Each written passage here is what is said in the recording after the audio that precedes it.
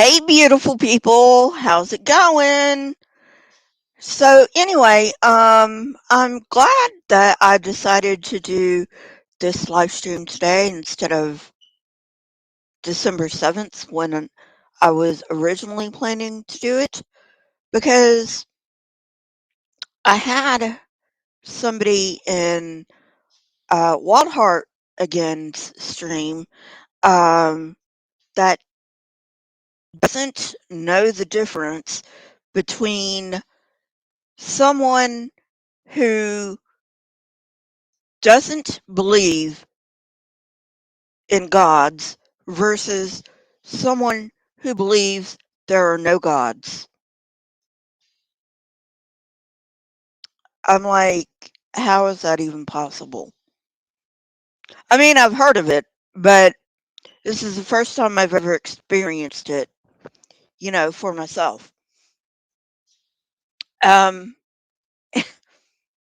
it's like, okay, can't you English? I'm being facetious here, just in case you can't tell by the tone of my voice. But anyway, all right. So, what is an atheist? Generally speaking, atheists don't believe in gods, any gods. Okay? If you believe in a god, you are a theist. Now, there are two types of atheists. There's an agnostic atheist and there is a Gnostic atheist. I am an agnostic atheist. Agnostic atheists don't know how, big zebra, but anyway, getting back to it. I really don't understand how people can't understand basic spoken English when it's their first language. I mean, this dude's primary language. I could maybe understand it if it was their second language or third language, but English is this dude's primary language. So how does this dude not understand this? You know, don't you understand that the word order has like, you know, uh, an impact on what the sentence means? But anyway, moving on. Um, so, okay, agnostic atheist. I am an agnostic atheist. I don't know that there are no gods. I make no knowledge claim in that area. I don't know. I am an atheist because I don't believe in any gods. Now, I leave room for gods, but that doesn't mean I believe in those gods. A Gnostic atheist will say there are no gods. That is a positive claim. Okay? I don't believe in gods is not a positive claim. It is a claim of belief. I don't know how people, especially people for whom English is their primary language, I don't understand how this is like even a thing. Like they don't. Hey, Steve McRae.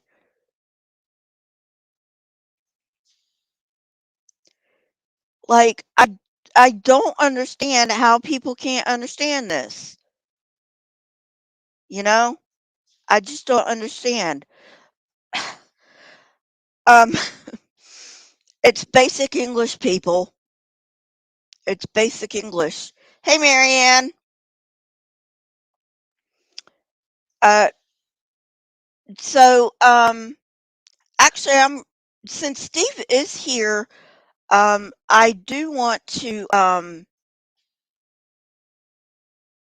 open the room up, and I hope Steve comes in, but he doesn't have to. Um, you know, uh, other people can come in too. Yes, I know, Steve. This is your jam. Other people can come in too, you know, open room. But okay, thank you, Steve. I do want Steve's, I do want to know if Steve has, come across this, because this is the first time I've personally come across this. You know, people don't understand basic English. It's okay, Steve. I know it's you. Come on in, buddy.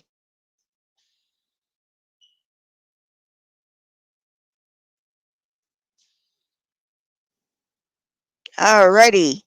And we have the legendary Steve McRae here. How you doing, Steve? Well, hello. Give me 20 seconds here. I've literally, because I'm preparing for a stream, I've got 40 million things open. So give me 1 second here, so I can see your live chat too. But how are you? I'm fine. How are you? Awesome. I saw that you were going to do the stream. It was like 5 days ago or something, and it didn't happen or something. So I'm confused of the timing. But I'm glad that you were talking about this. 2 days ago. It was supposed to happen 2 days ago, but yeah, I'm sorry about that. But but I'm actually glad that I'm doing it today instead of 2 days ago, because last night I actually ran across this problem where somebody can't understand that the order of words actually changes the meaning of a sentence. I'm like, what? Yeah. So okay, so obviously this is the whole atheism thing has been watered down so bad and convoluted and changed because you have different people talking about very different things for different reasons, right?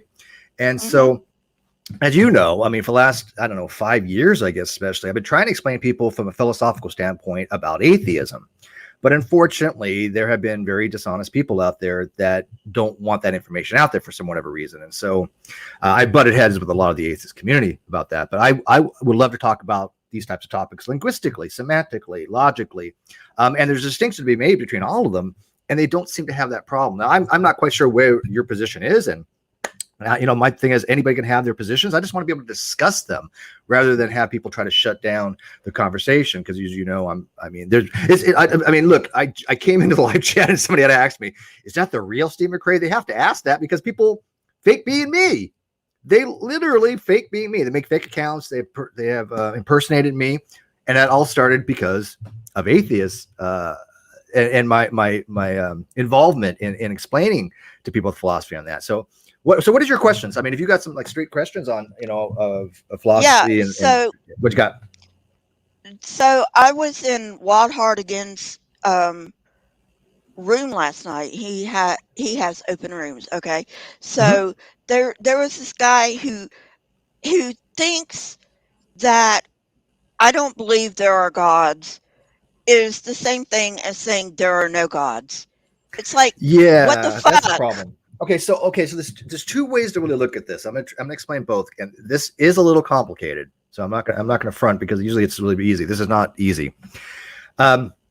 Logically speaking, like from a logical standpoint, I do not this does not equal I believe that. They're not logically the same thing. Okay, I think you fully agree with that, right? Oh, of course. That's what I was trying to tell this dude. Yeah. So logically, they're not the same thing. One entails the other. If I say I believe the sky is blue, that entails that I do not believe that it's not blue. There's an entailment there, right? So if I say I believe God exists, that entails logically that I do not believe that God does not exist. By the same token, I believe there are no gods entails I don't believe there are any gods. But that is a one-way thing. The converse, meaning if you have P implies Q, does not mean that the converse Q implies P holds. It can, and then you have a material relationship between them, a material implication, but that doesn't work logically. However, this is where the confusion comes in, Lisa. Grammatically, there is something to be said that they're the same thing.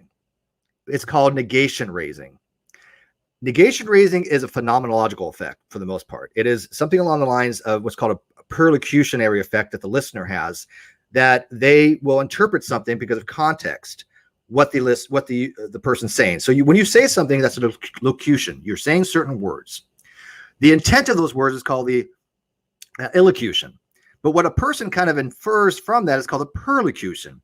So if you say, hey, Lisa, if you say to me, hey, Steve, are you going to the party tonight? And I say, hey, Lisa, you know what? I don't think I'm going to go. What does that entail to you? What does that impart to you as far as if I'm going to go to the party or not? We have in the English language that entails that I'm not going. When I should say it's not an entailment, but it implies that I'm not going. That's how we communicate. You know, if you say, hey, Steve, what time is it? And I say, I don't have a watch. Right. Or excuse me. I don't know. Let me see. I don't know. It doesn't mean that I know the exact time or that I know. Well, let's see. If I apply, I'm trying to, this is a bad example. Let me stick with the party because it's simpler that way. So if I say, I don't think I'm going to go to the party, that doesn't mean I'm not going. It could be, I haven't decided yet. I just don't think that I'm going because I don't have that belief yet, but I haven't decided yet. Right. Exactly. But so in negation raising, in grammar, they tend to mean the same thing, but we have to make that distinction because that's a semantical effect, right? That is an effect because of the English language. And I think a lot of people don't make those distinctions. Now, me, I stick with the logic. And so, yes, logically, of course, I do not believe in gods is not the same as saying I believe there are no gods. But when we have general conversations, they do kind of mean the same due to negation raising. But I think that's a very complicated way to go for people. But I agree with you that they're, for all practical purposes, they're definitely not the same thing. Have you Does that help? run across? Yeah. Have you actually run across this? Where people don't understand? Oh yeah, frequently. I mean, first of all, negation raising is a very complicated thing. It's way even beyond my ability to really dive into because it deals with breakdowns of diagrams and you have the clause and your premise and your predications and all these other things. It's very complicated, and I don't get into grammar that much. So it's just, I know it's an effect that we have that's pretty much unique to certain languages, like the English language, that we interpret things that way, and that's how we speak. We just speak as, I don't think I'm going. But that's interpreted as, I'm not going, even though logically that's not what it means, because I may not have the belief that I'm not going. Right. I don't know yet. I'm undecided on it. I'm agnostic on the proposition when I'm going to the party. So I'm not telling you whether I'm going or not. I'm telling you, I just don't have the belief that I'm going tonight. That doesn't mean I may not go or go. It just, you don't know. There's ambiguity there. Right. And, like I said, I leave open the possibility there are gods. Now, when it comes to the Christian God, hell no, the Christian God is not logically possible. Now, if you want to take, and that's fine though. Go ahead. Yeah, if you want to take omnibenevolence off the table, then maybe. Yeah, and I get where you're coming from on that, and there's nothing wrong with that. Look, there's a certain version of the Christian gods, of the Christian God, that I agree with you on. That's called the logical problem of evil. But that God isn't really the God that most theists posit. So it really is kind of it's called basically a fallacy of a relevant thesis. It's true that particular God is illogical, but that's not something that the theist usually generally posits, right? So when we talk about, whether gods are possible or not, I think most people will recognize, there's a logical possibility for God to exist. That's not the logical problem of evil. That particular God is illogical. But for any kind of God, just a supreme being of some kind, there's nothing illogical about that in itself, right? So most of us will say, there's a possibility, but big deal, right? And also you'll say, well, I'm willing to change my mind with evidence. Okay, great. That means you're epistemically open-minded. That's a virtue in virtuous epistemology. That's a virtue. But what I see a lot of atheists do is they don't want to have any kind of commitment, so they just kind of hedge themselves and go, well, I'm not saying there's no gods, but it's possible. Blah blah. Yeah, but you know what? you then go on and say, well, all gods are BS. And I'm like, well, you cannot have it both ways. That's a contradiction. If you think all gods are BS, then it's epistemically committed yourself to believe there are no gods, right? I mean, it would be irrational to say, look, all gods are BS, but it's possible. No, if they're BS, and it's not at least metaphysically possible, right? Or something along those lines. If you say something is BS, that means you don't believe it. I say astrology is BS, but I believe it is a contradiction, an epistemic contradiction. Right. Yeah. But I'm not saying there are no gods. I'm just saying I don't believe in those gods. There may very well be a deistic God out there. But why is it? Let me ask you. Oh, sorry. Someone who, started off the Big Bang and then, well, shit, I started it. I don't care now. I'm just going to let it be, Right. A Now deist that, or a pantheism. yeah, yeah. Mm-hmm. That kind of a God could logically exist. Sure. Yeah. I'm not saying it does. I'm not saying it doesn't. I'm just saying it could logically exist, right? Yeah, absolutely. You're spot on that. But let me ask you, what is it that you hold back from? What is it? Why is it that you think you don't have the belief that there are no gods? I mean, if I say I believe there are no gods, that's really not a hard statement to justify for an atheist. It's just not. It's pretty easy. I mean, they could do it literally in just like 5 sentences and be fully justified, where no theist could ever really attack them on it. So what is it about the proposition of God existing where you don't feel comfortable just saying, look, there might be, but I have the belief that there are none, but I'm willing to change my mind given more evidence? What is it about the atheist arguments that don't convince you there just are no gods? Well, I mean, because we don't really know. Like I said, about we know that the Big Bang was the start of the instantiation of this universe, right? Now, we don't know that there wasn't another universe before this, like the Big Shrink, like some people posit, right? All right, but we don't know. We don't know that there was another universe before this instantiation of the universe. It's just like we don't know that there's, a God, outside time and space. Now, is that logical? Well, I would say if your God is outside time and space, no, it's not logical that God exists. But, what if like the pantheists are right, okay? And the universe is God, if Okay. that makes sense. Or the universe is the body of God. You know what I'm saying? It does, but it really doesn't really make much sense in the fact that we don't base our beliefs on knowledge. Knowledge is a subset of belief. You have to believe something first before you can have knowledge of it. So it doesn't make sense to say that I don't believe something because we don't know it, because then you're talking about such a high epistemic bar that we would have never rational beliefs. For example, I say, look, I believe aliens exist. I don't know it. We don't have knowledge of aliens existing, but I believe that they do. Why? Because I can justify it by, the fact that life exists here, and given in certain conditions that it seems to be the case that it could exist somewhere else. I think the likelihood, the probability is high enough to convince me that yes, I believe that there are at least some type of life on planets that are not our own. I believe that, even if it's from, even bacteria on Mars that came from Earth or whatever. I believe that there is some living thing on another planet other than Earth, and we don't know that. So you can't really say, to be rational, I can't say that I believe there are no gods because we don't know it, because then you're equivocating the word knowledge epistemically with information, right? Because we don't have the information God exists, but that doesn't really matter. I'm just asking, what is it about your convictions? What is it that you are convinced of? Are you convinced that there are no gods? No, but on Okay. the other hand, I am not convinced there are gods. Right. And that there's a name for that position. Agnosticism. Exactly. And so, people can label themselves whatever they want. You're in the same position I am. You and I have the same position on that. We're both agnostics under the philosophical usages. but we're still both non-believers, and we still, just like atheists, are non-believers. Agnostics and atheists don't believe that God exists, but they're not the same thing. Right. Can I ask what you self-identify as? I would consider myself an agnostic atheist. Just, And what does that mean? just that I don't know if any gods exist, but I don't believe that gods do exist. Yeah, but okay. So, have you ever read my blog on agnostic atheism? No. Okay.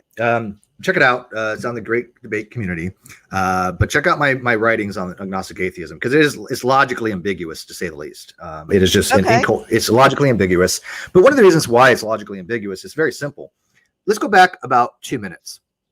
Okay. You recognize, because I mean, you clearly have done some reading or information on this. You were informed about these kind of topics, and you like to discuss them. So I'm already like really excited for that. You had said when you said you did not believe God exists, and you did not believe God not exist, and you recognize that is agnostic, correct? Correct. There has nothing to do with knowledge at that point. There's no knowledge factor taken into that. That's equivocation of the word agnosticism. So agnosticism in the ontological domain, meaning the question about God existing, has absolutely nothing to do with knowledge. So when you say agnostic atheist, you're basically saying, look, I don't believe and I don't believe. Okay, it's redundant. It's superfluous. Okay. You're just agnostic. You don't need to add the atheist on there, because atheism, philosophically speaking, is the belief that God does not exist, right? So you're saying, I don't hold a belief God exists, but I believe that God does not exist, to people that know philosophy. When you say agnostic atheist, it doesn't make much sense. And it is logically ambiguous, because I've proven using logic that it's ambiguous, and nobody to this day has shown the logic to be incorrect. Nobody. Okay. Well, I just figured, the Gnostic part of it was the knowledge claim, and the atheist was the belief claim. Yeah, what's interesting about that, and I see where people get that from. But do you know the original word agnosticism wasn't Gnostic? The original root for that was nos, Gnos. It didn't refer to knowledge when Thomas Henry Huxley coined that term, which is a common mistake that I see a lot of people make. When he coined the term agnosticism, he wanted Gnos to represent the illusion of having knowledge. And you can read a book called Agnosticism by Robert Flint, 1903, I think he published it, that he goes into this. But Huxley believed that neither theist nor atheist had a right to have their position. He didn't think that either one of them were justified. So why would he then, why would you then, think that Nos had to do anything with knowledge? Because it wasn't about knowledge. It was about justificatory conditions. He thought they were both out to lunch. He didn't want to have anything to do with theist or atheist, right? So even from the beginning, that use of that term agnosticism was very much similar to the modern scientific method. He wanted it as a method. It wasn't about knowledge. It was about, he felt that neither camps knew what the hell they were talking about. They were just unjustified to hold a particular position. So it has nothing to do with knowledge, even in the root of agnosticism. It has to do with the illusion. He thought these were people who were making claims they couldn't support. They had the illusion of knowing things they couldn't possibly mean. Hey, look at that. Snake is right. I've debated him a few times. He's been on my channel. Yeah. You want me to read that? Yeah, he's a cool dude. By the way, better. Snake, I'm sorry I misgendered you. It's his hair, isn't it? He has like long hair like me. We used to have long hair. Actually, it was his voice to begin with. His voice is kind of ambiguous, But sorry about that, Snake. So, read this. If you want me to read it? Yeah, go ahead. Okay. The logic breaks down because if you're a local atheist, for every claimed God, but you make no claim there are unknown gods, the category falls apart. And I don't think that makes any sense. Now, a local atheist is an atheist that basically is an atheist toward a specific God. For example, I'm a local atheist towards Zeus, right? I believe Zeus does not exist. I don't merely non-believe it or have a lack of belief. I believe that there is no being called Zeus. I believe that. Okay. I hold that belief. But when you're talking about unknown gods, it doesn't matter. That might be unknown aliens. I still believe that aliens exist. And somebody might say, look, I'm agnostic on it. I have no position whether aliens exist or not. I hold no belief either way. Or you can have people say, look, I believe that aliens do not exist. God created man on earth and all life on earth, and there's no life anywhere else. They hold that belief, right? So I think people should be very open about what their positions are rather than okay, there's something called the Grice's maxims. And Grice's maxims, one of them is the maxim of quality and maximum of quantity. But one of them has actually the position that you should never relate. I think it's the quality of maximum relation, that you should never relate to somebody less than what you actually have to offer. For example, if I really do believe 1 + 1 = 2, right? If I really hold that belief, I shouldn't say I don't believe that they're not equal, right? Because while that is true, I don't believe that they're not equal. I believe that they are equal. So I'm telling you less information. You should always relate the most amount of information you can get by with to effectively give your position. You don't want to water it down because then you become ambiguous. So Okay. you shouldn't just say, I don't believe something if you actually hold the belief one way or another, right? Does that make sense? Okay. Yeah. Yeah. So unknown gods, it doesn't matter. So what? We don't know any gods right now. So known or unknown, big deal. Right. But I think a lot of atheists could really learn from philosophy how to justify their position. It's not that hard to justify. Yeah, I believe there are no gods. Okay, why? Well, yeah, and you go into why, but I'm sorry. no, I'm fine. Yeah, I'm just getting into philosophy. I'm not really a big person in philosophy. Deconverted, you want to come in? Hey, yeah, get DM in here, man. I haven't talked to that dude in a long time. But so you would suggest that I just call myself agnostic? I would suggest you call yourself what you're comfortable with, and you can defend epistemically and with justification. But from what you've described to me, if you want to be philosophically more sound, just say you're agnostic. Yeah. Okay. Yeah. Yeah, because I was using agnostic, and then there were people who were like, well, I'm an agnostic atheist. So then I'm like, well, okay. And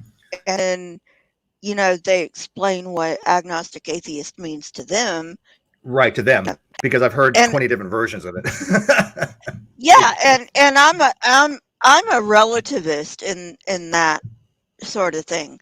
So, you can call yourself whatever, Yep. and Yep. whatever it means to you is what it means to you. And, I can't say that it doesn't. What's up, DM? I totally get that. And before DM gets in here, I totally get that. And I totally respect that. And I agree with that.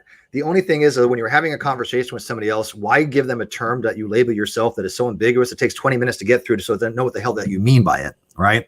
I mean, it's fine Okay. in the little conversations you have with people, with your buddies and things of that nature. But if you go on a philosophical stream with philosophers and you start, not you particularly, but in general, if you go in and you start using all these weird terms to say, yeah, I'm this, I'm an ichtheist, and they're like, oh, okay, we know what ichtheism is, but your understanding of ichtheism is completely wrong, then you're going to confuse the conversation because you're talking about your own private language, and private language doesn't really effectually get your point across. So when you're in those types of higher level conversations, you need to use the terminology that the philosophers use, and you want to avoid anything from Randolph Richardson.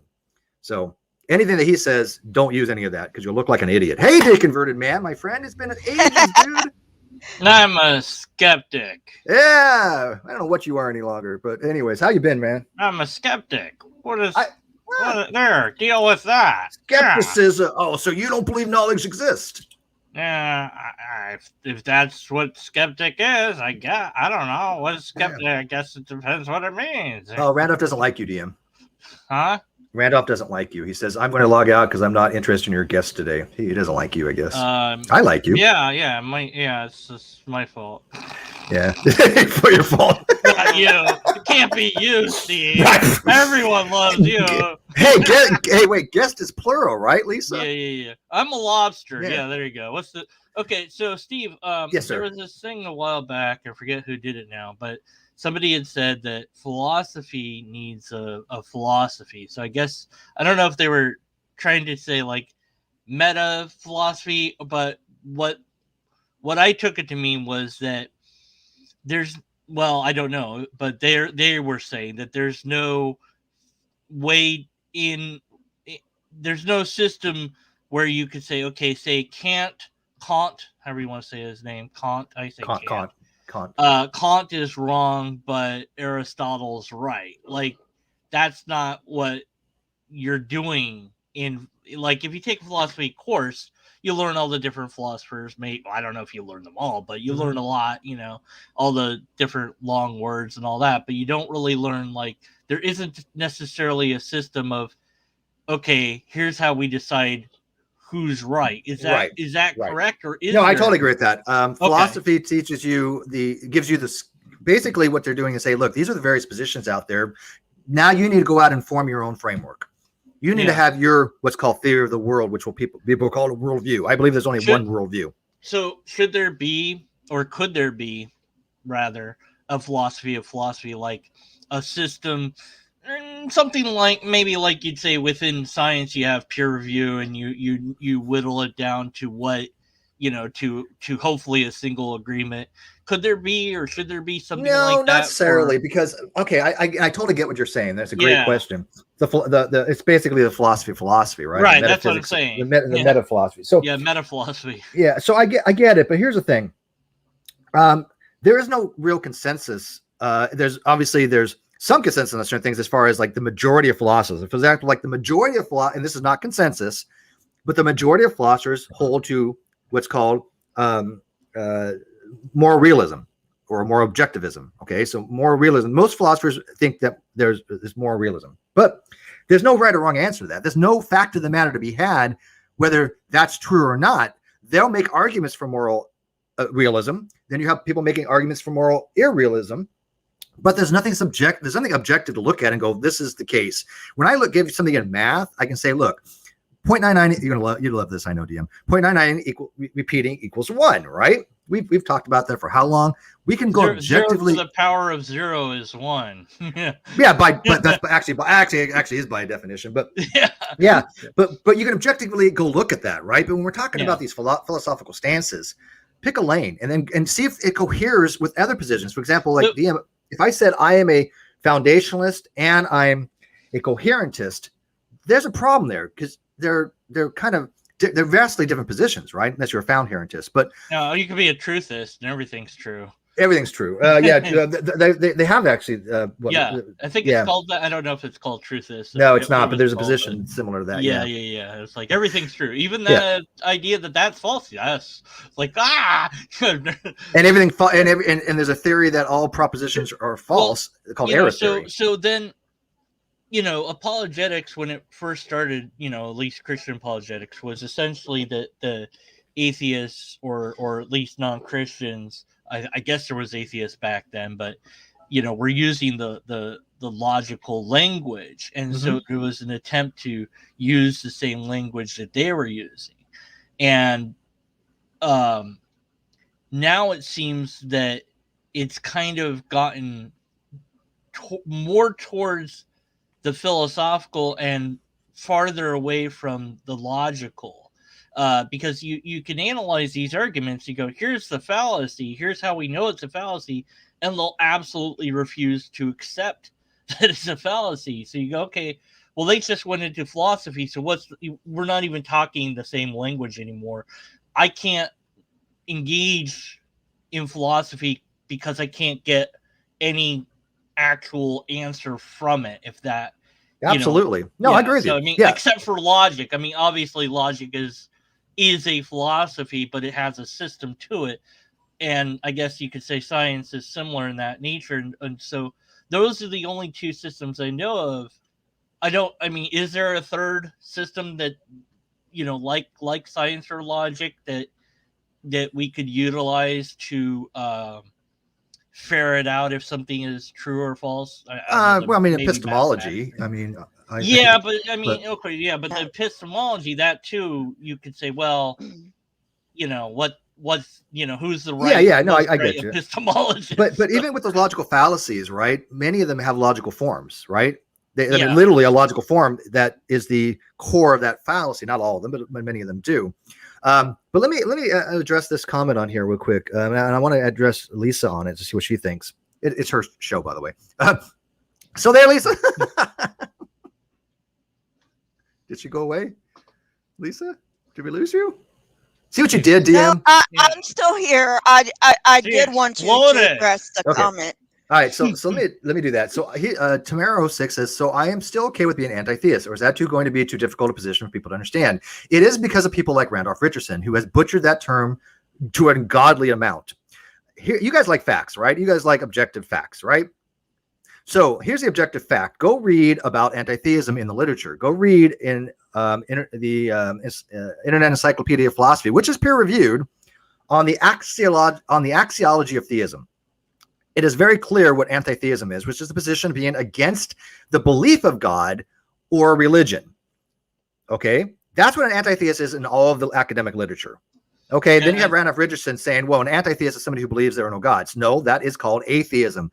He is absolutely, unequivocally, 100%, bar none, objectively wrong. But he's trying to change the colloquial of anti-theism has kind of come to mean like being against religion, or even that's not colloquial. That's what it means in the literature. But I mean, that's what's understood as. Like you're anti the theist. It's like, no, you're anti the religion, and I think some people think it means you're anti the person. Right. But why? Because they look at a word, and I think Lisa would fully agree, you cannot tell the meaning of the word simply because of its roots or its etymology. That's called an etymological fallacy. An anti-hero doesn't mean against heroes. An anti-hero is still a hero. Yeah, you said subjective or objective truth. Is there subjective truth? That's a great question, and I've thought about that actual question, by the way, and I think there possibly could be, but I think it gets into very, very detailed things about propositions and qualia, and things of that nature. So, I mean, can there be subjective truth? I think there might possibly be made arguments for that, but I wouldn't be too read up on that to really dive into. But Lisa, does that make sense about anti-theism?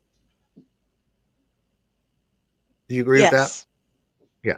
Yes. So that's a great question when Tamara says, is it too hard for people to understand? Yeah, it's too hard for people like Randolph Richardson to understand. Yeah. Now, is there a modified version of atheism? Because I like the idea of it, but I think it goes too far because it says, like that everybody's wrong, kind of thing, except for the atheist. You know what I'm saying? Like that's kind of the definition. It's not actually. I thought the same thing. And you've known me a long time, right? Too far. Yeah, but it's like I think it goes too far because I'm like, well, I'm an atheist in I agree that yes, the fact that there's a numerous amount of different definitions for the same word causes problems, and so I recognize that, but I don't think that means everybody therefore is wrong by using the word God. It's just kind of like it's a placeholder, So I would rather have a modified version of atheism, right? And that would be called. I don't know. The reason I asked you is because you go way back. People may not know how far back we go. We're talking half a decade or more. Yeah. And so, do you remember way back when I used to identify as a partial theological non-cognitivist? I mean, I was still agnostic, but I mean, I don't. Was that the reason I did was exactly what you said, though. Or it was way back when. It was way early on in my philosophy. We all changed. The thing about philosophy is you have to change. I was there at this. I think at the start of the Google Plus thing, or near the start. Yeah, about 5 years ago. Yeah. But you have to be able to change your positions, right? So, the measure of a true philosopher is saying, that I held that back then, and as I learned more, I changed my positions, right? So I used to self-identify as a saying agnostic, partial theological non-cognitivist, basically, okay, which is a type of atheism. They're related, but we'll get into that maybe. But the reason I set up was the exact same thing that you said. I'm like, okay, but what is this discussion we're talking about when it comes to the concept of God, right? But over time, I realized there are ways that inherently define God that is sensical for a proposition. So I think now that, and I said partial, remember, partial theological non-cognitivists, because I think that atheists and theological cognitivists are just out to lunch. I think if you're full-on theological non-cognitivists, I don't think you're really understanding the topic as a whole, because what that person is saying is there's just nothing that makes sense. It's incoherent or unintelligible, the word God in the statement God exists. And I don't believe that's true at all. I believe it's not true. I believe that it does make sense. We know what we're talking about informational wise when we're talking about God, and that's just a, when you Well, go we know around they're people, talking about something. We don't know what. yeah, what it's a they general, think. but it's Yeah, general yeah, as yeah. it's general enough. It's general enough. When we say, look, I believe in God, we know they're being general, but we say, okay, what God do you believe in? Well, I believe in the Christian God. The Okay. only God there is, obviously. Yeah, but I love see, that. saying that you believe in God is very general, right? It's non-specific. It just means at that point, all you can tell is that they're a theist.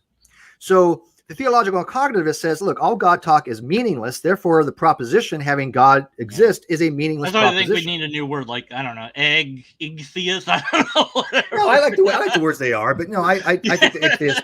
Now, I want a new word. Now, Graham Oppie actually makes an argument that ichtheists fall under atheist, that they believe that there are no gods, even though that term is unintelligible, which I don't understand his argument fully. Now, he doesn't hold that position, but he makes a possible, I think, argument for it. Anyways, I gotta run to him. I'm sorry. Oh, you're gonna run? I'm doing a stream here at 5:00. I don't care. You're here. You're supposed to do this with no, us. I would love to. Whoa! Wait a minute, Steve. Before you go, would you address the question on screen? Yes, I will. For you, absolutely.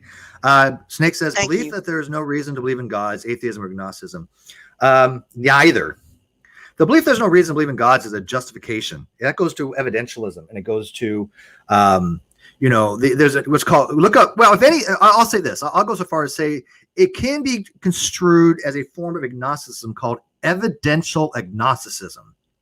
So it's neither atheism or agnosticism, but there is a form that uses the term agnosticism called evidential agnosticism, and there's also evidential atheism.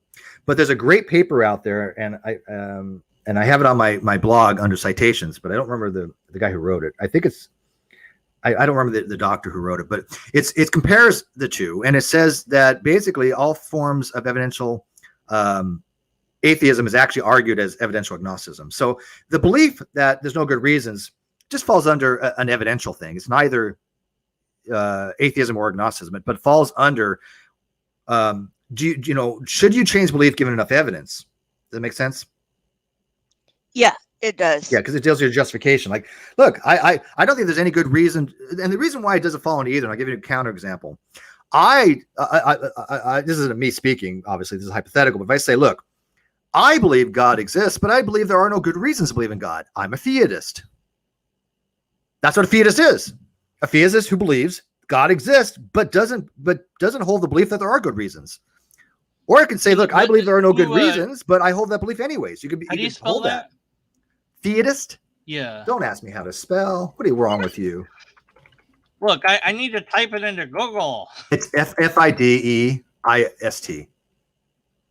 Okay, cool. Thanks. Yeah. So a fetus is and I just typed it in for you because I couldn't know how to spell. But fetus is an epistemological theory which maintains that faith is independent of reason, or that faith and reason and faith are hostile to each other, and faith is superior at arriving at a particular truth in natural theology. So they actually hold that, look, there are really no good reasons to believe in God, but we believe it anyways by faith. Yeah. Right? By faith. Hey, I learned something new. Yeah. All right, now you can go. All right, I appreciate that, sir. Lisa, I'm sorry for taking over. See you later, Steve. Keep on, man. Thank you very much for coming in. You want me to shout out? You want me to shout this out on my stream for you? I'll have people watch later for you if you want. At least I'll shout it out. Sure, you can. Awesome. Of course. All right, guys. Been a pleasure. Thank you guys out there, and I will see you later. All right. Thanks, Steve. Bye. Now we can say all the terrible. Just kidding. Shut the fuck up, DM. So what's up? You told me to shut up, then you asked me what's up. I can't answer you. You told me, what is an atheist? Yeah. Well, I mean, there's the, Steve was probably saying before I got here, the philosophical dictionary pretty much says, it's that there's no God. And then the colloquial has been that there's no God and or that somebody lacks a belief in God. And, it's with natural language, you can't prescribe anybody to use a particular definition. I understand Steve would like a world where we only have one definition for the word. I agree, but that's not this. So, it it can get complicated. But yeah, usually, like, even in my favorite logic book, it used atheist as if there was no God. Because it is, so somebody that's an atheist has burden of proof, and I'm like, no, they. Oh wait, I know what you're talking about. Okay, fine. It's like, because I wanted to be like, no, you don't. Because Right. the colloquial. So I just go, you know what? I'll avoid all that. I'm a skeptic. Now what? Now I can't do anything. Yeah. Yeah. Wow. But yeah, I didn't even expect to come in, like even to my side chat. But I'm glad he came in to address And some things, you know. it's his ball field. I mean, he's been working Oh on that yeah, I for a know. long time. I did a video a long time ago where I analyzed an argument that he did, and I'm like, there's only one possible fallacy, this big deal of it. Yeah. So I don't know if he got the humor of that, or he kind of did, I think. But yeah, I mean, the argument he's not, and I think a lot of people get that wrong about him, is he's not making an argument this is what you must use this word as. He's saying this is the way that this particular Right. philosophical textbook uses this word, and it would probably be better if we all used it that way. It would just lessen Hmm. confusion, and I get Right. that, but that's not how language does. So natural language is just like, yeah, whatever, we'll do whatever we want. Yeah. What's Well, cognitive like dissonance? I said, I'm a relativist in that particular portion of reality, in that, you know, well, you can't choose to obviously redefine words. I mean, a table is a table, and if you Ah, try yeah. redefining table as a chair, that's not going Well, to work, what right? is table though? That here we go. Now we're going to get into universals. What's a table? How do So can you even define it? But What makes a table a table? Yeah, okay. Anyways. yeah, but when we're talking about concepts like atheism and agnosticism and all that, I'm a relativist in that if that's what they want to call themselves, that's fine, as long as they explain what they mean by it. You know what I mean? Yeah. Do you have enough faith to be an atheist though? Oh my God. I had that lately where again it showed up, and it was, I don't have enough faith to be an atheist. I'm like, really? Is faith good or bad? Because that's always my response is, well, Yeah, obviously I you're mean, suggesting that faith is bad because having more of it is bad. Therefore, uh it's, and then I did the atheism refuted in 10 words. I just covered that, and it's just these 10 words, I guess, whatever the language is the Quran is. Ah Arabic. yeah. So in Arabic it's like God is whatever, and they're like, there you go, that refutes atheism. I'm like, yeah, that's great circular reasoning. Yeah. But, it kills me that they say atheism is a religion, because then they're admitting that religion is a um, derogatory term, right? So, in effect, they are um, Oh, so defeating their own religion. I mean, it's like it's so it's funny. it's the tu que fallacy. Yeah, You as well. So you have more they're faith. So they're admitting that yeah, religion is wrong, you also have a So religion. You have a belief, and it's like, oh, that's. I love being told what I have, and people go, oh, I know what you're thinking. Yeah, sure you do. Okay. You gonna get yeah, yes. Well, there yeah, are atheist churches, so I think that if they comply with the C whatever the heck it is to get the tax break, then yes, yeah, they can. So I think the right. atheist churches do get tax free status.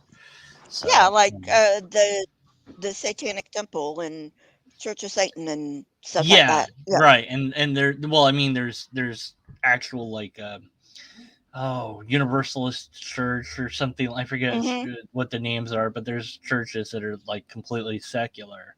Um, Right. so yeah, they still are tax free, and I mean, whatever, fine. If they'll agree to take the God We Trust off the dollar bill, I'll be like, sure, yeah, have at it. Maybe remove the thing from inside the Washington Monument. I don't know about that. I'm fine with that. I don't care. Nobody sees what's up there. Yeah. So Wesley, I see you in the back room, buddy, but I'm just I'm not comfortable letting you in. I hope you it's not that I don't want to let you in, but I'm just, not comfortable letting you in. I Somebody think new Wesley or no, I oh, think Wesley's been on girl streams and I think he's got some issues, if you know what I mean.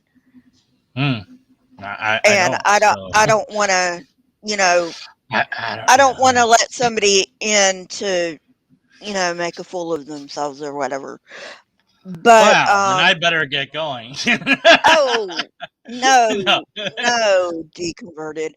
Um, but okay, so but yeah, I'm a relativist in that, if you want to define yourself as something and you define that thing, you know, as you believe it, like a concept, not like a reality thing, then I'm fine with that. I'm fine with that. Yeah, You just gotta. we make all sorts of assumptions about words. It's just how it is. Natural language is an unresolvable problem that, well, period.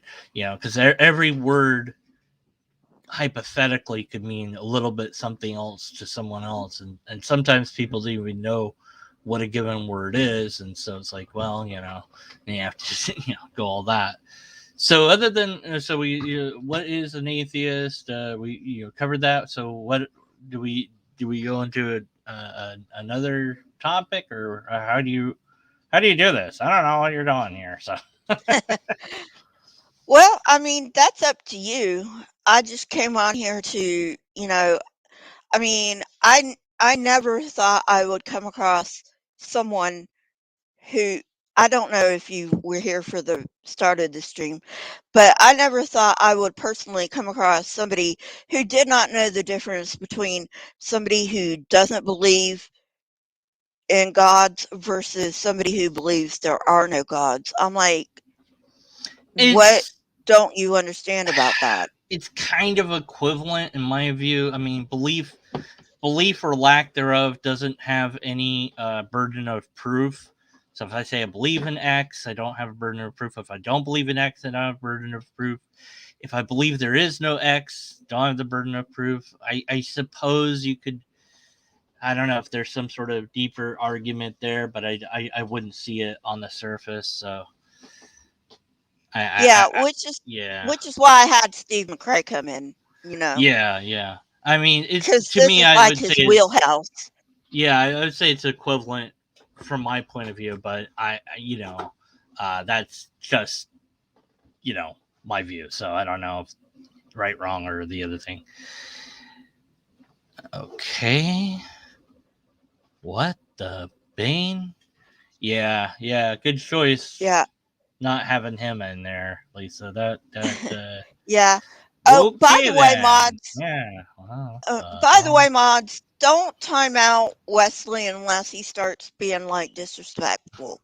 Okay, I I don't mind him being in my chat. Just as long as he's not disrespectful, I don't care. All right, yeah. thanks.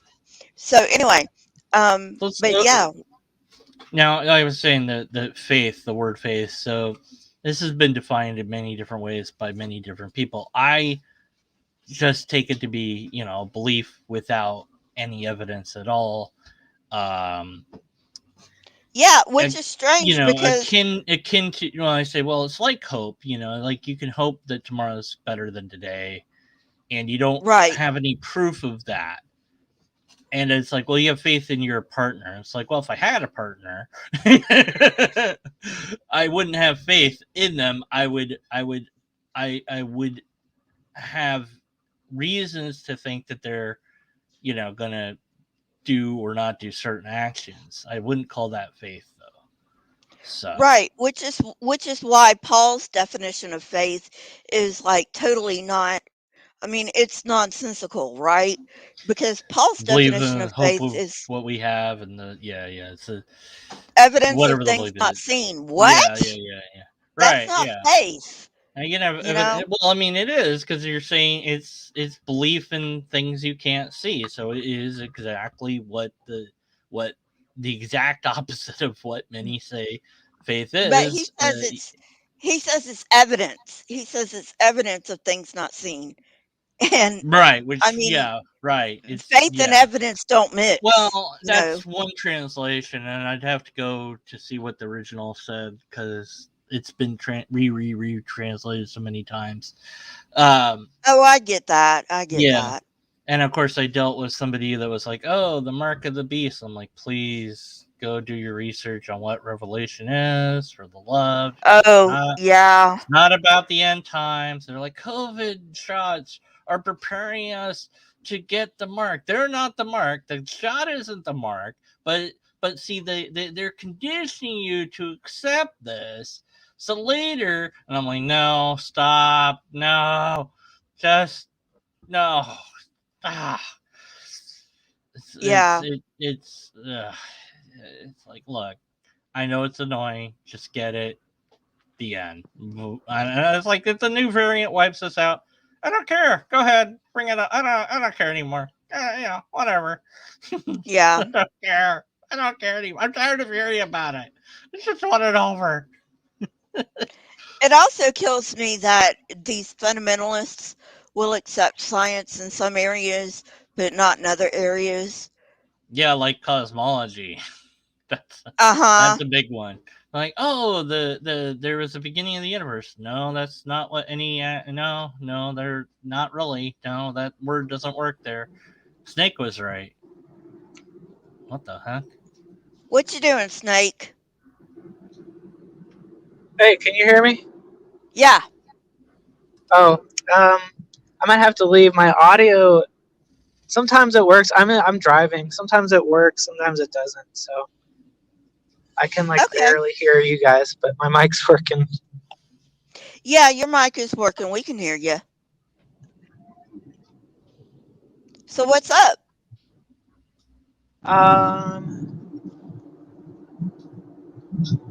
Hold on. Can you say something? I Purple said, what's up? pandas.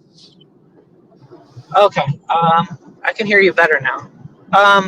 Okay. Yeah. Tell me if there's any echoing too. I think that well, I've had this discussion with Steve like 3 times, but I think there's kind of an absurdity that arises when you're like, because this would pretty much put me on as an agnostic anti-theist, which doesn't make too much sense. But I Well, don't know. What do you it, think? it does. Agnosticism refers to knowledge, because Gnostic is knowledge, and so you can put agnostic in front of theist or atheist, and or by itself, and they're all compatible because it's referring to knowledge. So yes, you can be an agnostic anti theist, and it works from the definitions of the words. There's no contradiction. Yeah, I mean that's how I use the word. Is it's just doesn't take a position on knowledge, but I think Steve's usage of agnostic is uh, does not believe P and does not believe not P, which is so does not believe in Right. God and does not believe there are no gods. Yeah, I think that's going probably to the philosophical dictionary that he's fond of using, probably. And I'm trying to remember which one it is. I want to say Stanford Encyclopedia of Oh, philosophy. I don't know. Like I said, I'm just now delving into philosophy. But Danny's like, what do you mean? You use philosophy to counter Otangelo's arguments all the time. And I'm like, well, that doesn't mean that I know Oh, about philosophy, I you can't know? post the link in chat because I don't have a wrench, I guess. Oh well. Post it in private chat I and did, I'll yeah. post it in chat. So yeah, if you go to the Stanford Encyclopedia of Philosophy, there's this whole giant thing on atheism and agnosticism, and that's Yeah, I don't want to say for sure that's where Steve gets it, but I know he's fond of that encyclopedia, so that might be where that's coming from. But I don't I don't know that that's the actual case. So well, he's more referencing some more specific stuff that whole encyclopedia references as well. But right. like in that article, it talks about epistemological agnosticism, which is kind of a different approach, which would put agnosticism under atheism because it starts off rejecting. 'Cause in the process of epistemology, you don't believe something until there's reason to believe it. So it's kind of lopsided in that way. Yeah, well, It's been a while since I read it, so it's hard to remember if you're exactly. going with that, you have to really dive in deep because they try to essentially make the English language into kind of an artificial language by saying this word is only going to mean the following. And so Yeah. as long as you don't have to, accept that that's really what the word is, but you have to grant that for the reading of the rest of their encyclopedia, that's how they're using whatever the word is. So given that, you're just like, okay, well, what do they mean by epistemology? You have to go back and look at that and go, okay, now I understand what they're saying when they say epistemology, which might be different than what you or I mean, or how we do, or Right. what we think of epistemology. So, So let me get this. I'm sorry. So let me get this comment on screen okay. quickly. Can I read it? Otangelo, yeah, go ahead and read it. According to the Bible, an atheist is a fool. We don't believe your book. We don't accept your book. Your book is not evidence of anything. Why should we believe your book? I would say, where in the Bible does it say that? And who said it? And to whom were they saying it to? Because Well, that's important. it doesn't say that like verbatim. What it says, it's in Psalms. The fool has said in his heart, there is no God. Yeah, that's a song. So who sang that song, and to whom were they singing that song to? He doesn't know that. And then the But other part where it also says something like that in the Bible, well, who's saying it? He doesn't know. Now, why doesn't he know? I know that he doesn't know that. How do I know that? Because he doesn't actually know as much about the Bible as we do. So, oh, good. He looked it up. All right, great. Now, who was the person that wrote it? Answer that question. Who wrote? And according to Dianetics, non-Scientologists are fools. So Yeah, right. Well, probably. yeah, or according to the Quran, the Christians are the fools. So According to the lobsterist, the lobster original deity made us all. So who cares? I mean, so whose holy book are we supposed to go with, Otangelo? Oh, obviously the lobsterist is right. Because And why should it no be one's your refuted it. Bible? Yeah, I mean, the Quran says we should believe it because it's true. It also doesn't say the word atheist, so you're actually being a false prophet by not quoting the Bible correctly. Good job. Yeah, not kind of wrong. So, yeah, I mean, it's just like, thanks for coming in, Otangelo. Go with the Bible. You can't go wrong. Yeah, right. Oh my Trust God.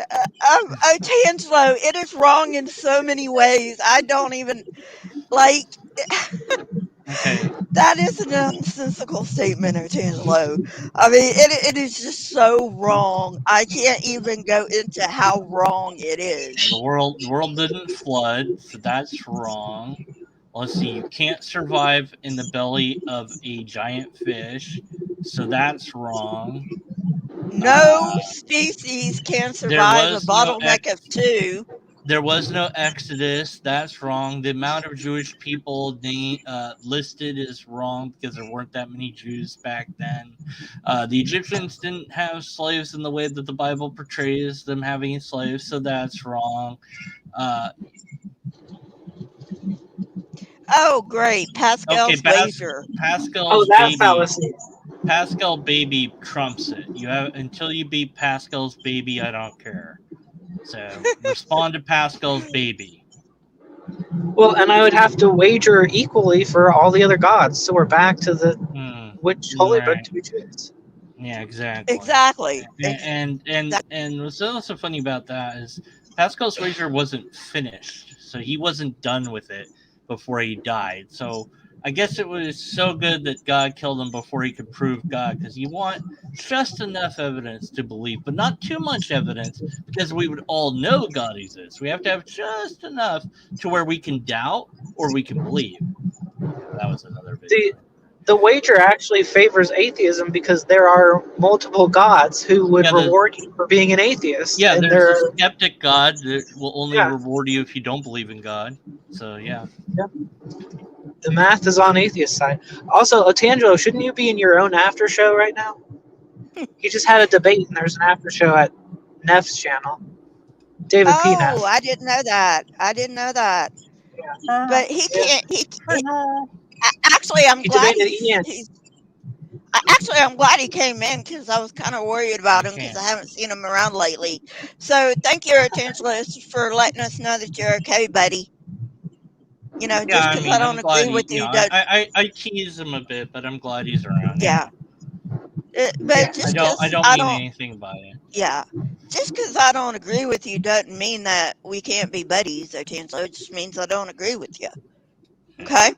Yeah, we love Otangelo. I am glad that you're okay, because I was worried about you for a bit. And if he tells me to stop, imitating his voice, I totally will. So, because I do that, Oh, don't forget toilet paper, Tarum. Don't forget toilet paper. It's good for toilet paper too if you ever run out of toilet paper. There, post that. Post my baby's wager. Yeah, so I could advertise myself. Yeah, well, whatever. Don't do it then. I don't care.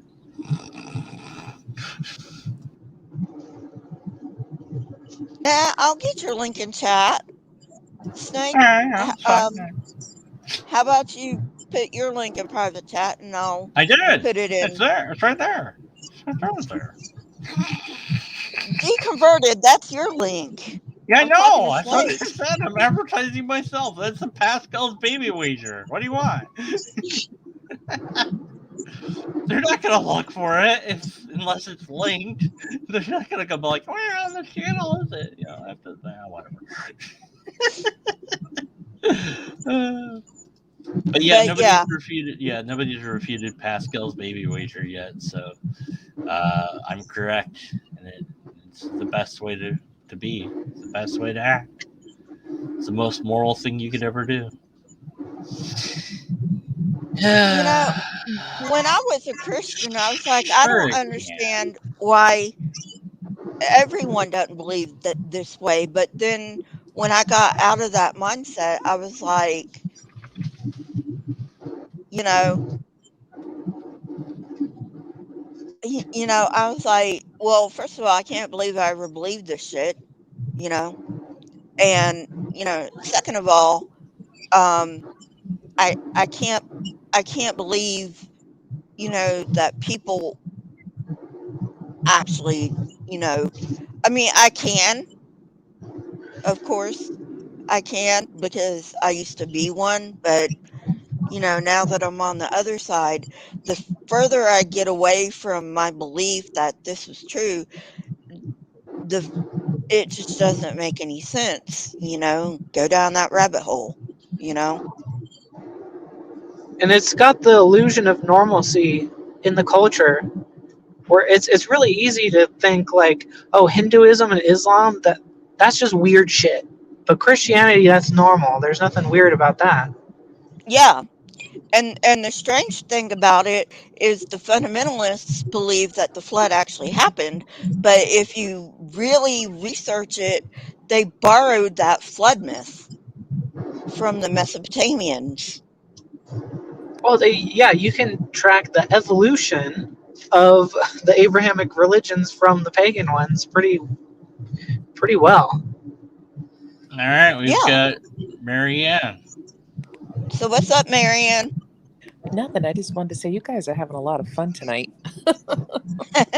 Can I make the stupid joke that you've probably heard a million times? Go ahead. Where's Ginger? Yeah. I actually went to school with a kid named Robert, and every day I walked into class and he would say to me, Marianne, Marianne, Marianne.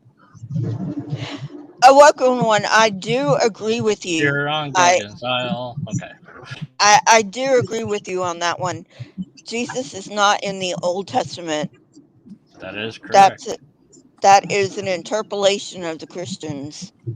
The prophet or the savior the Jewish people are looking for is not anything like what the Christians got. So, yeah. Exactly. They I They mean, say they're looking Jesus for. Actually, a human could potentially fulfill what the Jews are looking for. It's within the realm of possibility. I mean, you would have to have a lot of political pull and or money, probably both, to do it, but it wouldn't be impossible. Yeah, well, the Jews are looking for a military leader, basically. Well, somebody You to know, bring peace to the world. Yeah. exactly, which would be a military leader. Yeah. And Somebody that could just another buy up everything. yeah, and another thing is the Old Testament says when Messiah comes, I don't believe the Old Testament, by the way, but let's just roll with it for a minute. The Old Testament says when Messiah comes, you know, the whole earth is going to know. Well, Jesus didn't fulfill that, did he? What's on Marianne's mind? Because she had amazing voice, and I want more of it. I don't know. Not a whole heck of a lot today. Just been listening and finding the conversation fascinating. All right. Well, I'm out of ideas now. My brain just turned off. All right. Welcome to my world. Good Yeah, game. I mean, Somebody I wins. was expecting to have an open room after my rant about what is an atheist. What I wasn't expecting was Steve McRae to come in. So more power to you, Steve. Thank you very much. That was a And good coup there, Lisa. That was great. yeah. So anybody have any parting words? Learn logic for the love of well, humanity. Learn informal logic. Do it. There's a question for you, Snake. huh? Why would atheists imply anti-theists? Whether you believe something can have little to do with whether you support something with your opinion. Huh? I don't get it. I don't either. I just thought maybe I was the one that was screwing up with that. Would you I get the mind first phrase? part.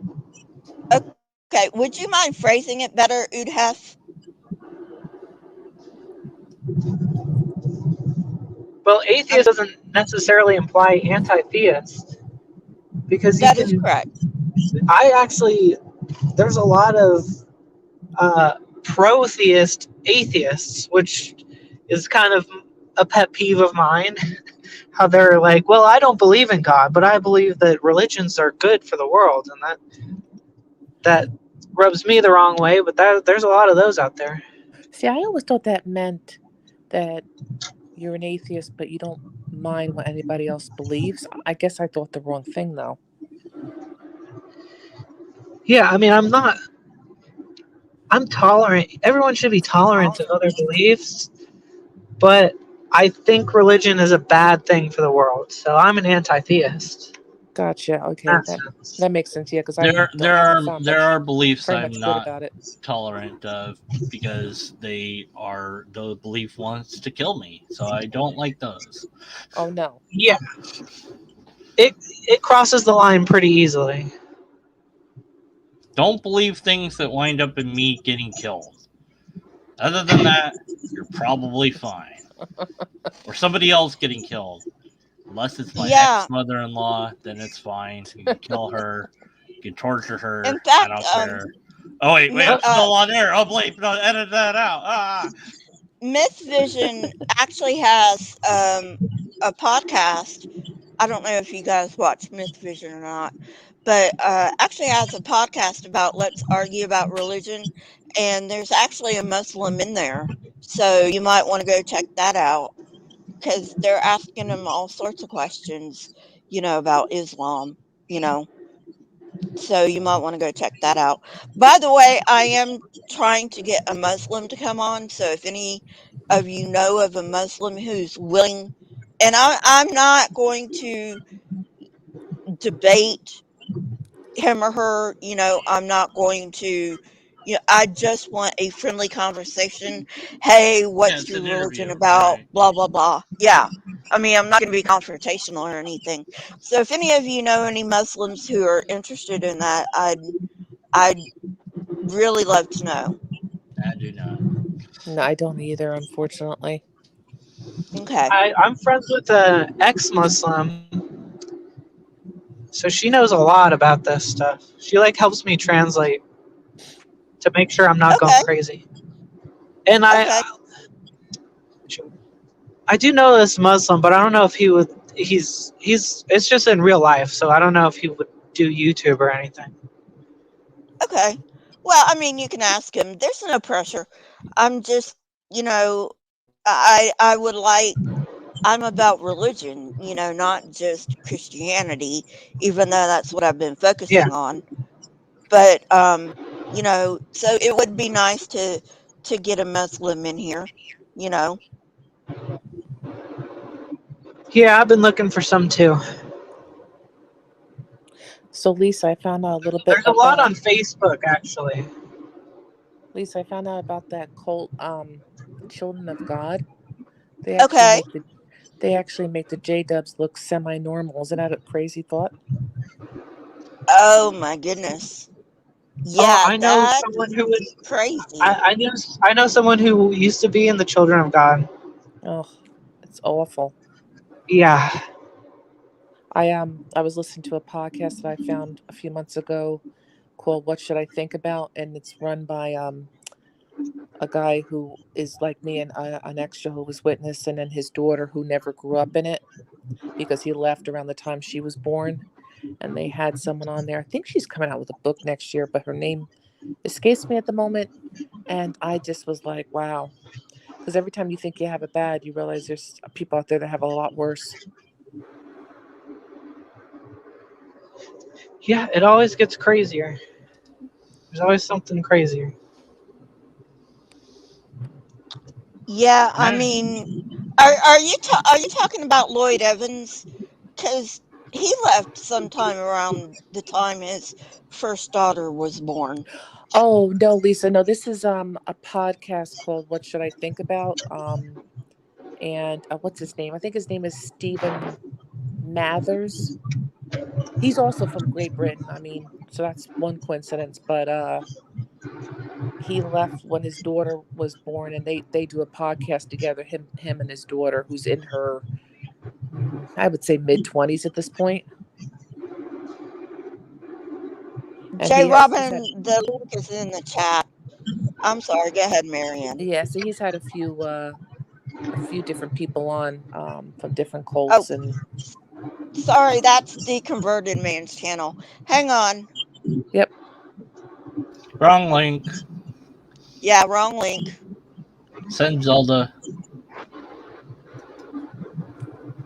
Under pressure. Da da da da da da. Under pressure. I gotta listen to that song. Okay, that's the correct link. Come on in. Okay, I'm gonna get going. Peace out. Bye. Take All care, right, bye, Deconvert. Deconvert, for coming Feel free in. to email me if you need logic or whatever. You know, I'm around. Marianne, Yeah. feel free to email me about anything. Yeah. You got it. All right. I'm Bye. just gonna, yeah. All right. Can you do Time a to say Kent Hovind something impression? smart. Can you Do do what a now? Kent Hovind impression? Can you do a Kent Hovind impression, or is that just Dr. Josh that can do that? Let's see. Oh, jeez. You're putting him on the spot. I'm sorry. Hold on. He's got to gear up for that. Water.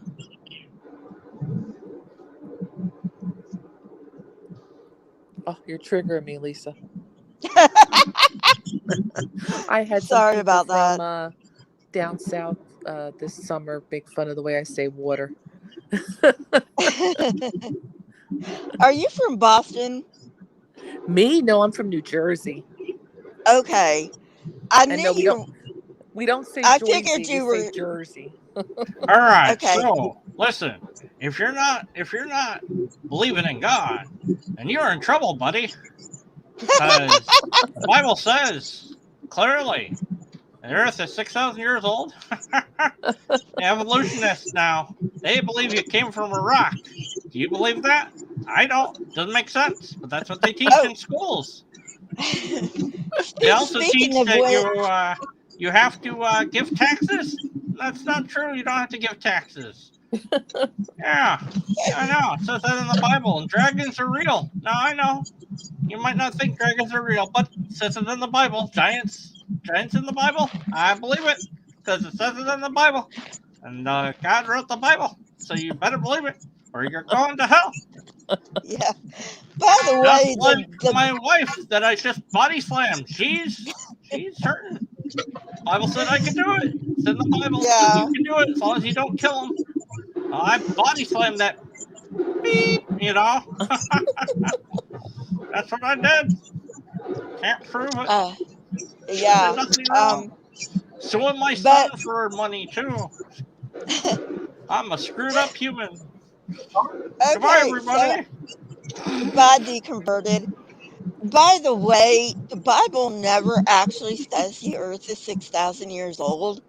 That comes from Bishop Usher, who was a bishop in the Roman Catholic Church. And it just kills me that these young earth creationists who are against the Catholic Church adopt something that came from a Catholic bishop. Wow. That just kills me. Or like how the Shroud of Turin is a Catholic relic, but Yeah, the and they creationists use that too. use that. That's Otangelo's favorite thing. And Lisa, isn't it true that back in the day, I don't know how long ago it was, Catholic priests and nuns were allowed to marry, but then one of the popes realized that when they died, the money went to the spouses and the children, and that's why he banned them being married? Or am I wrong about that? I don't know about that, but I do know that way back when they were allowed to be married. Right. Because that's I feel how like it came down to money. I feel like it all comes down to money again. Probably. Well, But anyway, I'm gonna log What? out so someone else can come on if you decide to stay on. Ah, there's J. Robin. Hey, J. Robin, what's on your mind? Hey, 1 second. Let me just make sure my headset's working. Yeah, we can hear you okay.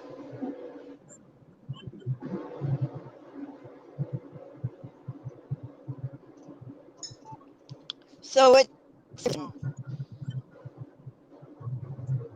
All right, am I coming in?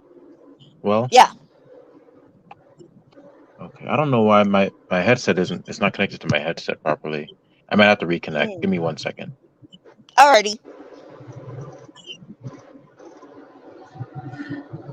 Yeah,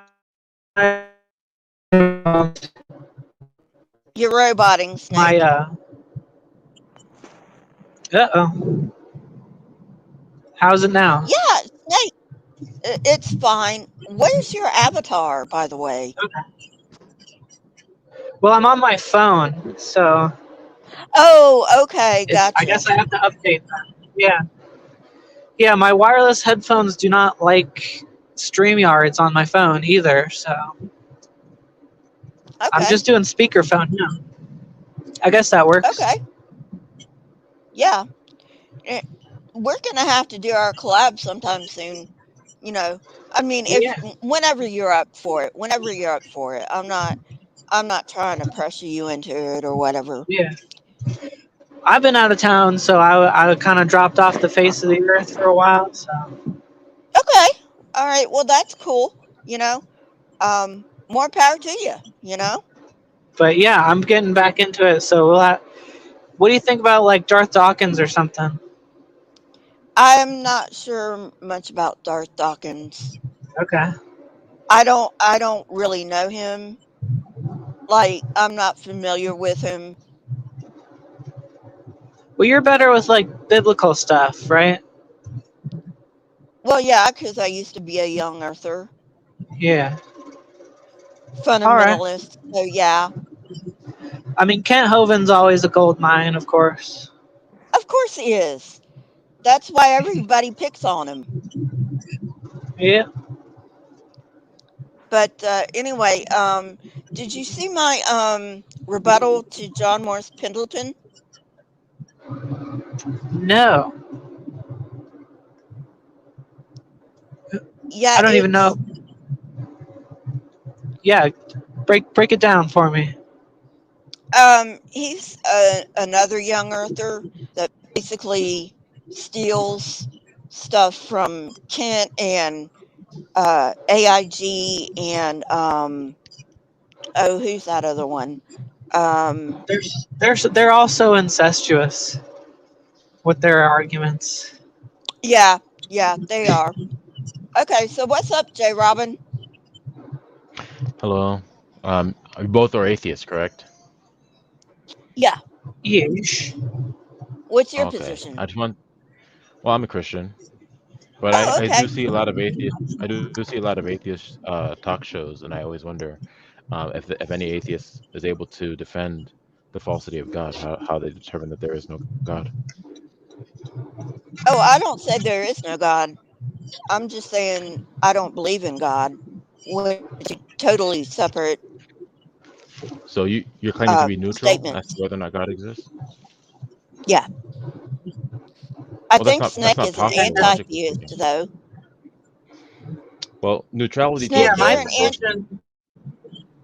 my position is just that uh, there are no reasons to believe in God. I haven't seen any reasons to believe in God, and I also claim that every reason I've ever seen to believe in God is a fallacy. Therefore, it's not a reason to believe. So Well, logically speaking, neutrality towards God is not possible. Okay, and the reason why is because for one, we have to understand that everyone is operating under a metaphysical framework, meaning that they're operating under a system that's going to answer questions like, what does it mean for things to be facts? What does it mean for things to be true, to be false, for things to be possible or impossible? In order for people to predicate and to invoke facts meaningfully, they're going to need to have that foundation laid first, so that their statements of fact, their truth statements actually are intelligible and meaningful. So do you agree that a metaphysical framework is necessary for intelligible predication? I'm not sure exactly what that means, but my position is basically that the theist has the burden of proof. My default is I don't believe a thing until it's been demonstrated. So I'm not making a claim of neutrality, but I'm saying I start Um, off not believing in anything, and I'll only believe it once it's shown to be true. well, what didn't you understand about what I said with respect to metaphysical frameworks? I'll give an Uh, example. I can give an you said example it's just to make it necessary to clear. have a metaphysical framework. Yeah, in order if you're going to be invoking facts meaningfully, yes. And so an analogy I like to give, whenever I'm discussing this, is something like a meta-ethical framework or ethical theory, and that's going to be something like when you're doing that, you're going to be delving into the nature and the essence of moral facts or ethical facts. And so um, you're going to be answering things like, what does it mean for things to be good or for things to be bad, or what does it mean to have obligations, so that when you're actually applying your ethical framework, then when you say this is good, X is bad, or we ought to do X, then that actually has a meaning because that meta-ethical framework has been laid. The meta-ethical Yeah. foundation has been laid. So in the same sense, when we're invoking a metaphysical framework, we're doing the same thing. What does it mean for things to be facts? Well, if I say that X is a fact and I don't know what it means for things to be facts, then you don't have a position, you don't have any ground to stand on to say that X is a fact. And so Right. when it comes to your metaphysical framework, if you're invoking facts meaningfully, even if you can't verbalize your metaphysical framework, everyone has to be operating under some sense of a metaphysical framework, if they're being intelligible and meaningful. So do you agree to what I just said? If it that just means like what it means to be a fact. Is that what you're saying? Yeah, ultimately, what does it mean for things to be facts? What is the relationship between facts? What does it mean for things to be true? Why are the facts the facts? Those kind of questions are going to be answered by a metaphysical framework. Yeah. That makes sense. Okay. Hey, And so Wildheart. if you hold Thanks for letting me in. Don't let me interrupt though. Go. so moving forward from there, if you hold to a position X on whatever the case X is, then you're going to have to deny, by virtue of the law of non-contradiction, position not X. So for example, if I hold to the position that the grass is green, then I'm going to have to deny the grass is not green. Or in this context, if I hold to a metaphysical framework like everything is a brute fact, then I'm going to have to deny not everything is a brute fact by virtue of the law of non-contradiction. Do you agree to that as well? Well, you could have no opinion, right?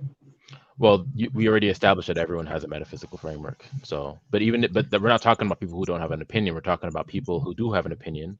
And if you do have an opinion, then you're going to have to deny the negation of your opinion by virtue of the law of non-contradiction. Okay. Yeah, I think so. All right. So, if we're going to boil this down now, when the way this relates to God, if we're going to define God as ultimate, as eternal, as a mind that all things derive and depend upon, God would be in the category of a metaphysical framework or a metaphysical context or worldview. And one such worldview where God is present is known as the creation distinction, where God is ultimate and everything else derives and depends upon him. So with respect to that, that is also a metaphysical framework or metaphysical position that you can hold to. And as we just laid out previously, there are two positions here. There's the God worldview and there's the not God worldview. If you believe in the God worldview, then you're going to have to deny the not God worldview. And conversely, if you believe in the not God worldview, you're going to have to deny the God worldview. So which worldview are you holding to? Or Right. or you could just deny both. No, you could because of the law of excluded middle. There's no middle ground here. And What from is? the You can first have thing no we opinion. established, the first thing You can say you don't know. You don't have an no, opinion because on it.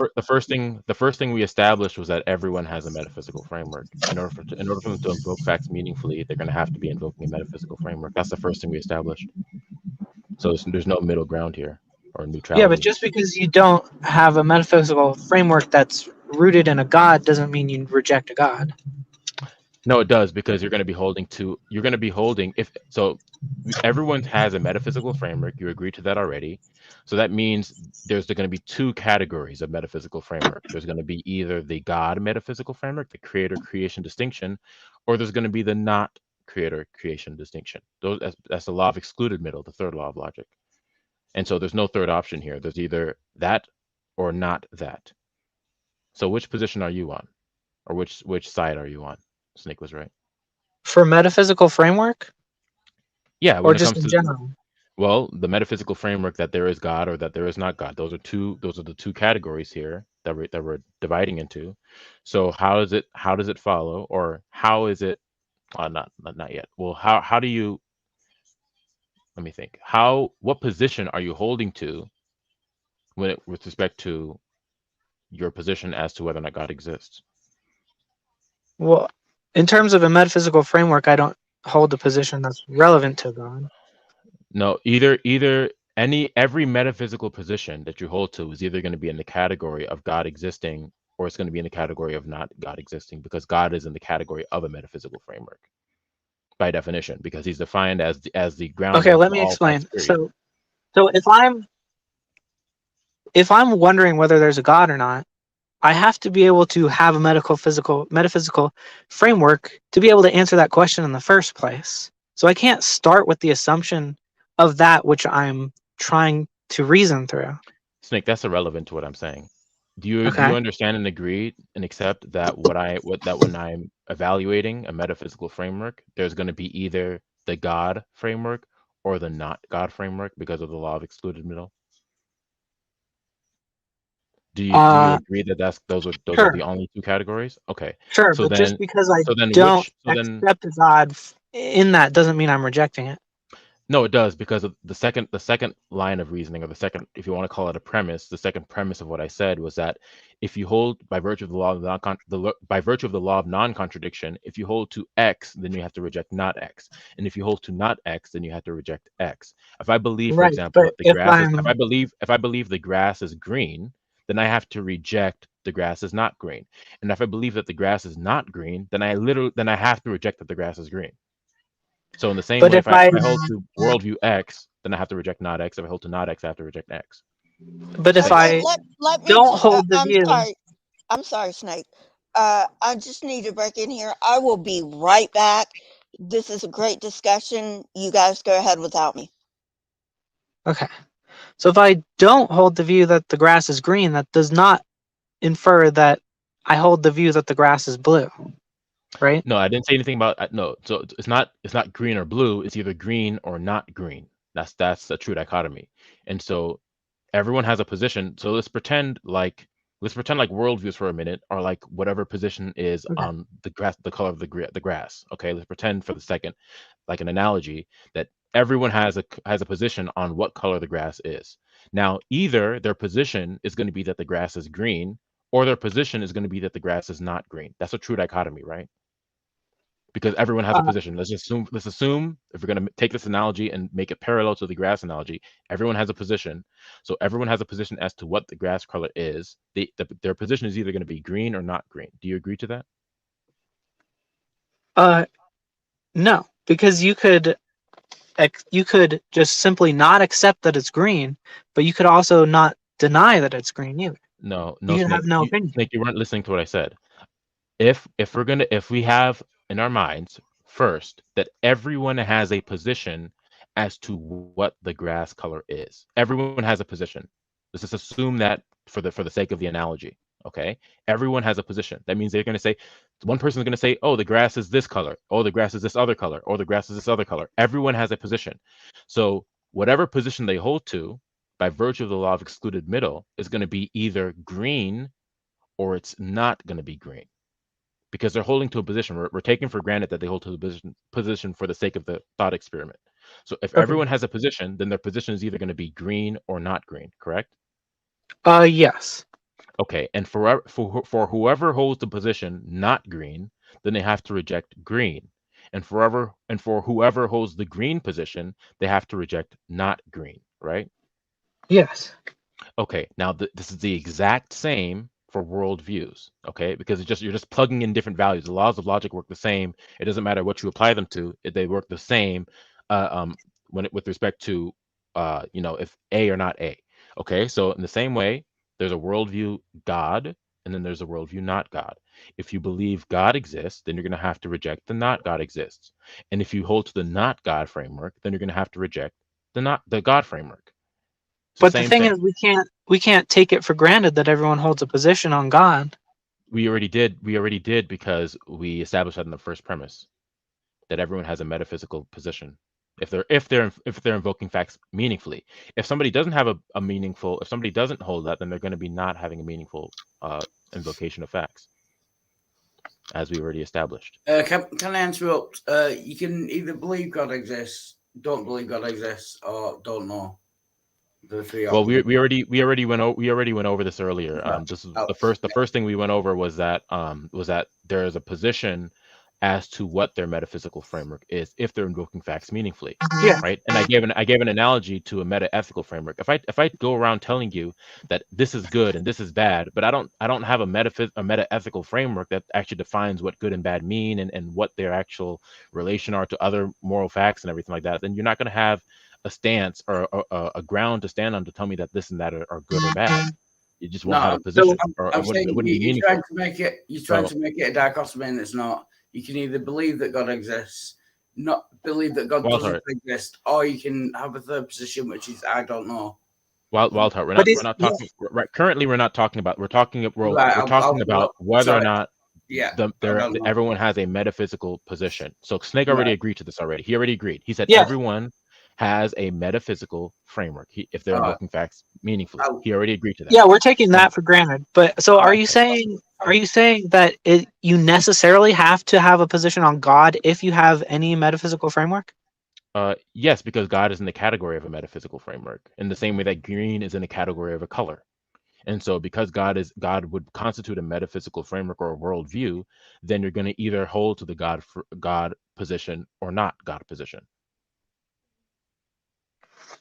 No, because there's metaphysical frameworks that don't require God, but don't rule it out either. Well, if we're going to talk about God as that which is ultimate to all of reality and that all facts derive and depend upon, then no, there's not going to be positions where you're going to say that God does or doesn't. God either will necessarily exist or necessarily not exist. There's no non-zero possibility on both sides. That's not going to be possible with respect to how we're defining God. That'll be a contradiction to say that. Because even if I'm trying to conclude God, I have to start with a position that does not include God, or else I'm just talking in circles, and that's a fallacy. That's irrelevant. That's irrelevant to the point. Okay, what position you actually hold to right now? We're going to get to that in a second, but we have to get the groundwork because the original point that Lisa and you were saying were that you can be neutral, and I'm trying to show you that that's not possible. Because everyone has a metaphysical framework, as you already agreed. And so if everyone has a metaphysical framework and God is in the category of a metaphysical, by definition, he is, because he's going to be the ground for all facts, as at least that's how I'm defining him. And that's not even a controversial definition either, because we're talking about God as, the all-powerful creator of all things, right? So this is not a controversial definition in any respect. So, that's what we're talking about here. We're talking about God as that which is ultimate. Hey, Randolph, what's going on? Yeah, so the way I look at it is my metaphysical framework doesn't reject or accept a God. It's just, it starts with observation, and then we go from there. And you could go in either direction. You could go towards I observe things that conclude God, or I observe things that do not conclude towards God. Or I can observe things that conclude against God. That's not relevant. That's not relevant. Snake was right, because remember, there's two. But that is my metaphysical framework. Okay, but so is your metaphysical framework in the God category, or is it in the not God category? Neither really. It doesn't make a comment on God. And then you reject the third law of logic. A or not A, you reject that? No, because I don't think that having a metaphysical framework is necessarily having a position on God. I think the position on God, I think having a metaphysical framework is a prerequisite for having a position on God.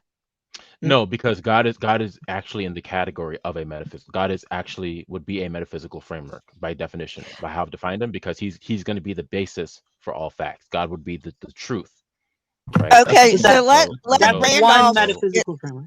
Yeah, but let that's Randolph irrelevant. talk. All right. That sounds like a Go claim. ahead, Randolph. It sounds like a claim to me that all facts are dependent on God. But just to address the topic you're asking, what is an atheist? I'll just tell you very quickly. It's very simple. Someone who doesn't believe in deities. Somebody who holds a position that deities don't exist is, as a matter of consequence, also someone who doesn't believe in deities. To me, it's very simple. So there we go.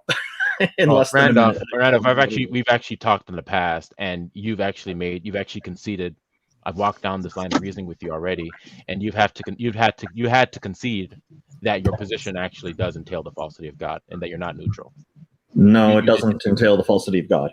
No, you did. You said, actually, if I'm quoting you correctly, I'm almost quoting you verbatim. You said it was an implicit, but not. I don't explicitly say it, but implicit. Yeah, the implication the entailment, can be the logical entailment is logical entailment, whether or not you say it or verbalize it. Okay, the implication can be made, but I don't hold that position. I actually don't actively hold the position there's no gods or goddesses. So then what you're saying is that you reject logic and you're being irrational, because if the implication is there, I didn't say that. if you're admitting to me that the logical entailment is that God does not exist, but you don't hold to the logical entailment, then you're telling me you're being illogical and irrational. No, I'm not saying that that's the logical entailment. If you're going to hold the position that there's only the limited scope position, that there's only two possibilities, and that what's going to happen is, if I'm not believing, originally I'm telling you explicitly, I'm not holding a belief either way that deities do or don't exist. But if you're going to say that that entails not believing in God entails going along with life as if there is no deity, then of course it does. And I think you're simplifying it a lot. But I'm not holding that position. There are no deities. You're trying to get me to take a position that I don't hold. All right. Well, Randolph, I don't know how long you were here. I know we had talked in the past, but I'll just walk through this with you as well if you want to. So the first thing we understand, and we have to understand, is that if you're invoking facts meaningfully and intelligibly, you're going to be doing so with respect to a metaphysical framework. And what I mean by that is that you're going to be, I'm going to explain what I mean. What I mean by that is that, I need to define the terms so everyone's clear. So when I say that everyone operates off of a metaphysical framework, if they're invoking facts meaningfully, and what I'm saying by that is that if they're invoking facts, they're going to be answering questions such as, what does it even mean for things to be facts? Okay, what does it mean for things to be true, to be false? What does it mean for things to be possible or impossible? What are the relationships between facts? Okay, these kind of things are the foundation under which the rest of your experience are going to be laid. Okay.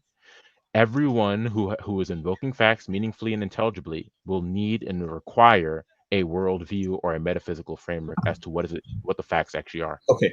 I'm very sorry. I have to go for dinner because dinner's ready here, and I've been posting that in the private chat before we started talking, but I'd love to talk with you more about this. But what I will say is, not believing something does not require making factual statements about things that are unrelated to that. Claim. That's the claim that you and other atheists make, but I'm trying to show you that it's not a claim. It's a fact. It's reality. It's a claim. Even facts. Even if you're making a factual statement, you still be making. Do you believe the Marklar on planet Marklar are real? No, that's a category error though. You're making an error. That's a category error. No, I'm talking about the Marklar right now. We're not. No, because you're talking about other beliefs. Is, and that's you're talking about other beliefs. Listen, Randolph. You're talking about other beliefs about which you can be neutral. You're talking about other beliefs of which you can be neutral. And I'm telling you, that's not with the category that God is in. Okay? God is not in the category of something you can be neutral towards because he constitutes a metaphysical framework. Okay, that's a special pleading. Yeah. It's not special pleading. It's a definition, Randolph. It's because the Bible says you can't be neutral. The Bible's wrong. When did I invoke the Bible here? I'm just talking about atheism. I'm very sorry. I'm heading off for dinner, but I'm going to join in after dinner, and hopefully you'll all still be here. If not, we can talk another time. Thank you, Jay Robin. Thank you, Lisa, for truth. Thank you, Snake was right. Thank you, Wildheart. Thank you to everybody in the audience for being here. Cheers. So I Okay, think I know see what's you later, happening. Richard. So you're talking about a metaphysical framework where God is necessary. So I am completely non that metaphysical framework, which I would call it something like I'm non fundamentalist God metaphysical framework. But there are metaphysical frameworks. It's not a binary. There's metaphysical frameworks which are friendly to gods, but which do not require God in them. So it's not binary in that sense. It is binary in that I'm non whatever framework you're talking about, but that does not include all pro God frameworks. Okay, so are you admitting now that your position is not God, as God has been defined? As Are you admitting that's your you're defining it, but I'm saying okay? that there's other So definitions. how does it follow that there is no God then? From what? How does it follow logically? Do you have any reasoning? You hold to this position rationally From and with rational uh, reasons, right, and logical reasons that there is no God. Well, I don't conclude that there is no God. I conclude that there's no You just told Christian me that. God. No, you just told me that you deny the notion that what is fundamental and ultimate is God and necessary. You just told me. No, I deny that that should be our starting place for a metaphysical framework. Okay, so then maybe I misunderstood you. Your position is either going to be the God position, as I defined God already a long time ago, many times actually. I defined God, so either your position is going to be God or not God. So which is your position? Which camp are you in? If you're defining it as necessary in a metaphysical position, I'm firmly non that God. Okay, so your position is that you're in the not God position then. Of the two positions, you're not God. Just to be clear. Of that definition, but I want to make it clear that I'm not non all God in that Okay. sense. So how is it the case that there is no God then, as I've defined God? How's it the case that God, as He's been defined, does not exist? Well, I didn't conclude that. You just did. You just said you're fully in the camp of non-God, at least as I've defined Him. And Yeah, then I you haven't been proceeded to convinced say, of it. well, no. Okay, so the fact that you haven't been convinced of something, it doesn't follow from that therefore it's false. That would be the appeal to Right, ignorance fallacy. right. So how does So it I follow go then with that there is no God? what I can confirm, and I can confirm that we can have a metaphysical framework without God Snake? and with God. Snake? How It's does it kind of follow that there is irrelevant. no God? How does it follow that there is no God? From what though? Like, because I'm not concluding there is no God from this. You'd have to be concluding that because your position is either there is God or there's not God, and you just told me that your position is that there's not God. So that's the conclusion. I want to know how that follows from whatever premises that you have. So what are the premises of this conclusion, or that premise that lead to this conclusion that there is no God? What are they? I'm concluding that I can't confirm that God that you're talking about. No, it's not about confirming. Remember, when we're dealing with the law of non-contradiction, when you affirm A, you have to deny not A. It's not about being not. I'm just a bystander here. If I believe A is true, then I have to reject not A. And if I believe not A is true, I have to reject A. It's both ways. It's a two-way street. If I believe A, I have to reject not A. If I believe not A, I have to reject A. Yeah, but So not no. how does it follow that there is no God? Not A is not the same as against A. Yeah, it would be. Okay, because we'll use the I'm analogy not of A. the color of the green. We'll use the analogy of the color of the grass. Okay, there are two No, positions here. I That completely get we what you're can say. saying. We can say either say somebody has a position. Okay, their position is either going to be that the grass is green, or their position will be that the grass is not green. Okay, if their position is that the grass is not green, then they're going to have to reject the position that the grass is green in order to There say is a God third doesn't. option. The third option is I don't know whether the grass is green or No, not. wild heart. Yeah, but we're Wild heart. assuming that someone has We're a assuming that position. they have the position, Sorry. right? We're assuming the person has a position, Right. right? So we're Okay, assuming if that they have we the have a. position, if We're they have a assuming that we position, have a we're assuming that we have a metaphysical framework, yes. but we're not. What I'm not assuming is that I have a position on God as relating to the metaphysical framework. No, because God is in the category of a metaphysical framework. Okay. One What I'm of talking about, thousands of metaphysical yeah, frameworks. well, just like green is one of millions of colors. Okay, but the point is that either it's going to be green or not green, and that's the only two logical categories. Okay, so either God No, or not God, But why are we no, J. assuming Robin. that we're taking a position on that? because Okay, we were whoa, wait a you minute, told me that you were taking a position. wait a minute. J. Robin, Okay, you were wrong on that. People what am I wrong on? people who have red-green color blindness are not going to know whether the grass is green or not. So that That's is a irrelevant. perfectly, no, it is relevant because it is a perfectly logical position for a person with red-green color blindness to say, I don't know that the grass is green. That Okay, is why it's relevant. Lisa, that's But an issue of he's already perception, precluded. He's already right? precluded the I don't know position. Right. And look, I could just We're use a different assuming that example. they For have a example, position. right. I could just use a different example that doesn't involve color. I could just say something like everyone can count, right? Everyone knows how to count. Okay. So I can say there's a number of marbles in a jar. And let's say everyone has a position as to what the number of marbles in the jar are.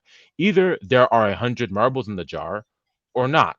If I hold that there are not 100 marbles in the jar, then I reject the position that there are 100 marbles in the jar. And if I hold to the position that there are 100 marbles in the jar, then I have to reject the position that there are not 100 marbles in the jar. So I mean, look, Or, it's just an issue J. of Robin, listen. okay. Or you can say, I have not counted the marbles in the jar, therefore I don't know what the number of marbles in the jar there are.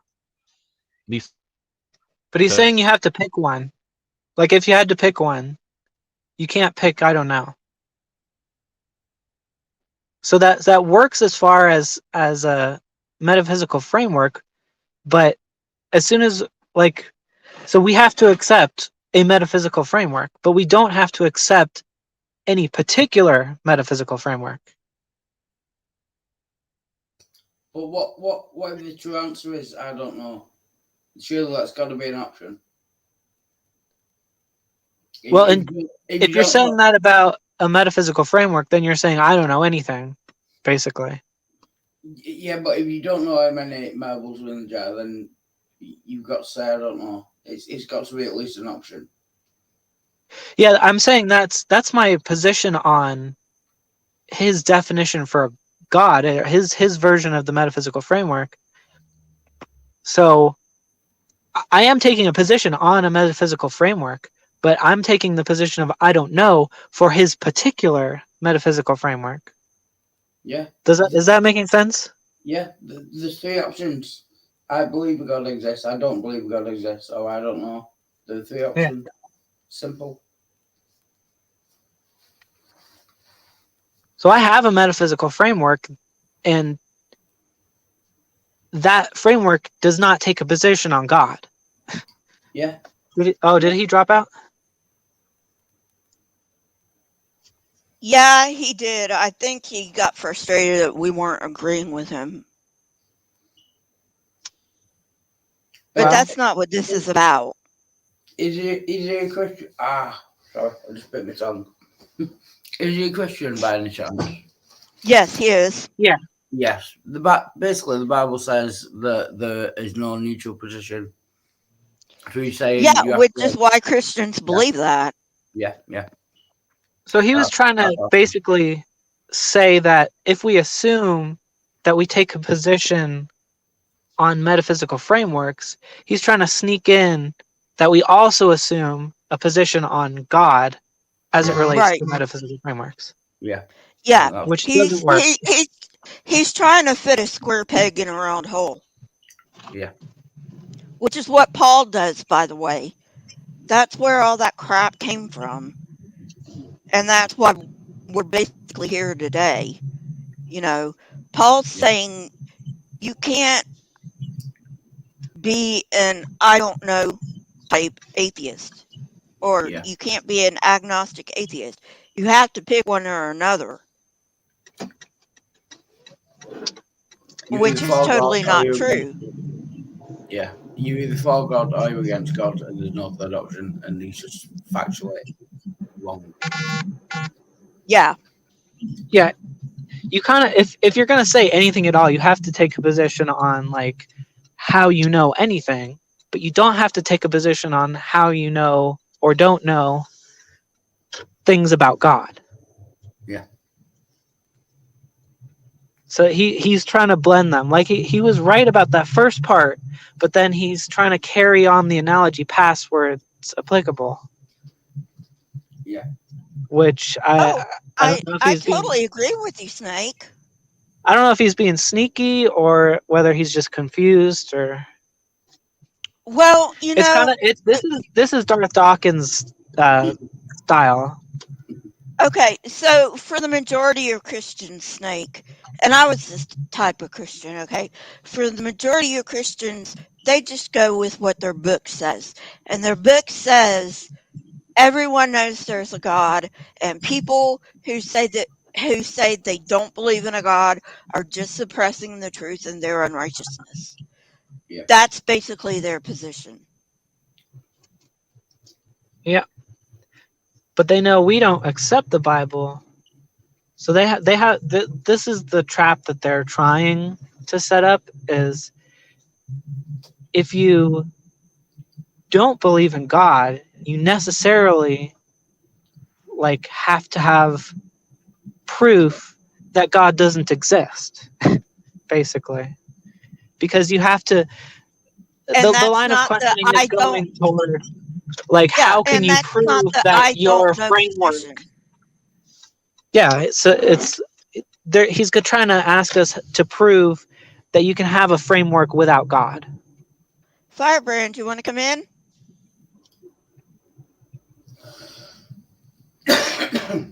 Yeah, I agree with him. The burden of proof is the person making the claim. But the Darth Dawkins style is trying to turn it into, well, you say that it's possible to have a world without a God, so that's you. So you have a burden of proof now, which does not work because the way epistemology works is you start off with as little claims as you can, and you slowly add them in. You don't have to prove the absence of things. You have to prove the presence of things. Yeah. But, I mean, I do respect J. Robin in that, if there's not we're not going to budge on our positions, right? So there's no sense in arguing his position since we don't even agree with his book. And he was polite. He was pleasant. I appreciate him. Yeah, he was. So too bad he left, though. Yeah, I mean, it was a nice discussion, I felt like we were getting somewhere, but yeah, well, people who basically people who aren't ready to accept aren't ready to accept. There's nothing you can do about that. Yeah. Okay, Firebrand.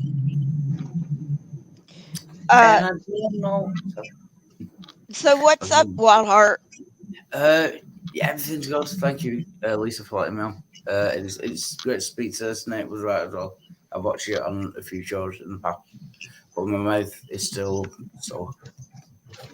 Yeah. Did you go get that Oreo? No, I've been to the hospital today, but I couldn't stay long enough for them to fix it. No. Okay. Yeah, I've been to the hospital. Yeah. I'll get sorted tomorrow. Yeah, everyone go subscribe to Snake was right. I'm sorry. I keep misgendering you, Snake, because your voice is and I'm sorry to have to say that, but it is. My pronouns are Your Majesty or Your Highness. Nice to meet you, Okay. Your Highness. Nice to meet you, Your Highness. Yeah. So anyway, everybody I will go. accept Your Royal Highness as well. Everyone go subscribe to Snake Was Right. He's got some great stuff on there. He just blew Kent away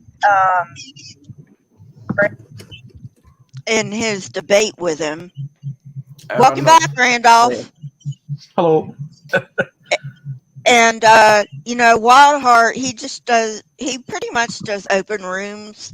So if that's your thing, you can, go sub Like to you. him as well. Kind of like you. Well, Yeah, but no, Steve told me to hate Randolph Richardson, so Sorry? No. What's that? this Steve isn't told my, us to not to listen to you. Oh. this Okay. So- isn't my, I follow the Randolph- gospel of Steve. I don't know about you guys. I guess he's perceives me as a threat. I'm not a threat.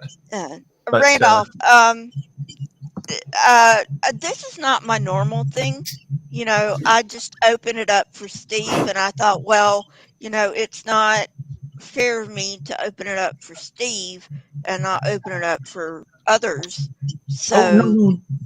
that's You how. don't have to explain to me. You had an open stream and he came in. I understand. That's fine. Yeah. I don't have any expectation that people not engage with him. I just don't want to hear anything he has to say because I've dissociated from him quite a while ago. So. But that's fine. To each his own.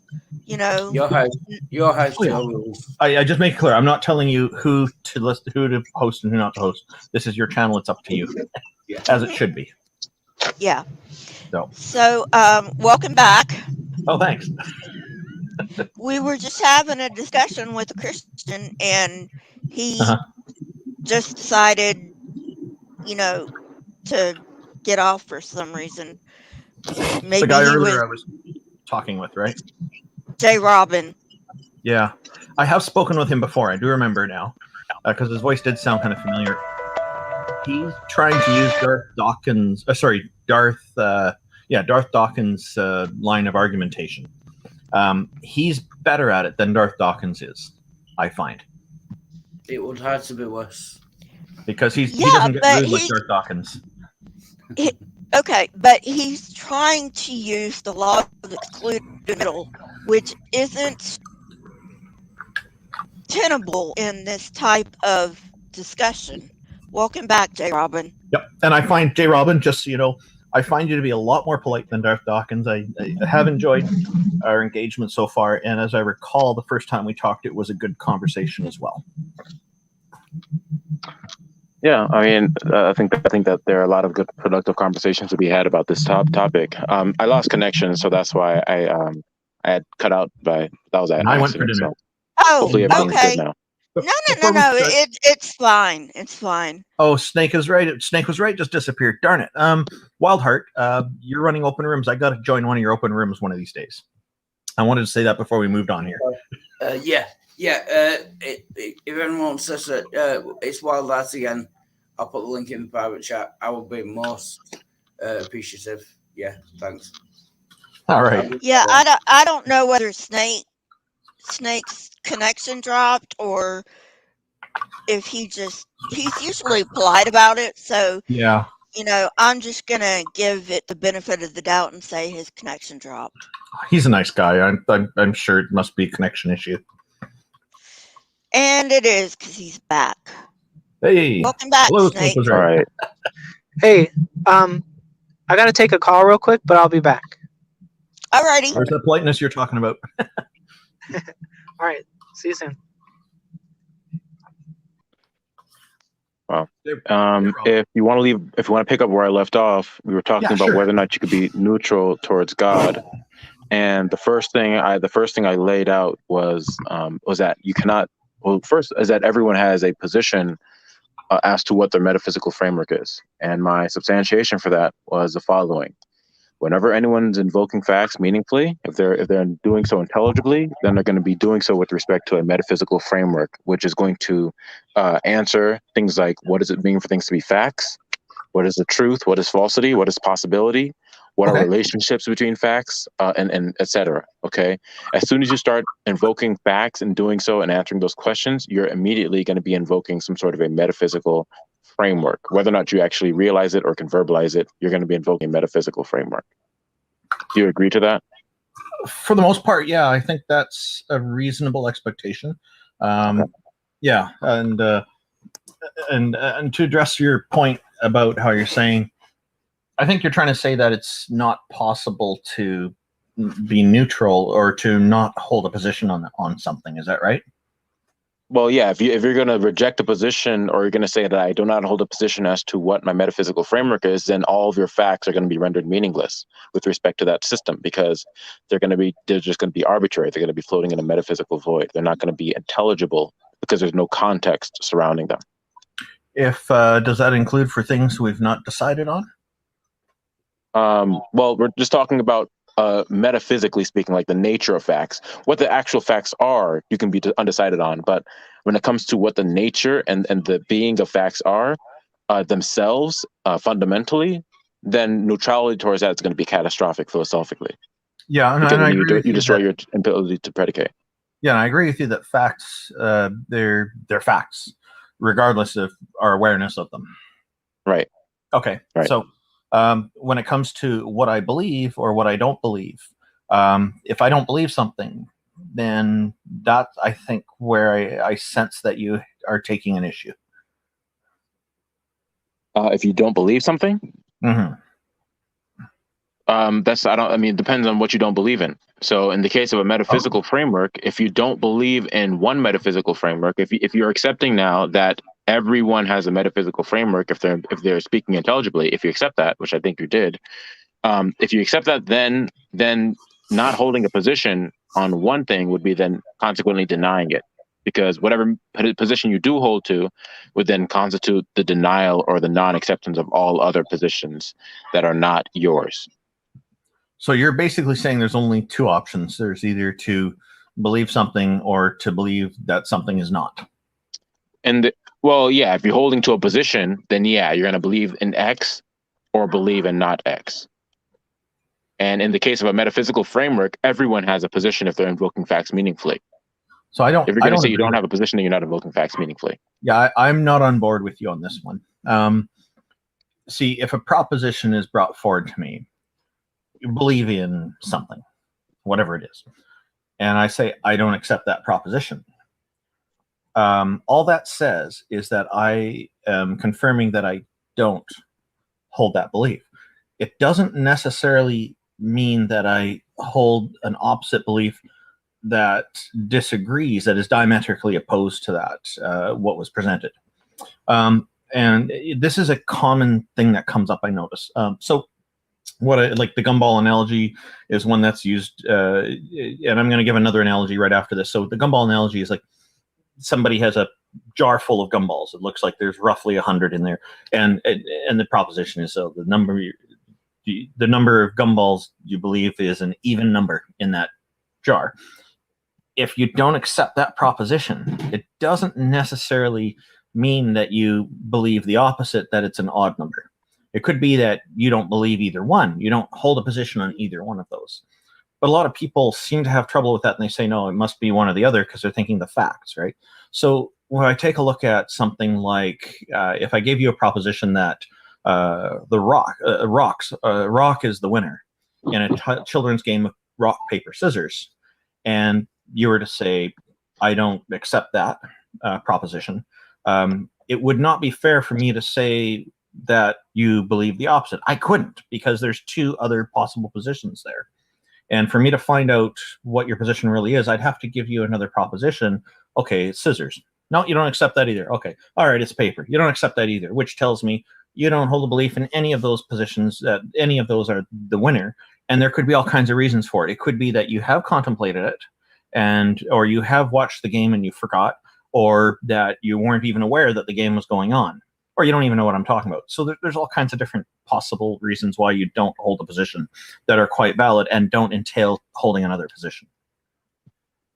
Well, that wouldn't be the case if you already do hold to a position.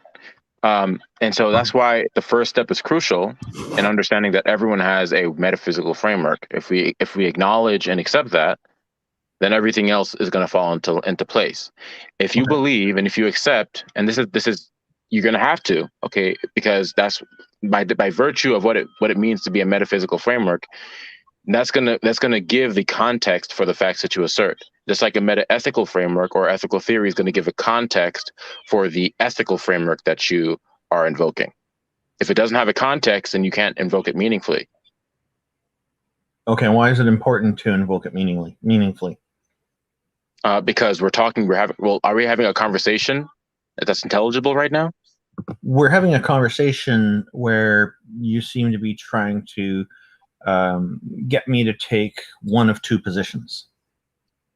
Well, no, I'm just saying, are we having an intelligible conversation right now that both of us can understand? I think so. Okay.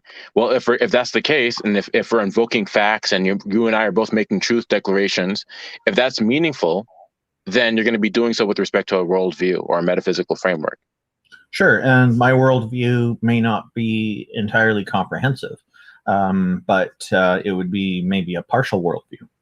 Well, the bottom line is that if you're invoking a worldview, certain foundational things need to be established. Like, what does it mean what are the facts? Or Sure. not? Yeah. What makes the facts the facts? What are they? What does it mean for things to be facts? Truth, falsity, possibility, impossibility, relationship between facts. Just ultimately going down to the nature of what it means for things to be facts. Period. Once you get that down, then you have a position. You've staked out a position, and whatever position you hold to is going to be the negation of its negation. If I hold to position X, I'm denying position not X. Yeah. Maybe. There's no. It's not maybe. It's just it's a third law of logic. Not excluded middle. X or not X. Okay, but what I think we're trying to address here, and that when it comes down to the actual facts as being examined, then yeah, that makes sense. What I'm talking about with atheism is that I don't believe in any deities. I'm not holding a position that they do exist, and I'm not holding the opposite position that they don't exist. Well, okay, so do you agree, first off? And I don't think this is a problem. What do you say? And I don't think this is a problem. But what you're asking me, what do I agree on? Go ahead. Yeah, do you agree? So you agree, just to make sure, just to be 100% certain, you agree that the position that you hold to, or not the position you hold to, but do you agree that that everyone has a position, metaphysically speaking, as to what they hold to? You agree to that? No. Okay, so then I think it's possible. What's your rebuttal to that? I think it's possible for people to have an incomplete worldview. Okay, so you're saying people can invoke facts meaningfully, even if they don't have a framework as to what it even means for things to be facts, and they have no context for facts at all. Oh, invoking facts. I agree with you there. I think so. The point is that if people are invoking facts meaningfully, they're going to be doing so under a philosophy of facts. What does it mean for things to be facts? Yeah. Okay. Under Truth, an understanding falsity, of what a fact is. Yes, of course. Yeah. Okay. Yeah. So you agree then that a metaphysical framework is necessary, to be clear, if you're invoking facts. Well, a framework of understanding what facts are would be necessary. And if you're going to call that a metaphysical framework, then okay. Well, more like the nature of facts. What are the nature of facts? Okay. Sure. Okay. Yeah. And so if everyone has a position on that, then whatever position you hold to, you're going to have to deny every other position that is not the position that you hold to. If I believe, for example, this is the common analogy I give. If I believe that the grass is green, if I believe that, whatever we take green to mean, then I'm going to have to deny that the grass is every other color out of the millions of colors than green. Okay? Assuming you're talking about a particular plot of grass. Yeah. Yeah. I guess. If I'm talking about a specific color and I'm talking about a specific grass, okay, we Okay. have those words defined. Whatever that grass is and whatever green means, so if you take like a particular hex value or whatever, this grass is either green or it's not green. And if I believe that the grass is green, then I have to reject that the grass is not green. And if I believe that the grass is not green, then I have to reject that the grass is green. That By virtue of the law of grass, non-contradiction. yeah, that particular plot of grass, yes. Okay. Now, I could, of course, be sneaky and say, well, it's actually blue and yellow, but I'm not going to go there. Well, the bottom line is that either it is going to be green or not green. Yeah. Right. Okay. Yeah. So then in that instance, we're going to now relate this to worldviews. God is in the category of a worldview or a metaphysical framework because we're defining God and we're conceptualizing God as that which is the ultimate mind that all facts derive and depend upon. Facts have their nature and are rooted ultimately in God. That is the nature of facts, that they are initiated and sustained by God. So God would absolutely, by definition, be in the category of a metaphysical framework. I know multiple people who hold that view. Yes. Right. Okay. But so then, not all. But J. Robin, not all theists hold that view. Yeah, Not I'm familiar. I'm aware of that. Say that facts are contingent on God. That's correct. I know that. Right. Yeah. I know that. That's perfectly fine. Okay, but I'm just saying, for the purpose of this definition of God, there are certainly a large group of people, okay, theists of all shapes and stripes, that hold to a position that there is a being, that is a mind, that all things are derived upon. Okay, that this is an ultimate being. Okay, this is not uncommon to hear. This is not controversial. So now, with respect to this, either the position you hold, there's two positions now. There's either the God position or the not God position. And if I hold to the God position, then I'm going to have to reject the not God position. And if I hold to the not God position, then I'm going to have to reject the God position. No. It's logically necessary. Because, well, see, what you have provided is one particular view on God, that all facts are contingent on that God. Lisa just correctly pointed out that not all theists hold to that, and there are other views about God. If you're holding that position, then it would be your responsibility or your onus of justification or burden of proof to push out all the others, right? Or if it's just that's fine. It's just a belief. Randolph, that's not really relevant to what I'm saying. Okay, whether or not you can defend your view is irrelevant to whether or not you're neutral. The point is that whether or not you even if you hold to the position irrationally, whatever position it is, you're either going to affirm or deny the God worldview by virtue of the law of non-contradiction. Well, particular worldview. Well, you told me already that everyone has a metaphysical framework. Okay, you agreed to that. And you also agreed that God is in the category of a metaphysical framework by definition. Okay. And so taking those two things together in conjunction with the law of non-contradiction, which says that, at least how it applies to this scenario, is if you hold to X, then you have to reject not X. And if you hold to not X, then you have to reject X. If we're going to take all three of those things together, then if you believe in metaphysical framework A or metaphysical framework X, then you're going to have to reject not X. And if you hold to metaphysical framework not X, then you're going to have to reject metaphysical framework X. It's the law of non-contradiction. What I'm not accepting is that definition of a deity, that all facts are contingent on that deity, because there is a logical problem with that position. It's not. Wait, okay. I'm curious. Is that response to what I said, that you either have to reject or hold to the position that there is a God? The problem is that there's multiple ways that a god or a goddess are defined. Yeah, I just get no, but okay. Look, Randolph, I know that. Stop. We're talking about one particular definition. So all I can do is address that one particular definition, and you've provided. Yeah, so we don't have to talk about other goddesses or gods. I mean, that's a different conversation. We can only talk about one definition at a time. So if we're Okay. going to conceive of God as this definition, then you cannot be neutral Well, you towards are. that. You're conceiving of it. I'm not conceiving of a deity under that definition. I can't, because it's not logical. Okay, but you understand that I'm defining a term, and I have the I know. right, as anyone else does, to define terms however they want to, as long as it's Yes. coherent and not contradictory. Right. So I'm and I defining think that God. the way you've defined it is not coherent. What do you say? I think the way you've defined it is not coherent. Okay, so what's incoherent about saying that there is a mind that is ultimate, meaning that all things derive and depend upon that thing? What's incoherent about that? It's circular. Circularity and incoherency are not the same thing, and I don't even know how you could say it's circular because it's just a definition. Oh, it's circular because. Okay. Whoa. I've got an answer. Just Hang on. Give me a second. I'm just about to answer this. The reason it's circular is because God would then be dependent on himself. No, that's not the case. But even if it's not. So okay. The all criteria is incorrectly stated on your part. Oh, did I? Okay, so I might have been unclear. I said I meant to say all things that are not God himself. Okay, because God himself is eternal. Okay, so God is going to be that ultimate thing that is going to be the anchor for everything else.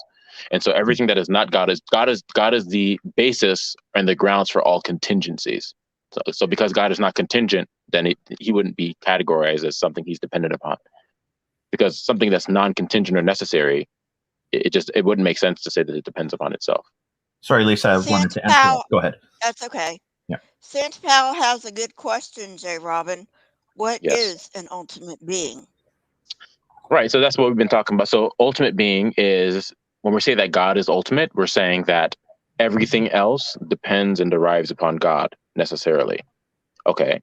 And so if we're going to conceive of God as ultimate, we're saying that God exists and that all the contingent states of affairs and facts and this and that and the other are dependent upon God for their actuality, their existence, and their intelligibility. That's what ultimacy in this context is going to mean.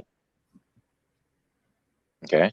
So that is ultimate. That is definitely, unquestionably, a metaphysical framework that is possible and that many people hold to. Okay. That God exists and that he's ultimate and that all facts derive and depend upon him. And so given all these facts again. What do you say? All facts except himself. Right. Yeah. All contingencies. All contingencies. Okay. And so if we're going to conceive of God in this fashion, which we're doing for the sake of this thought experiment, then you cannot be neutral as to whether or not this being exists. That's not going to be possible, because we established that everyone has a metaphysical framework. One of the problems that I have is that I need some evidence of this God being real, and I don't have it. Whether or not you have evidence is irrelevant to whether or not you can be neutral. Really? Yes. Why is that? Because neutrality just means what position you hold to, irrespective of the evidence you have for that position. Neutrality just means you don't have a position. With an absence of evidence, I've not taken a position. I am neutral. I'm still open to making a decision either way. No, because you already conceded in the beginning that everyone has a metaphysical position. That's my framework. That's my position, is that I don't have one. No, that's not. So that doesn't answer any questions as to what does it mean for things to be facts. Saying that you don't have anything, that just means so you're saying you don't have a metaphysical framework? Is that what you're saying? No, I'm saying that I have an incomplete worldview. It's incomplete because I don't have the evidence that I need of this deity being real. And I also don't have evidence of the deity not being real. Well, Randolph, we established in the beginning multiple times that a metaphysical framework is going to, and my words, I say, that is going to answer questions such as, what does it mean for things to be facts? Okay, what does it mean for things to be true, false, possible, impossible? You're telling me that you do have a metaphysical framework, but is that you don't know so that wouldn't qualify as an answer to those questions. I have a framework that includes an incomplete worldview, and I have said that from the beginning. So you don't answer these questions to their entirety? I don't have an answer. That's the problem. I don't have enough information to provide the answer that you're looking for. So then the only problem then, or the only conclusion to draw then, is that you're not invoking facts meaningfully.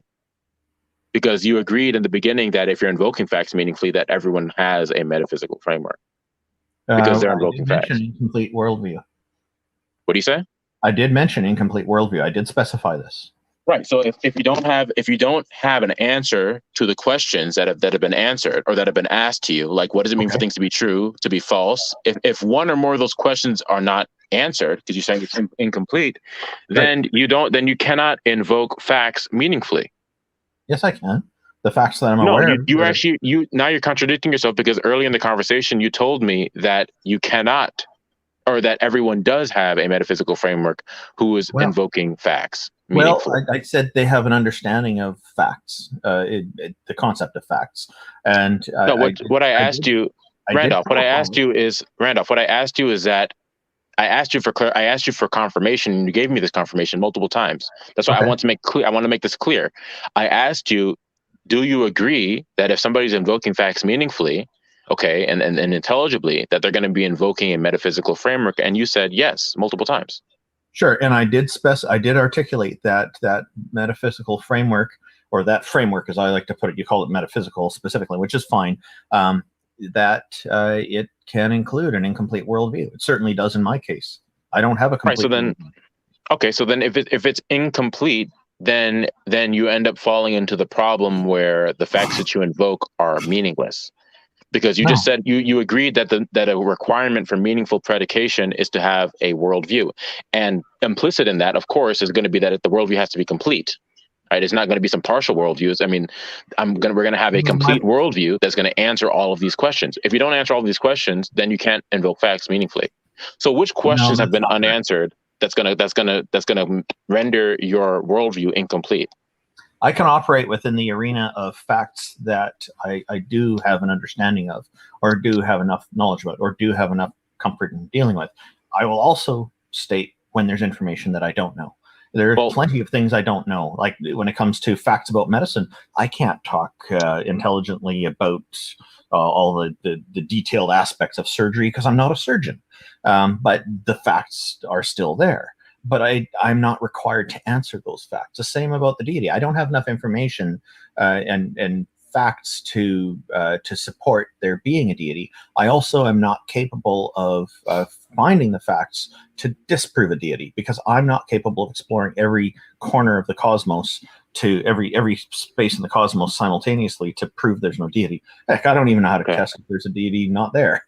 So I want to know from you then, because you're telling me that you don't know these things and that your worldview is incomplete, and I gave you a list of questions that a metaphysical framework is going to answer. So which of those questions have been unanswered that's going to render your worldview incomplete?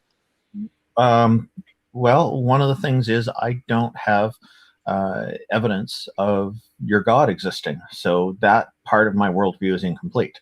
No, that's not okay. So maybe I'm not. I gave earlier what a metaphysical framework is, right? So we're talking about something that is going to undergird the facts that you assert. So again, what makes the facts the facts? Why are the facts what they are?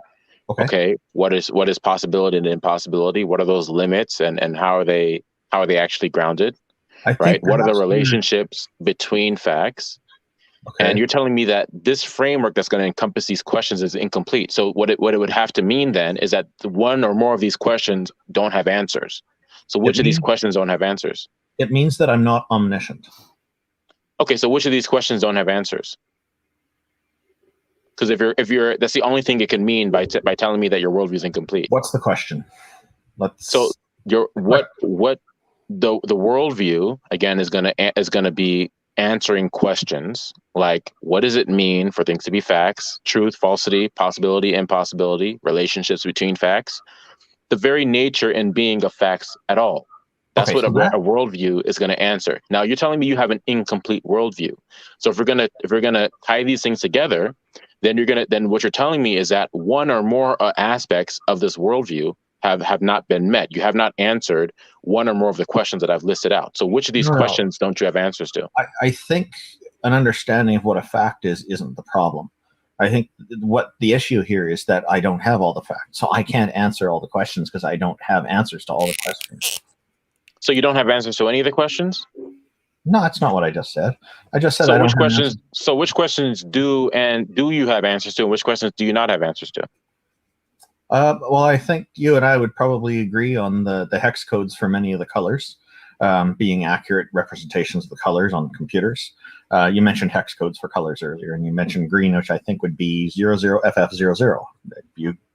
But these are facts and examples of facts, and there's many facts that I know, but there's many more facts about the universe, like the universe and everything, that I don't know. And I'm willing to admit that I don't have answers for everything. And one of those things that I can't answer is that whether a deity is real.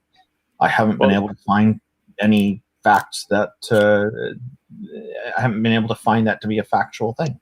Randolph, so what you just gave to me about colors and green, those are approximate facts, but I'm asking foundationally, what does it mean for things to be facts, period? What does it mean when you tell me that this is green and that's a fact that it's green? What does that mean, and what is that grounded in? And so do you know what facts are grounded in for you to assert that things are facts? That's grounded on a perception that we both share. Sorry, somebody was going to. No, your perceptions don't ground the truth, because there is truth before you had perceptions. So your perceptions don't ground the truth or facts. Let Snake talk. Yeah. Yes, please. He just came back in. Sorry, Snake. He just came back in, so let him talk. No, it's facts must be grounded in God, or else they're not facts, and thus you have to believe in God to believe in facts. Did I say that? No, that's what I said. No, but you're an atheist, so I want to know from you what is your position, because we already went over this, right? If this is Snake is right, so you agree that everyone has a position, metaphysically speaking, and that no one is neutral, and so if God is a metaphysical position, then no one is neutral towards God, and so your position, as you told me, and I saw your it wasn't a super chat, but I saw your chat. You said that the God that I'm conceiving of is a necessary being. It is not controversial at all. A necessary being, a God. You're against that position. You're on the not God category, which means you reject the God position. So how does it follow that there is no God, Snake? Not your God. There's other right. So God how does it follow that positions. there is no God? That a God as I'm defining him, of course. We're not talking about, so of course it's going to be my definition of God, because we're not talking about other people that are not here. It's you and me conversation. So it's of course it's going to be my definition of God. So how is it that there is no God as I've defined it? It doesn't follow. But so God you don't have a rational defense for your position either. What? Do you have a rational defense for the position that there is no God? Yeah, but that has nothing to do with this conversation. Well, the reason I'm here is to see if there are any rational atheists who can defend their position. And so if the position you hold to, as you've agreed to, is that there is no God as I've defined him, then you must have a rational defense for your position. So how does it follow, logically speaking, that there is no God? Well, I don't hold that because I've found no reason to hold that God. You just no, but you in the chat logs, it tells me, I saw it myself. You said you hold to the falsity of God as he's been defined by me. So you do hold to the falsity of God. I saw it in the chat. God. Everyone saw it. Well, what chat are you talking about? The chat of the live stream. I saw it was blown up on the front page of the screen too, I believe. I mean, everyone saw it here. You said God, the necessary God. I don't remember exactly. I'm not looking at it right now, but you said something about necessary God, and that you hold to the falsity of this being. You reject that being. And so I want to know from you: is that a rational belief? If so, what is your logical proof for that? Well, just because you don't accept something doesn't mean you hold to its falsity. No, you already told me because everyone has a position that if you don't accept, is going to consequently result in the negation. You already accepted that. That was the second and third premises of the position.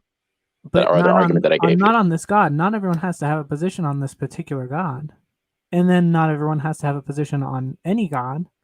You do have to have a position on a metaphysical framework if you're going to be talking about anything. Okay, so then God, but remember, God is in the category of a metaphysical framework because he's designated as ultimate and the source for all contingency. All facts, right, are going to be dependent upon God. Yeah, but there's a lot of metaphysical frameworks I don't accept. That's okay. Look, that's not relevant. That's not relevant to what we're saying. Because just the fact that the multitude of facts doesn't change the implication of here. There could be 4 million different metaphysical frameworks. Either there's, I mean, it doesn't change A or not A, because there are millions of colors, right? We talked about this in the other example. There are millions of colors out there. Okay, innumerable amount of colors. Okay, that you don't accept, obviously, about the color of the grass. You don't accept the millions of other colors that the grass is. Okay, but you hold a position nonetheless. And in the same way, you accepted that everyone has a metaphysical position, and they're fine. There are millions of other positions. Okay, but the point is that you're staking out one position, and that's going to be the negation of every other position that is not the position you hold to. Yeah, so if I don't accept the grass is green, that doesn't mean I have like proved that the grass is green. No, it's not about proof. It's about the position. Right now, we're talking about neutrality. If you believe that the grass is not green, then you're rejecting the notion or the proposition that the grass is green. And if you believe that the grass is green, then you are rejecting the proposition the grass is not green. It's necessarily the case, logically speaking. So I would say I believe that this other that metaphysical framework B, which would be mine, has some evidence for it, and there's no evidence for metaphysical framework A, which would be your position, and so I believe B and not A. Okay, so your proof that there is no God is because there's no evidence for God? That's not, well, this is a completely different subject, but we're talking about atheism, right? What does atheism mean? And I'm trying to demonstrate that you're not neutral, and so atheism, it has to mean the denial of God.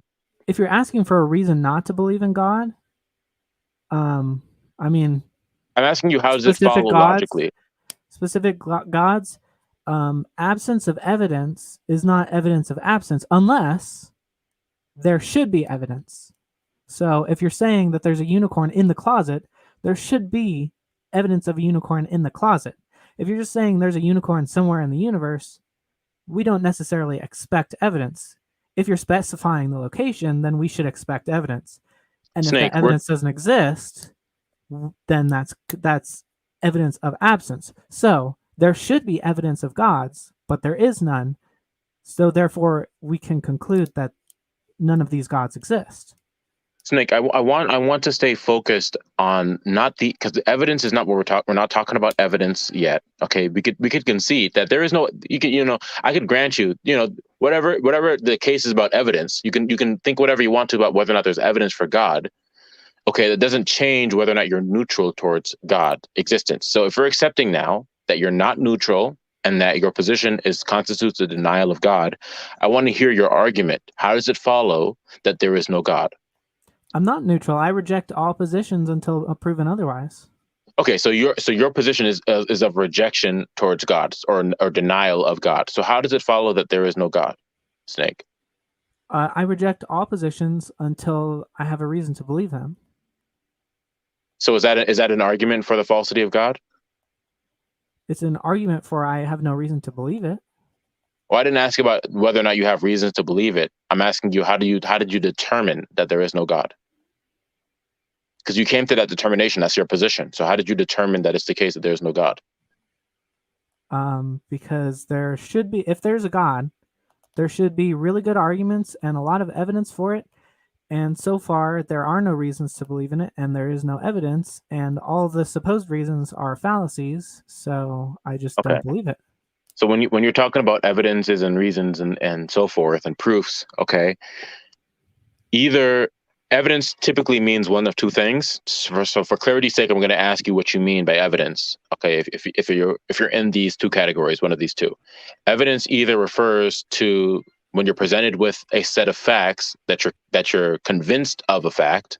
We say there's evidence of this. I'm convinced of this fact, or you're saying. When you're saying there's evidence of something, that there is a causal link between the fact and what we're talking about. So which of the two are you saying when you say evidence? I use evidence to mean a fact or body of facts that indicates the truth of a position. Right. So the indication, are you saying that there's a causal connection? Are you saying that there's a causal connection? Is that indication the causal connection, or is it indication simply you're being convinced of the fact? What do you mean causal connection? Like the evidence So, for causes example, my belief? so let's say that there was a homicide, and there was a gun used in the homicide, and somebody shot a gun at the person. Then we could say that the gun was evidence of the homicide because the gun was causally connected. There's a chain of events that the gun has a relationship between the gun and the death of the person. And so there's a causal relationship there. And so we could say that the gun in that respect is evidence of the homicide. Or you could say that I'm convinced of the gun being evidence for the homicide, and that also in some scenarios is what evidence refers to. So which of the two are you saying? That there's a causal connection, or that you're convinced? I mean, on what level? Are we just talking about the starting point epistemology, or? Well, you're saying in this My case position in that general. there's no evidence for God. So I want to know which of the two you're talking about. That you're not convinced of God, or that nothing stands in causal relation to God. Both, I guess. Okay, so for the murder example, it's like we know there's like, let's assume that we think there is a murderer. So everyone thinks there's a murderer. We don't know who's the murderer is. And you say, well, it's the neighbor. And I say, well, I'm not convinced it's the neighbor. What is the evidence? That's okay. That's fine. That's not really relevant to what I'm asking here, because we're just talking about evidence, not whether or not not the burden of proof necessarily. We're just talking about evidences and what constitutes evidence and what you mean by evidence in this scenario. So you're saying when you say there's no evidence for God, you mean both. So, well, the first scenario, the first thing I brought up was just convinced. Whether or not you're convinced, it doesn't follow from the fact that you're not convinced that there is no God. Right. So that would be a non sequitur. It would be the appeal to incredulity fallacy. Mm-hmm. For the second one, you're saying that nothing stands in causal relation to God, which is a claim. So do you have a substantiation for the claim that that nothing stands in causal relation to God? Well, I would need something to point to, and I don't have any. So I am left standing there. I cannot make a causal relationship to God. So what else am I supposed to do? You said I can't be neutral. But to be clear, your position is that the claim you made is that nothing stands in causal relation to God. When you say there is no evidence for God, if we're going to parse the two, the definition that you said with what you just said now, if the definition of evidence that you're using is causal relation, and you say nothing stands in causal relation, you say nothing is evidence for God, or there is no evidence for God, then what you'd be saying is that nothing stands in causal relation to God. Okay, and so in that respect, that's the claim that you're making, and I want to know from you, is there a rational defense for that claim that nothing stands in causal relation to God? How did you determine that that's the case? Because I can't determine anything else if don't have evidence. So now you're just using evidence again. So yeah, I mean, it's just going to be an infinite regress of you not knowing, therefore you're drawing conclusions because you don't know. That's the appeal to ignorance fallacy. No, it's the exact same as saying that there's no evidence that the neighbor did the murder, and you're saying, well, what evidence do you have that the neighbor didn't do the murder? And I say, I don't. I just need evidence that he did do it, because we assume he didn't until we have evidence that he did. Okay, when you say that you're not convinced, or when you say that if you're making the claim that there is no evidence for X, you're going to be making one of two statements. You're going to say that nothing stands in causal relation to whatever X is affecting, or you're going to say nothing stands in causal relation to X itself, or you're going to say that you're not convinced of X. That's what you're saying.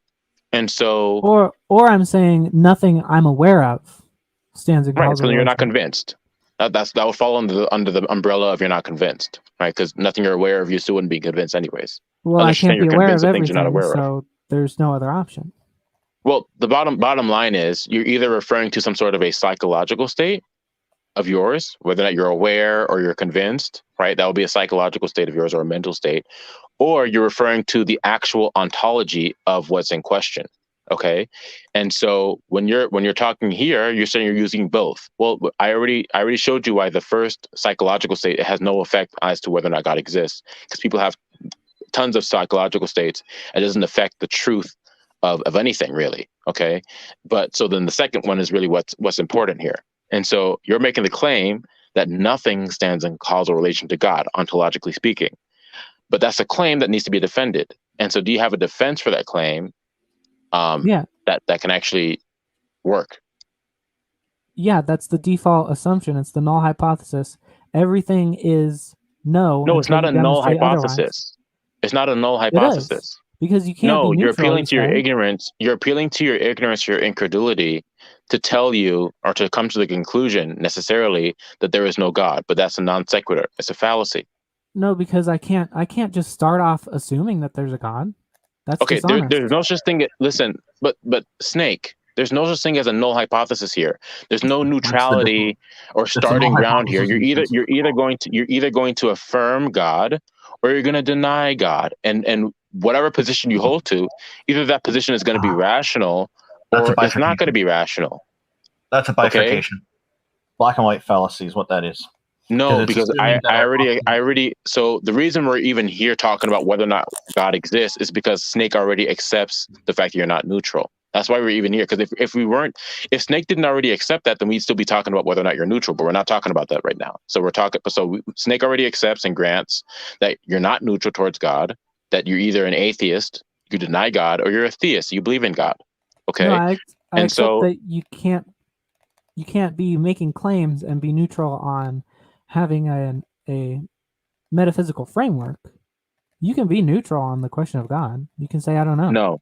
No, you can't be neutral about God if God is a metaphysical framework. If God constitutes a metaphysical framework and you cannot be neutral about metaphysical frameworks, then you cannot be neutral about God. No, because you're it's just like the you're transitive. Basically sneaking that in as saying, well, this framework is the only framework that's possible. You're already assuming that. No, I didn't say that this framework is the only framework that's possible. So saying that something is necessary. I can be neutral on that particular framework. No, you're not neutral on the framework, because if the framework is metaphysical in nature, then you're not neutral by your own admission, because that's what you told me, and I gave the reasoning behind it too, and you agreed to the reasoning. So there's two positions. Right. I can be neutral on a particular God. Well, not the God that is being not the God that's constitutive of a metaphysical framework.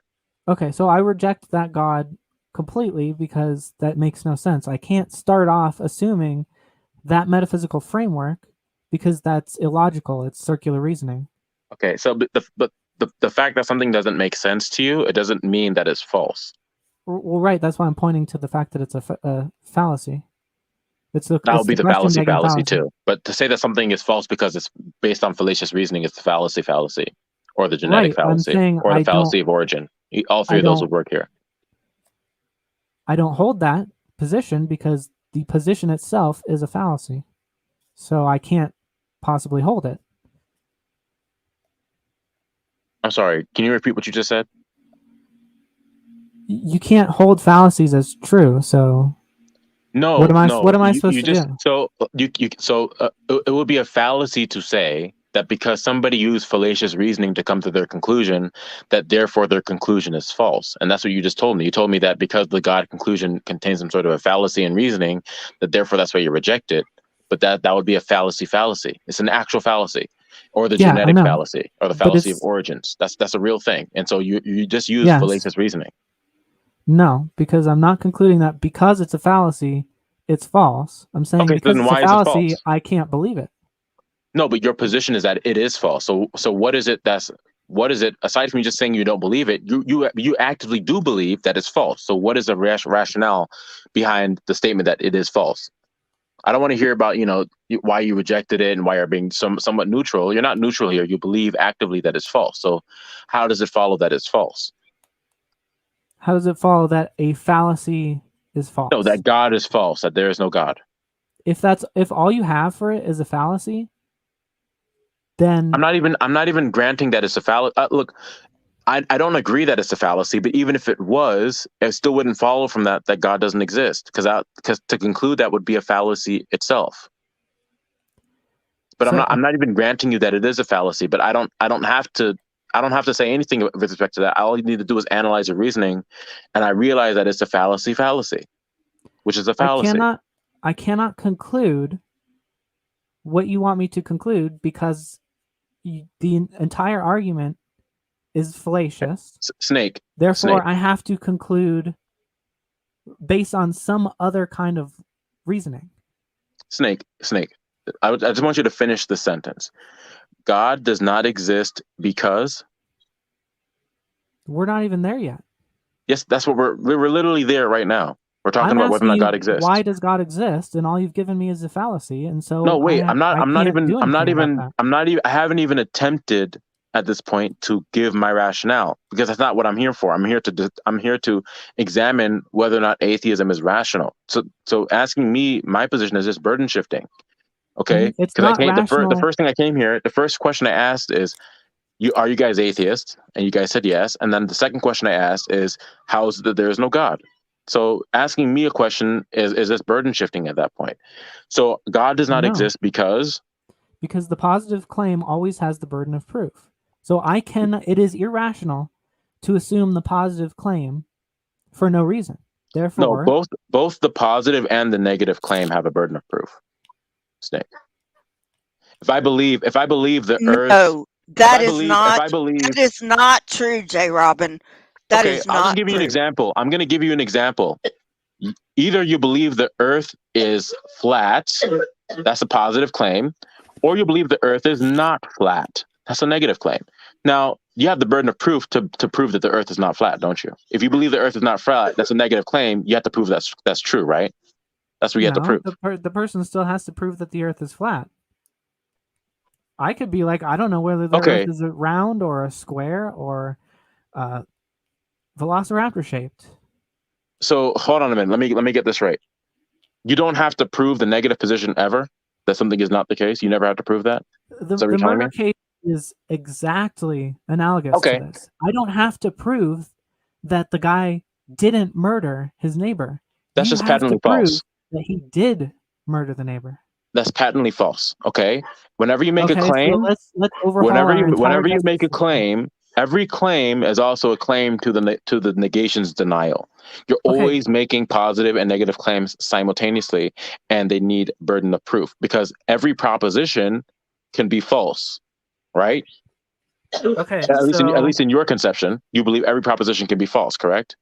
So the neighbor is guilty of murder because you said so. That's not relevant. I'm talking about the burden of proof. Every claim, whether you say that X is true or X is false, requires a burden of proof, right? So hold on a minute, let me get this straight. Let me get this straight. If I tell you that atheism is not true, then I don't have to prove myself, right? That's a nonsensical statement to begin with. If we're going to conceive of atheism as a statement, whether or not you agree that this is what atheism is, if we're gonna, for the sake of discussion, agree that atheism means there is no God, and I tell you that atheism is not true, does that automatically therefore mean I don't have to defend? I don't have to say that God exists. I can just do the runaround and say that atheism is false and communicate the same thing, except now that I'm saying that not, therefore that somehow changes the proposition in some way, right? Yeah, the term you're looking for there is anti-theism. It's an anti-theistic attitude. That's irrelevant. You're not getting the point I'm making. Whoa! That is an equivocation. False does not equal not true. Yes, it does. Correct. No, it does not. I agree with false means not true. No, it doesn't. Tried to make you, J. Robin. Yes, it does. If you're saying let's say the proposition, there are 100 marbles in the jar. Okay. To say that proposition is false is also to say that the proposition is not true. Nope, it's not. Okay, so I want you to give me an example. So maybe it's just ignorance on my part. Okay, and I'm more than welcome to hear the distinction that you can give here. When is it ever going to be the case? Let's use a marbles in a jar analogy. When is it going to be the case that something is not true, but it's not false either? When In is that all going to of be the case? epistemology. When I didn't hear that answer. You're talking about ontology. Yes. Ontologically, not true is false, but epistemologically, not true is not necessarily false. We're not talking about epistemology. We're talking Well, about that's- ontology. We don't have access to perfect ontology. That's the point of epistemology. Okay, listen. I'm asking you if you have a rational defense for your position. Okay. Yeah, and it lies in epistemology. your position, to be clear, that we've now done this like almost a dozen times now. We've clarified upon clarified upon clarified. Their position is that there is no God as he's been defined in this conversation. Okay. And so I want to know from you, you said that your defense for your position was that there is no evidence for God. And the one we're looking at here when we say evidence is that there is no thing that stands in causal relation to God. So God does not exist because my position is epistemological. So Snake. I have Snake. to I'm asking an assume- ontological question. So now you're equivocating between epistemology and ontology because I'm asking God does not exist. I didn't ask you whether or not you knew that. I'm asking God does not exist because. Well, then I don't have an ontological position because I can't. So you don't have a rational defense for your epistemology. position? No, So you don't have a rational rational. defense for your position? It would be irrational if I had an ontological position without any epistemology. No. Okay. You already conceded that everyone has a metaphysic, which is a synonymous in this case for an ontology. Everyone has an ontology, a state of being of facts. Okay, which I arrive at through epistemology. That's fine. That's fine. I get to ontology through epistemology. I have to start with epistemology first. No. It's actually more circular. I mean, look, you have an epistemology because of an ontology. You have an ontology because of an epistemology. They're married to each other. You can't have one without the other. Okay, bottom line. So when it comes to your position that God does not exist, I want to know. Just finish this sentence, and we'll be done. God does not exist because. I've already given you lots of reasons. So but when we examine those reasons, you didn't have anything. We're asking, why should I believe in God? That's it. I'm asking you the question, and you're burden shifting, because the first question that was listen. You didn't ask me to demonstrate that God existed. I came in here to ask you and Lisa how it follows that there is no God. That's what I came here to do, and that's what I'm setting out to do now. Asking me to defend my position is burden shifting of the highest order. Robin, be quiet. Because you should. I am not saying God does not exist. I am saying I do not know that there are any gods. That is Lisa, that's fine. That's fine, Lisa. You are trying to say that I am saying there are no gods, and that is not what I am saying. Lisa, I went through this line of reasoning with Snake already. Look, if you didn't, because I wasn't talking to you, it's okay. Like I understand that, but Snake already understands and has accepted that you cannot be neutral. He's already accepted that. So if you haven't accepted that, then you either have a rebuttal, or there's some other line of reasoning that maybe you didn't hear from me that you didn't catch.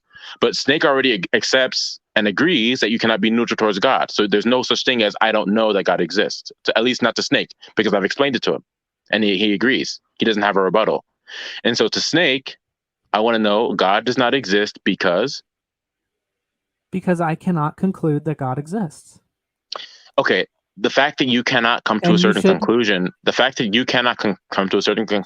whether it's because of the fact you're not convinced or because of your incredulity, it doesn't follow from that there is no God.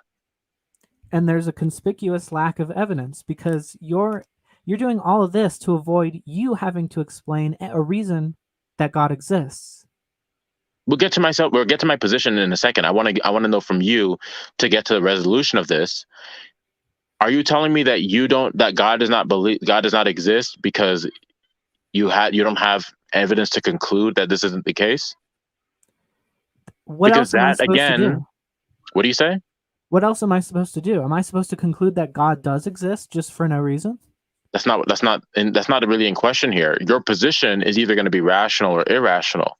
And so if your position is on the basis of that you don't have evidence to prove that God exists, then that's the appeal to ignorance fallacy. And the appeal to ignorance fallacy is X is true if it hasn't been proven false, and X is false if X hasn't been proven true. And that's exactly what you're doing. Innocent until proven guilty is more rational than guilty until proven innocent. You're trying to use other terms and introduce new concepts in here, like innocence and guilty in the legal system in America, to try to cloud the issue. We're not talking about the legal system in America. We're talking about metaphysical frameworks, which are two different things. Okay, because people have a certain. Listen, look, you can give me the innocent until proven guilty cliche, and it really is a cliche because that's because it's true. people's subjective court or legal, what they hold to, their standard. But that's irrelevant to what we're talking about here, because in logic, or at least when it comes to a syllogism or rational defenses for your position or arguments, then that doesn't fly to say that because you haven't proven something that therefore it's false. That doesn't fly logically speaking. Okay, people can have other beliefs in other places and for practical reasons or whatever, or legal reasons, that's fine. But I'm asking you, because you hold to the position that this is the case, you need to be able to defend that. So do you have a defense, logically speaking, for the claim that God does not exist? Do you have a logical defeater for God? Yes or no? Yeah, but you're trying to conflate ontology with epistemology, so it doesn't work. So look, this is what we're gonna do to get to the bottom of this. You said so. The answer to my question is yes. You have a defeater. So this is what I want to know from you. Okay, this will make it clear. The next thing that I want to hear X, whatever you're gonna say. Therefore, necessarily, there is no God. So whatever you say, then you have to be able to tag along to it. Necessarily, no God. So what is that thing that you need to fill in the blank for? And remember, it has to necessarily follow because we're talking about arguments and logic here. So I hold the position that there should be evidence for God. You don't have any evidence for God, therefore, we should conclude that there isn't a God. Okay, so again, evidence refers. So now we're pushing the can further now. So the next claim that you're making that has to be substantiated is that there is no evidence for God. We did this already before. You told me that there is no evidence, and that evidence means that nothing stands in causal relation to God. Nothing. Okay? So I want you to tell me, even if one fact, I want you to give me even one fact that does not stand in causal relation to God ultimately, and how you determine that to be the case. Let's say, for example, this conversation that we're having. This conversation in your worldview, the fact that we're having this conversation is not ultimately causally related to God. So how did you determine that that's the case? How did I determine this conversation is not causal to God? Yeah, ultimately speaking, that the fact that we having this conversation is dependent upon the fact that we exist, and the fact that we exist is dependent upon other things, and all those things ultimately, you believe that they don't ultimately tie down to God. So how did you determine that that's the case? The way I determine things is through epistemology. Okay, Snake. Which is the the claim that you're making is that our existence and this conversation right now is not ultimately tied down or causally related to God. So these things are not related to God. These things are not related. So again, we'll do this again. We'll do this again, Snake. I'm going to ask you this question, and then you're going to have to be able to say X, therefore, this conversation is not ultimately related to God. Okay, so what is that thing that ultimately therefore follows that they're not related to God? What is that? I have no reason to believe that. Okay, the fact that you don't have a reason to believe in something, that's again the appeal to incredulity. It's a fallacy. It's not. The appeal to incredulity is not a fallacy? No, it's epistemological. No, that's a fallacy. You cannot conclude. You said I can't be neutral. So okay, I have wait, hold on a minute. Be positive or negative. I have to be negative because I cannot be positive because that is dishonest and irrational. Okay, hold on a minute. So you just admitted that you're not answering the question because I made it clear earlier that I'm asking an ontological question. And you said you just told me that you're responding with epistemology, so that's not an We answer can to my only question. answer ontology with epistemology. No, you can answer ontology with ontology.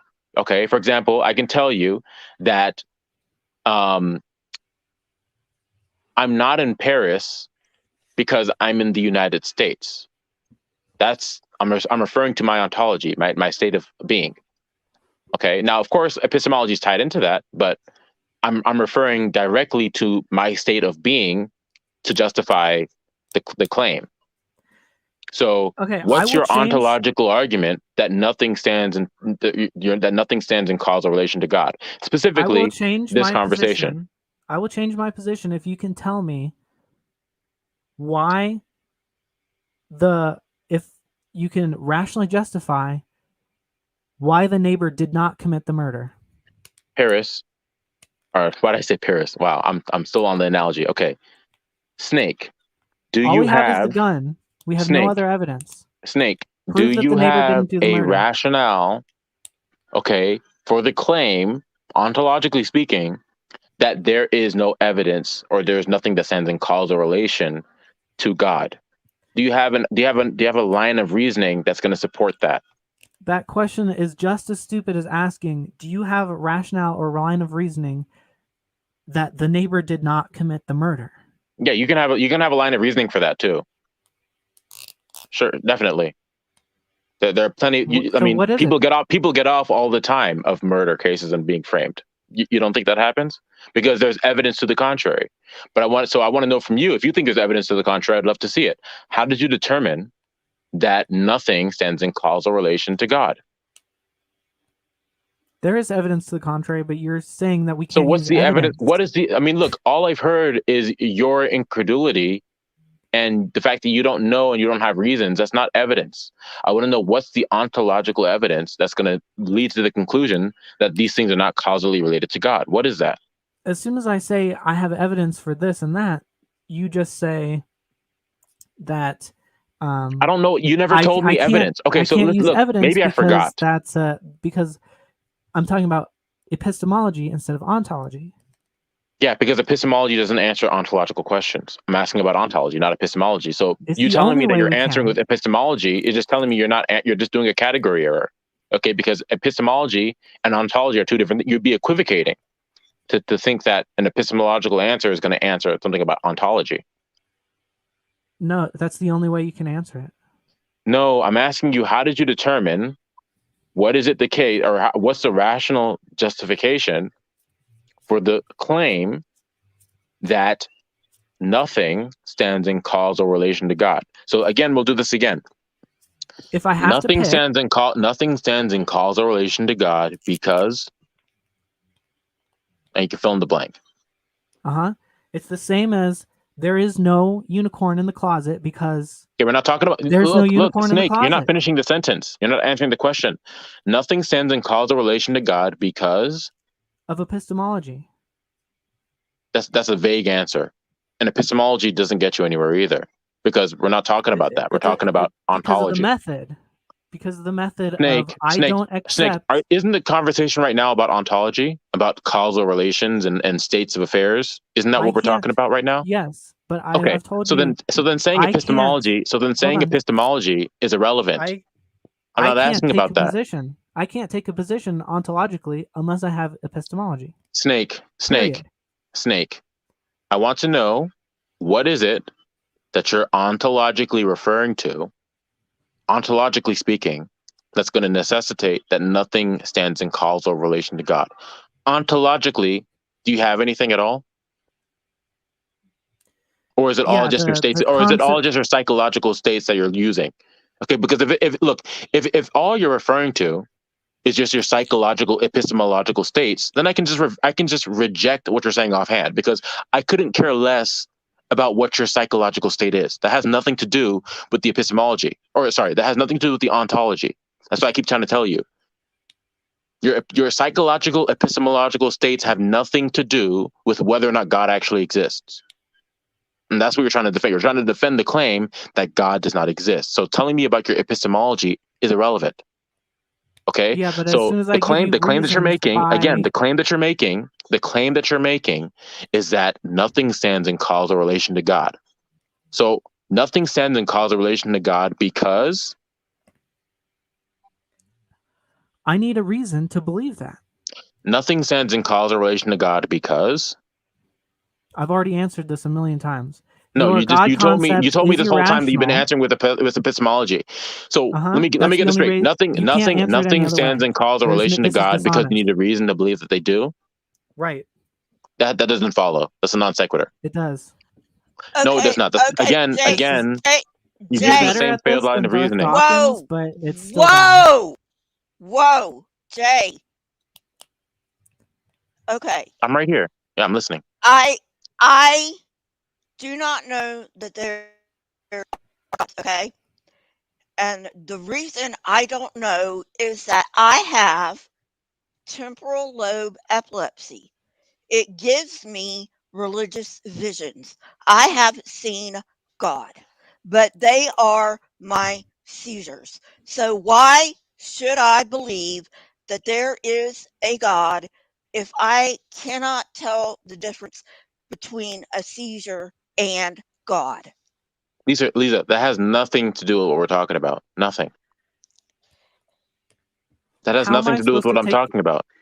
I'm asking Snake. I don't I am I want you to answer the question. If I cannot tell the difference between a seizure and God, why should I believe in God? Are you really telling me that seizures are affecting whether or not God actually exists? I'm saying I can't tell the difference between Okay. a seizure and God, so why should I believe there is a God? You should believe in a God, at least specifically the Christian God, because of his properties. That's irrelevant, again, though, to what we're talking about with respect to Snake. Okay, I'm asking Snake a question, and I don't want the burden to be shifted to me when Snake is who's in question here. Okay, in his position.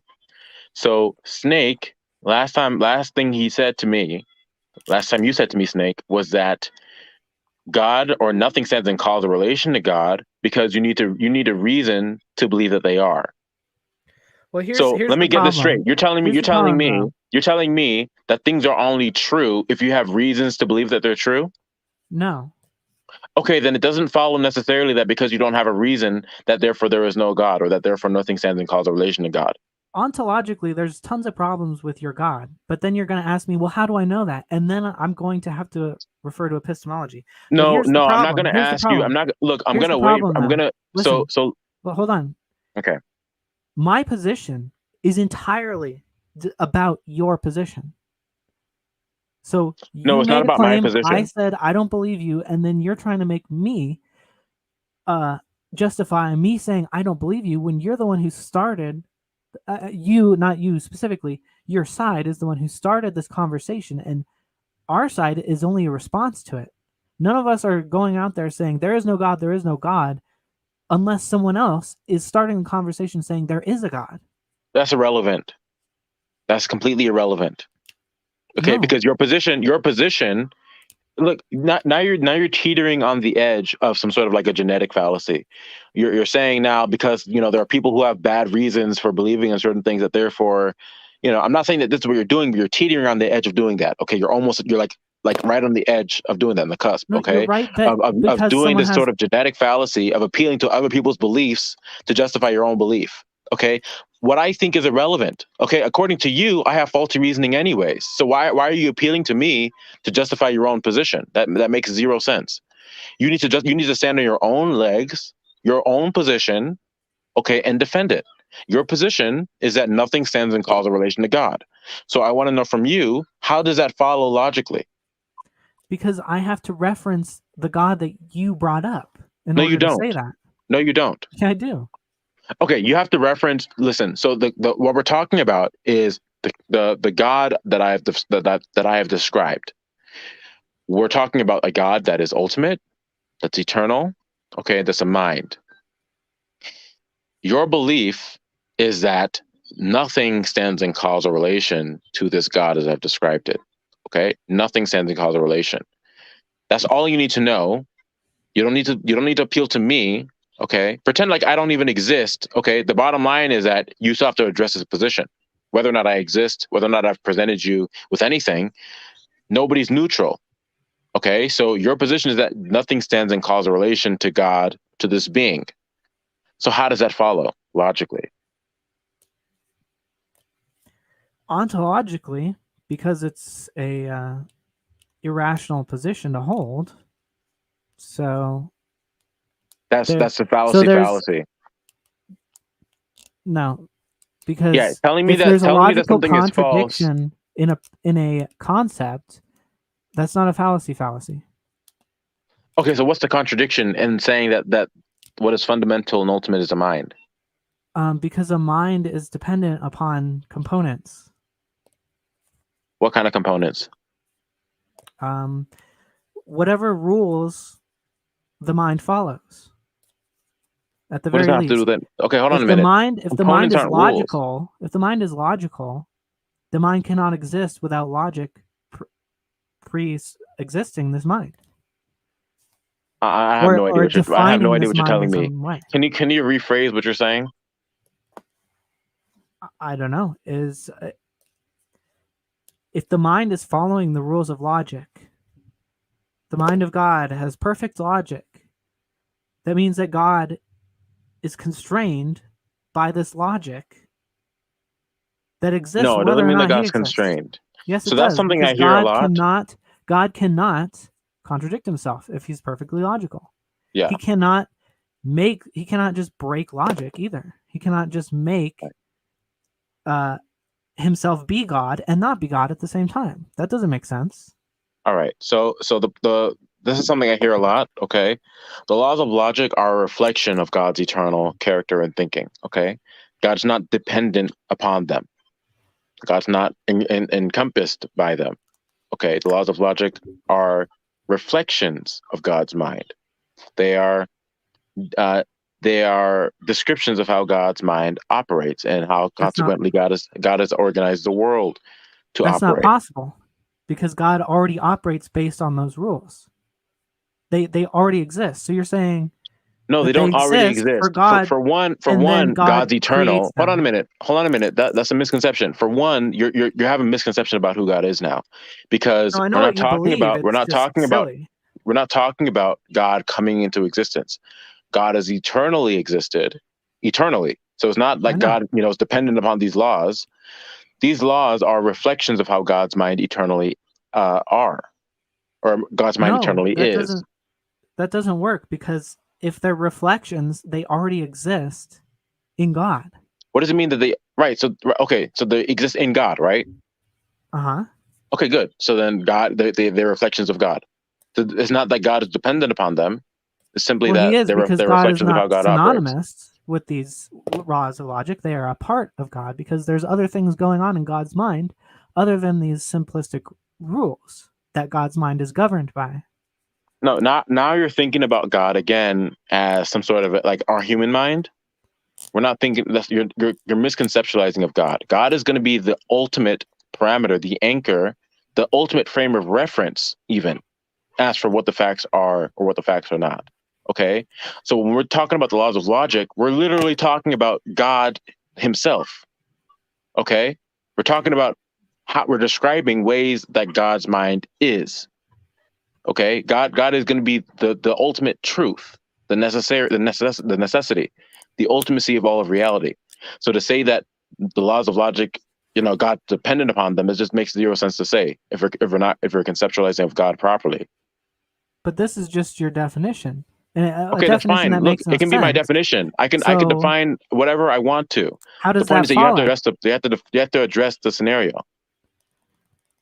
Well, I am, because this scenario is it's illogical. No, it's not illogical. I just explained it to you, and you don't have so do you have a counter rebuttal to what I said? Yeah, because if it's a mind, it's doing more than just being logical. If it's a consciousness, it has these laws of logic plus other things. So there's components to God, any of which, if are taken away, it's no longer a God. So what does it have to do with anything? I'm just curious. Before I address what you're saying, what does it have to do with with whether or not God actually exists? What's the contradiction here? Because it means that God is necessarily dependent upon these things, and so thus, by the definition contradicts itself. So you're saying that God isn't dependent on anything, but the nature of an ultimate mind means that it is necessarily dependent. But How does this on follow the that God's components, dependent? What is God dependent on, and how did you determine that that's the case? What's the argument for that? the components of his mind, whatever's making him work. No, Just like God's if you mind is take not out the God's firing mind. God's pin mind does not have from, components. So again, that's a false thing. God's mind does not have components. Okay, well, you God's don't mind want is there to be in the absolutely simple. definition, but there What do you say? necessarily has to be. No.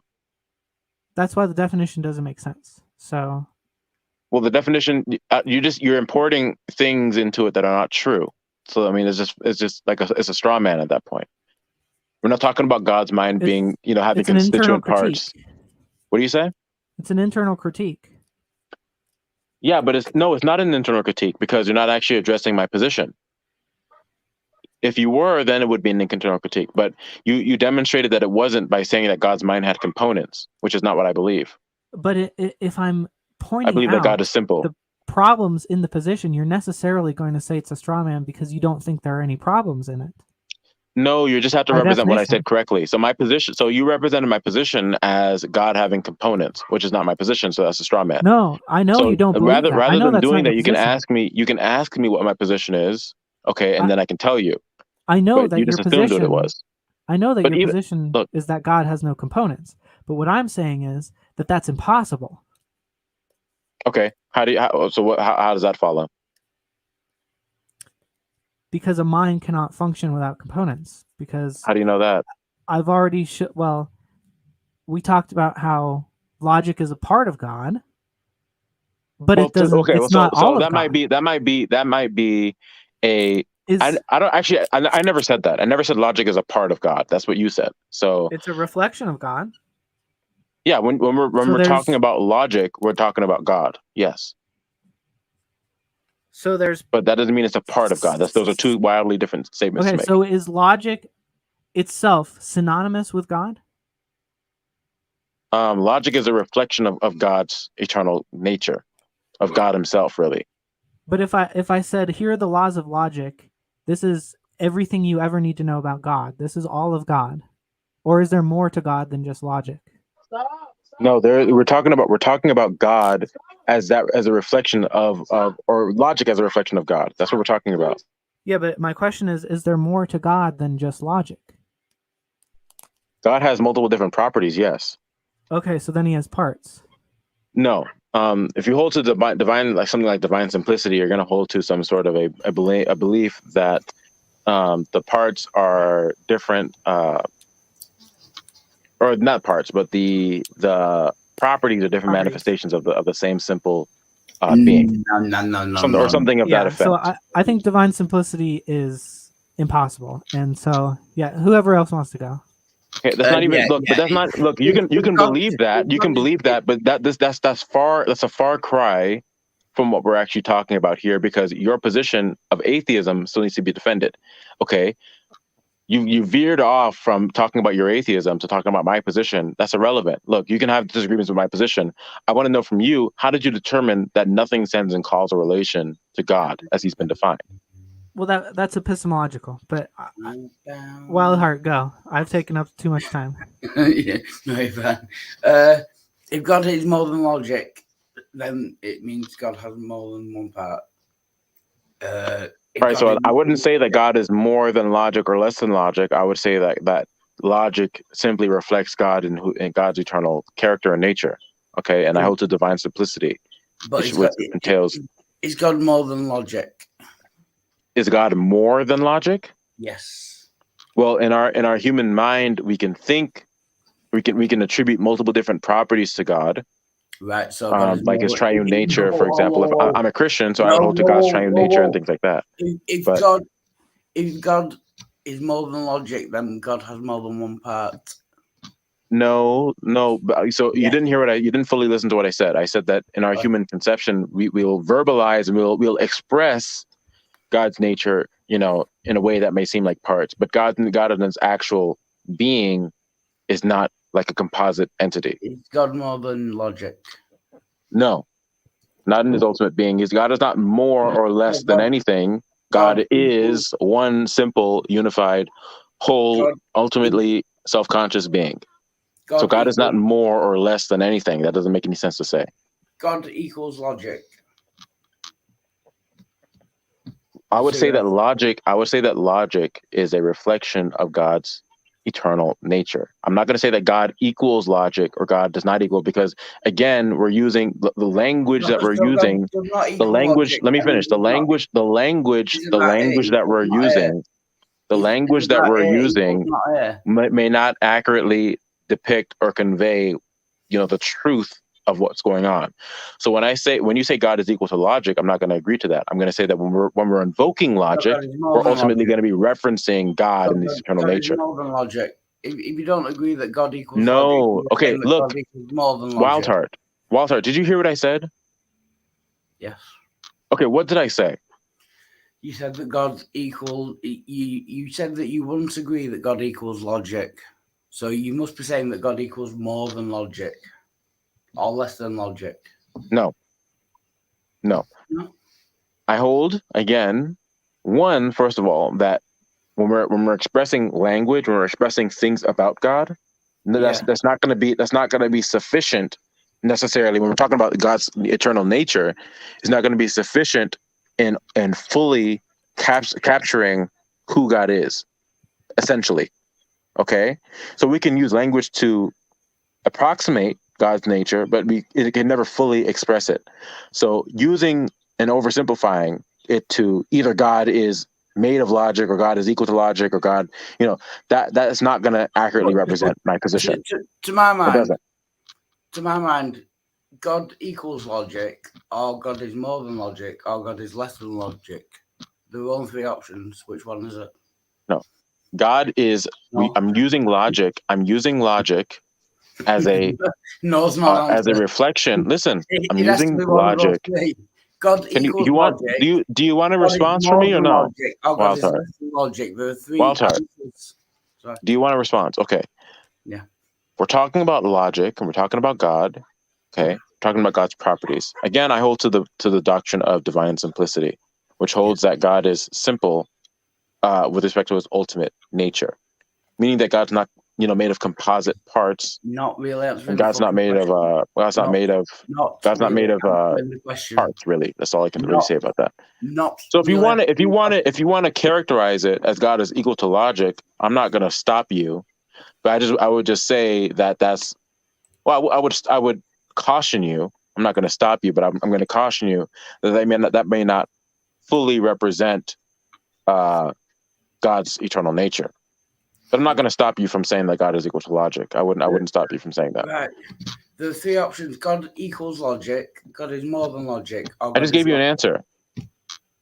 I don't understand the answer. I just told you. So if you were the best approximation, again, I'm not saying this is the way to fully understand or grasp who God is, but I wouldn't stop you from saying that God is equal to logic. I wouldn't stop you from saying that, but I would caution you again to the dangers of language and fully understanding God's nature.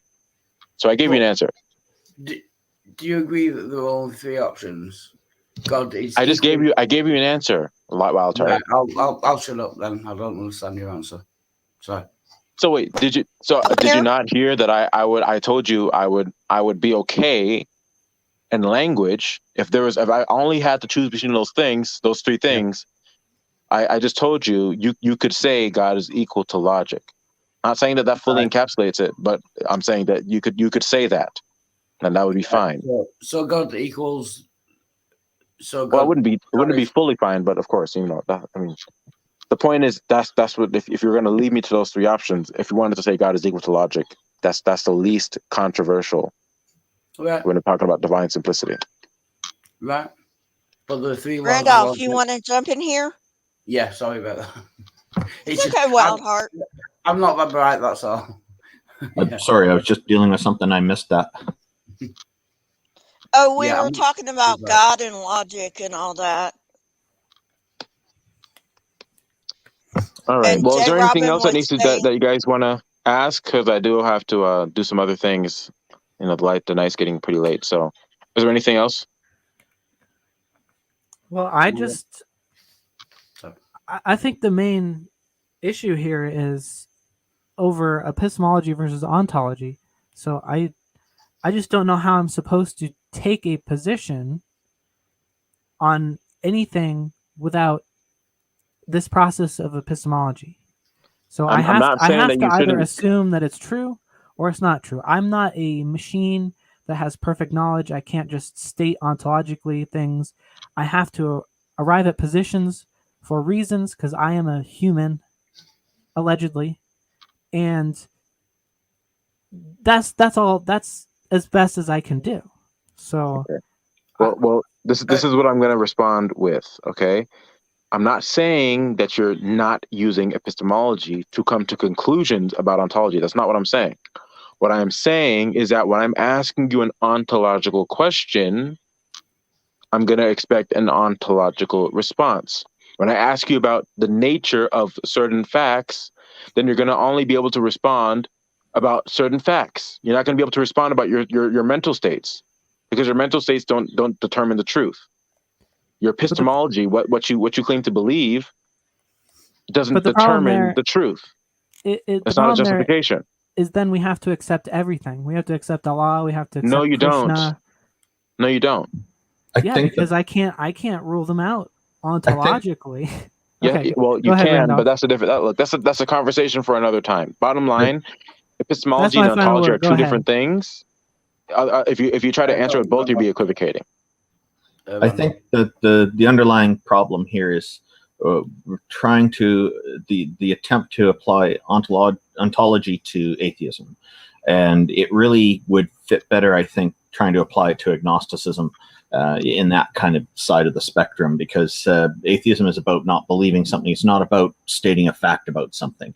Well, So, Snake would, after tonight, Snake would disagree with you, Randolph. So maybe you guys can talk about it amongst yeah, yourselves. we can talk about that. But Can I just ask yeah, one so more I question? think there's a bit of a misfit there, because I'm not trying to answer in ontology, and that's where I think you and I were at a bit of a miss. And again, thank you, Jay Robin. I appreciate the conversation. Go ahead, Wildheart. Yeah, I was going to say, if God equals logic, there are three laws of logic.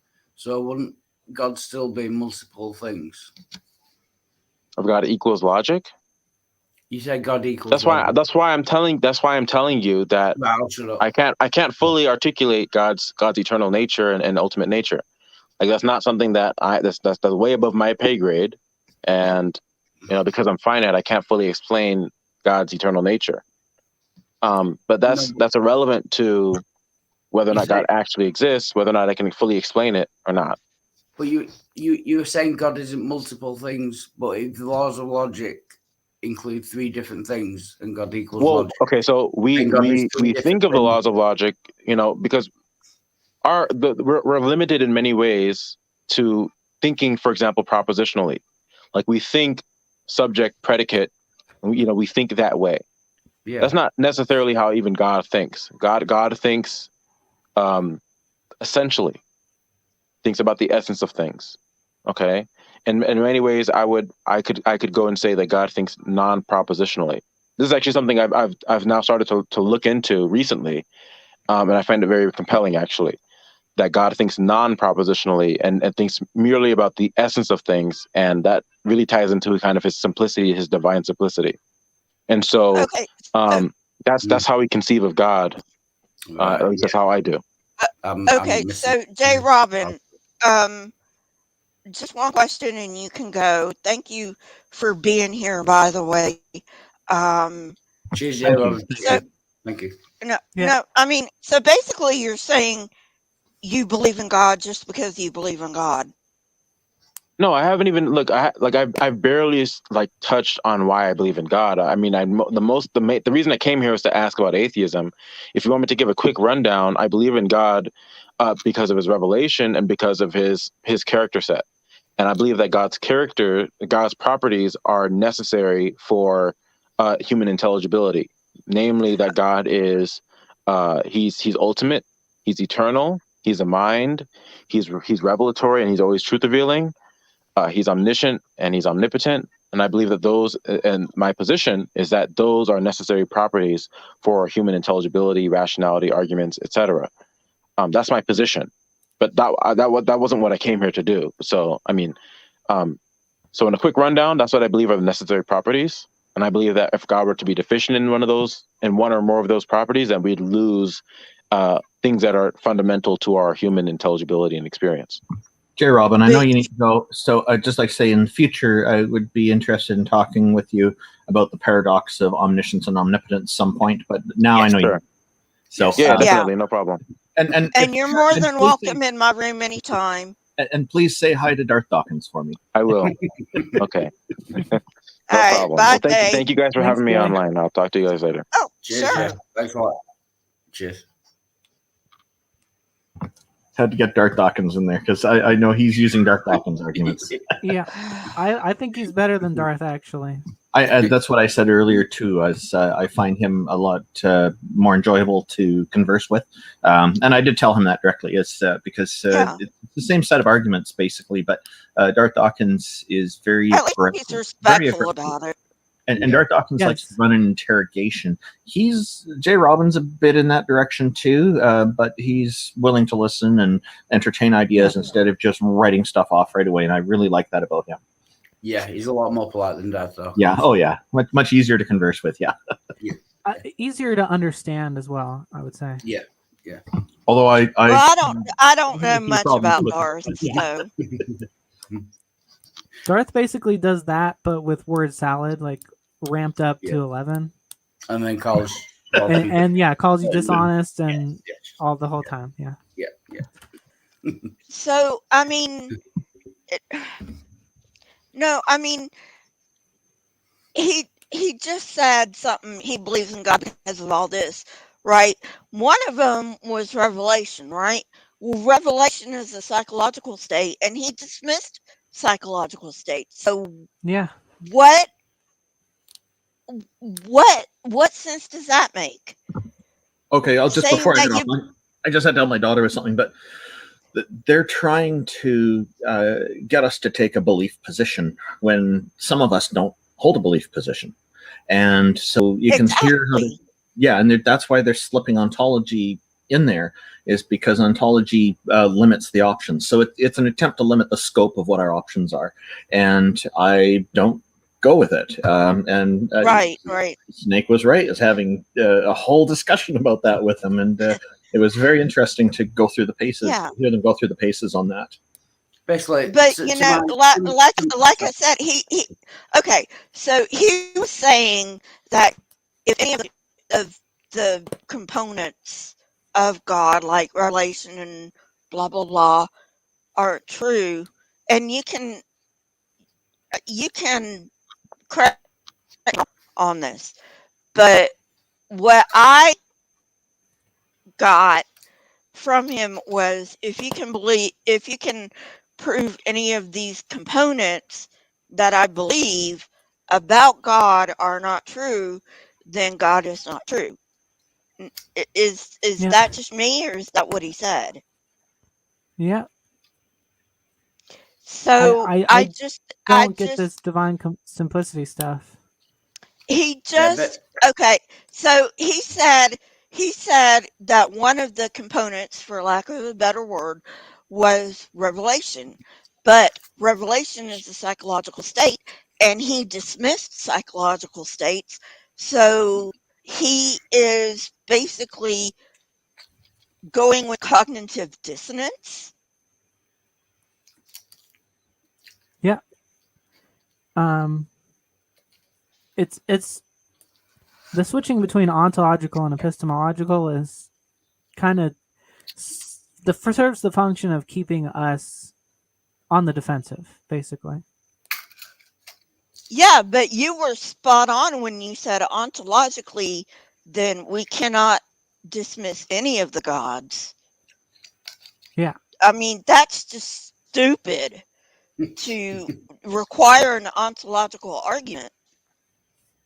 I'm sorry, people like me because I'm forthright and I'm honest and I tell it like it is, and that's just what it is. It's stupid. Yeah, I think it's a little desperate too. It's tough being in that kind of position. Like I think it's actually a much stronger argument for God to say that he's not the most ultimate thing in existence. You might want to say he's the most ultimate mind in existence, but it's a much stronger position to say that God is more of a product of the universe than everything in existence is a product of God, because you just Well, and my question is, well, where they want to say that the universe is too complex to have come into existence, by itself.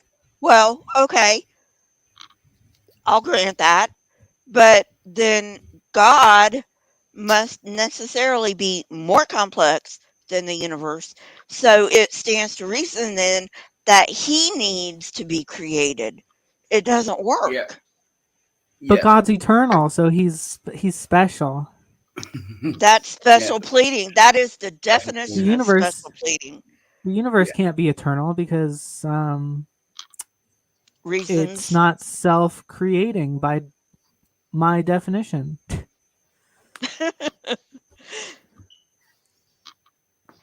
Yeah, we just went around the bend. I'm sorry. Yeah.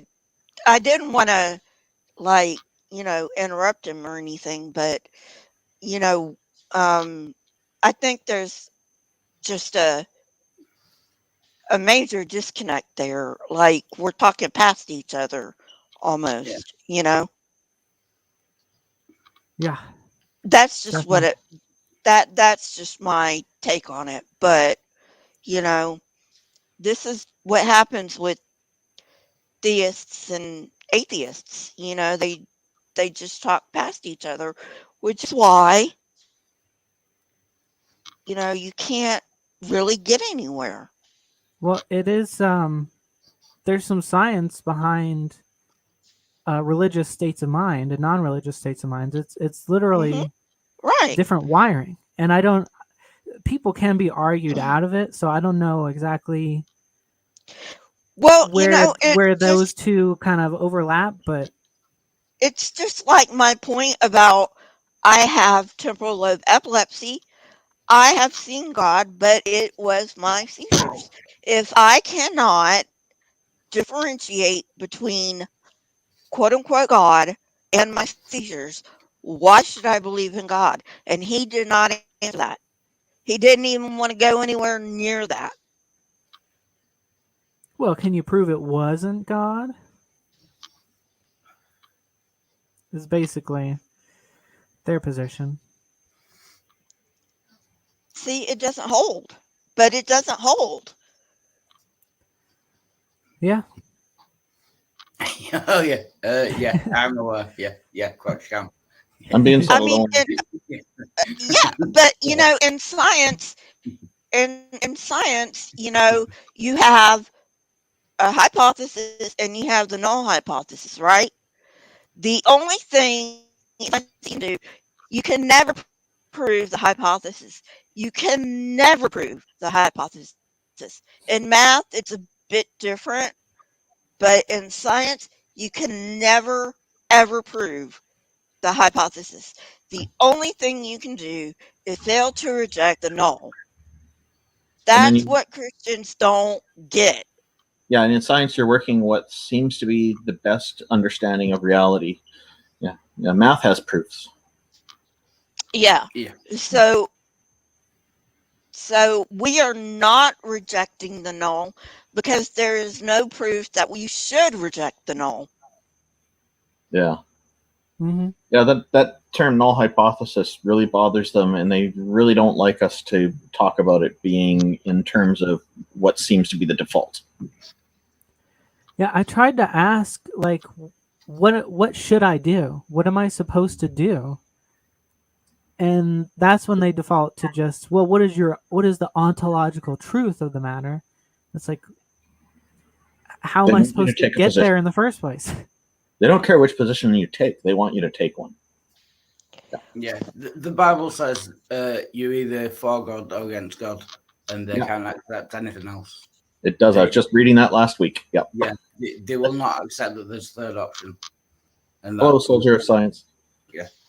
Yeah, that's the thing. If you see, I think that they have they harbor some insecurity about their belief in their god or goddess or deities, Well, whatever. of course they do, because if they didn't, they wouldn't argue about it. Well, it's a little more than that. This is why they so desperately want everyone else to be on a level playing field with them in terms of, okay, they believe that their deity is real, so they want us to have the belief that deities are not real, so they can argue with us on what they perceive to be a level playing field. And they're right, it is a level playing field. But if their argument actually has merit, it won't matter whether or not we take an opposite position. The argument that the facts can stand for themselves, and that's what they know is not the case. So that's why they try so hard, so they can turn around and say, haha, you're wrong, so I must be right. That's what they want us to do. And that's why they want it to be, see, this is the trap they're trying to lay, is to get us to take a position. That's why they use ontology, because then it has to be one or the other. It's really the ultimate black and white fallacy in a way. And then if we don't, if we take that position and they can show us that ours is irrational somehow or wrong somehow, then they can say, aha, so you're wrong, so mine must be right. And they want to win by default. And we got to make sure that they. But that's a false dichotomy. Yeah, that is it a is. false dichotomy. It and is. Also, with lack of belief atheists, they are trying to fit, and it That's just me. doesn't That's work. me. I don't believe, and I'm not taking the position. I don't have to, and I'm not against taking a position. I'm open to it, but I need something better than what's available to me right now. Yeah, It's funny because they actually kind of want to eliminate the possibility of agnostics entirely. Agnostics is a different thing. That's like well, people they're who simultaneously like, well, they kind of agree with Steve McRae. They're like, atheism is necessarily a claim that gods don't exist, but they're also saying that you can't be neutral on the position either. So there's. See, McRae does that too. He claims atheists, or he's putting ontology onto atheism, and I don't agree with that. It just doesn't make sense. Yeah, I'm agnostic on the existence of Steve McRae. Yeah, you don't know. That's right. Yeah. But it's precisely the process of pseudoscience where they hold the highest possible standard of evidence for our position, but all they need to be convinced of is, well, I define it a certain way, and I believe that definition. Mm-hmm. Yeah. But we have to prove all the negatives in the entire universe. And that's what I said I can't do. I cannot. I don't have the tools to explore every part of the cosmos in one atomic operation, or in any non-atomic operation for that matter, to rule out that any deities exist. I'm not able to do that, so I can't realistically take the position there absolutely are none. Now, if I had to choose, I would lean toward the anti-theism side, because from what I can see, at least it doesn't have those contradictions that the belief side seems to carry with it. But I'm not. I haven't taken the position because I have to look at now this and say I can't do this. Yeah.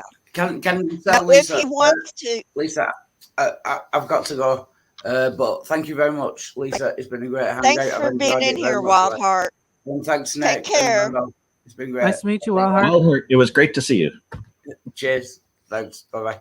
Bye. Now, if he wants me to take a position on his particular God, and he said he was a Christian, so that means he believes in the quad omni God. If he wants me to take a position on his God, I am very glad to accommodate him. Your God does not logically exist. Now, if you want to take omnibenevolence off the table, then there is a chance your God can exist, but the way you put him, he cannot. Yes, Randolph. there's still a problem because he identified some other characteristics: omniscience and omnipotence. That's what he said he believes. And so, among with other things too. And the problem is, omniscience and omnipotence is a paradox, because this God, who is omniscient and omnipotent, all-knowing and all-powerful, meaning he knows everything and he's able to do anything. So he could know that tomorrow we're going to get sunny weather here. Tomorrow rolls along. He can use his omniscience to change the weather right at the beginning of the day and change it to snow or rain. By doing that, he invalidates his omniscience from the day before. Exactly. Therein lies the paradox. So that's a paradox that needs to be resolved. So it can't actually be full omniscience or full omnipotence in this case. You Yeah, just don't that is- understand the ways of God. He's too mysterious Yeah, I don't, for you. apparently. Which one? Yeah. Yeah, which one? My Which God. God? Oh yeah, yours. Obviously his God. Like, so you're saying Zeus can't exist? Well, I'm saying. Well, I know what you're saying, Randolph. The thing I'm saying. I'm saying the paradox has to be resolved, but there is a way that one could make that paradox resolved, and I could get into it if you wanted. Sure. Okay, so there is the concept of absolutely nothing, and the thing is, with absolutely nothing, that would mean that there aren't necessarily any laws of logic or laws of physics or laws of anything, as well as matter and whatnot. So because of that, it might be possible that something could erupt from it, including a deity that could do all these things. And that would be, I guess, a foundation for making something like this possible. The problem is, we don't know if it's possible for absolutely nothing to exist. And so it doesn't fully resolve it, but it kind of gets us a bit closer, I think. That's as far as I can go with it. Yeah. The other thing is, if nothing but God existed, like before the universe Before the existed. cosmos. Yeah, before the cosmos. If nothing existed but God before the cosmos, that means nothing existed. And that's another thing they don't understand. The rules of logic would not apply to this whatever that God inhabits before the universe. So God could exist and not exist at the same time. So one of the questions that needs to be asked is, hello, Soldier of Science. Hello again. Thanks for joining us. One of the questions that has to be asked is, do they believe that their God has to conform to the laws of logic or can circumvent them? And I've debated with Christians who are on both sides of that fence. So, it's important to kind of get that clarified before engaging in that part of the conversation with them is all of the advice I would give on that one. Jay tends to not believe that. It depends who you're talking to. We're talking about Jay right now. He says that he does, but then from what he can say whatever he wants to say all day long, but from what I get from his position is that God does not need to follow the laws of logic. That's what I get from his position, even though he says God does need to follow the laws of logic. So for the Because Christians, God is logic. For the Christians who say their God has to conform to the laws of logic, then the paradox is a problem. They can't be both omniscient and omnipotent. There has to be limitations on at least one of those two. There has to be a compromise there. But if they say it can circumvent the laws of logic, that resolves that paradox. Right. But that's probably I mean, I agree with Randolph, and I think that probably most Christians haven't even reconciled that question. They probably have not even faced that question. I suspect the same. Yeah, and honestly, it's kind of funny because I've had this Jehovah's Witness calling me in the last couple of weeks, and her name is Mary. she told me recently that she joined the Jehovah's Witnesses in 1974. So I imagine she has to be, probably in her 60s or 70s. She was a Catholic before. I think it's interesting in one respect that with COVID, right, Jehovah's Witnesses probably had to branch out into the internet world and calling people instead. And the first time, hey, progress. Yeah, it's kind of progress. And she called me like about 2 weeks ago, and at first I didn't know she was Jehovah's witness. She just was like trying to get me to go to a website, which I even just kind of glanced over the fact that she said it was jw.org, which I should have realized at that point. But like in that first call, I was like, she was asking me questions, and I said, let me just ask you, why do you believe in a God in the first place? And it was the typical Christian apologetics, and mostly came down to design. Mostly came down to, hey, the world looks designed, and so therefore it must be designed. And we ended the call in that first call, like, she obviously knew I was an atheist, but she called me back a week later. Which I thought was like amusing, because when I lived in my house and Jehovah's Witnesses came up to my porch, they definitely blackballed me. Like after the first conversation, I know I was on a list, like, don't visit this dude. So she called me back. Go ahead. I'm sorry. How did she defend 1975? So this is interesting. Because I didn't know about that. I didn't know about that at the time that she was talking to me. I really didn't know the history of Jehovah's Witnesses. I know there's a family that lives by me that are Jehovah's Witnesses, but I really didn't honestly know the history until after that second call, when like I was really interested, and I was like, wow, 1974 when she joined was very pivotal in Jehovah's Witnesses, in the fact that 1974 and 75 was like a prediction event for them. And she was probably one of these people who sold all her possessions. I didn't ask her that because I didn't know at the time. I researched this after the fact. But I was like, wow, the fact that she joined in 1974, they screwed over a lot of people. It's a significant date. It's a super significant date. But she called me back a second time, and like, she opened up. She's like, hey, this is Mary. I talked to you a week ago, and you mentioned you were a Christian for 40 years, but you don't believe in God anymore. And she expanded with that. And super interesting for me is the fact that a Jehovah's Witness who knows that I'm an atheist ex-Christian for 40 years would try to argue anything with me at that point. Like in all honesty, I was like, everything that she was saying, and which is funny, and I didn't know, is Jehovah's Witnesses, they believe in Noah's Ark, for example. They believe in the flood. They believe in the globe. I didn't know that. They believe in global flood. So we were like getting into that, like we were I was kind of like, it makes absolutely no sense that a God has the same logic structure as humans.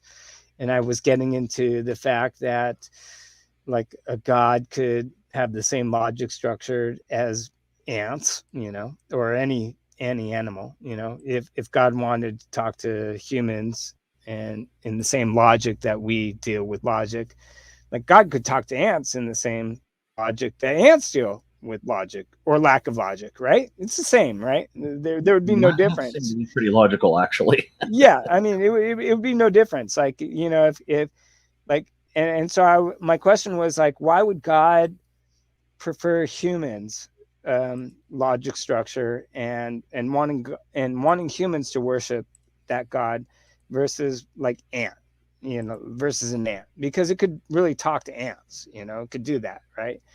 She had no explanation for that. But then that led to the Noah story. And then I like totally gave up my street epistemology right there of questioning, and broke into the, how could you believe in the story of Noah? It's like totally like debunked. Like science has debunked a worldwide flood. And she immediately was like, that's not true. That's not true. I don't believe that. And I kind of shuddered. I didn't mean to, but at that point I could see. You should have brought up the heat. The what? The heat problem. Well, no, I mean, there's so many problems with the Noah story. I mean, I was Well, even I mean, like, yeah, I know that. I know that, but the heat problem is probably the nail for me. I don't even think that's that.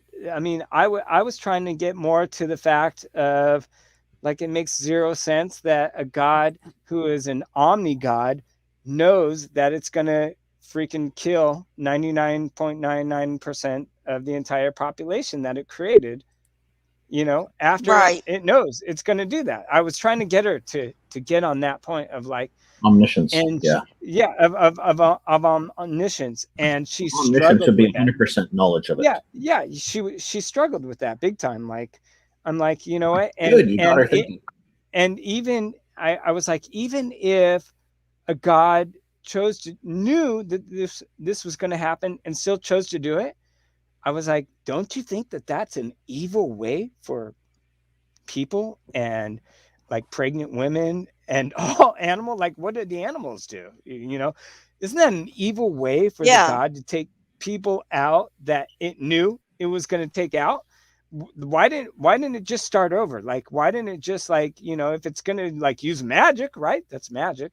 Like, if it's going to use magic, just erase it, right? Why not just erase all of them, even Noah, And she had a super hard time struggling with that. And I think that was the point I probably got blackballed from the phone list now as well. When they come to my door, come to my door, I give them my card for the Canadian Atheists, and I tell them, let the church leaders know I'd be willing to come and have a conversation about atheism with them on a stage in front of the congregation. None of them has taken me up on that offer yet. Yeah. Gee, I wonder why. It's amazing to me, though. She joined in 1974, which I later realized 1974 and 75 was a huge event. And I'm hoping she calls me back now. And I want to like ask her, like, did you sell your house and cars in 1974 because you thought the world was going to end in 1975? And have you been like stuck there? Lisa, I tried to post a link to explaining the 1975 event in the Firebrands, right? The chat. It didn't show up though. Maybe you could copy it from the private chat and post it in there in the public chat for me. Sure. Thanks. No, but Firebrand Atheist is right. Like those questions, like, I mean, the fact that she called me back means I didn't really screw up in the first call as far as like making her feel welcome to talking to me. But the second call, for sure, I think I screwed up in the fact that I was kind of like bringing things more to her face, And I mean, obviously, if she joined in 1974, and you can imagine she was probably in her 20s, she's got to be in her 70s now, I would imagine. And you cannot bring the fear of death to someone who has followed avoiding the fear of death by subscribing to one religion, no matter how culted, no matter how much of a cult it is. Like, she's probably totally cool with, and I even asked her that. I asked her that in the second call. I was like, is there anything that I could say? Is there any evidence that would get you to no longer believe in the God that you believe in? She immediately was like, no, absolutely not. And I was like, well, then there's no hope for you. Kind of was my response, was like, there's, you have no ability to overcome what you've been programmed to believe. And in all honesty, when people ask me why I'm an atheist, which, I'm like probably the only one in my family. I say I'm lucky. I'm very lucky, and especially if you're a Calvinist. If you're a Calvinist, you absolutely believe that luck is what made me an atheist, whether that's bad luck or good luck. You would Right, believe that. right. You would believe that. I mean, it's I have no choice, right? I mean, in the Yeah. Calvinist belief, I have no choice Well, other than to yeah. overcome my brainwashing, more or less. I used to be a true blue believer in the Christian God, you know, and um, there was a time I would have said, "No, there's no way you can convince me." And look at me now. You know, Yeah, that's why yeah. I do. That's why I do this, Oh yeah. because there is a way to change people's minds, but they've got to change it. You know, it's they. Nobody can change it for them.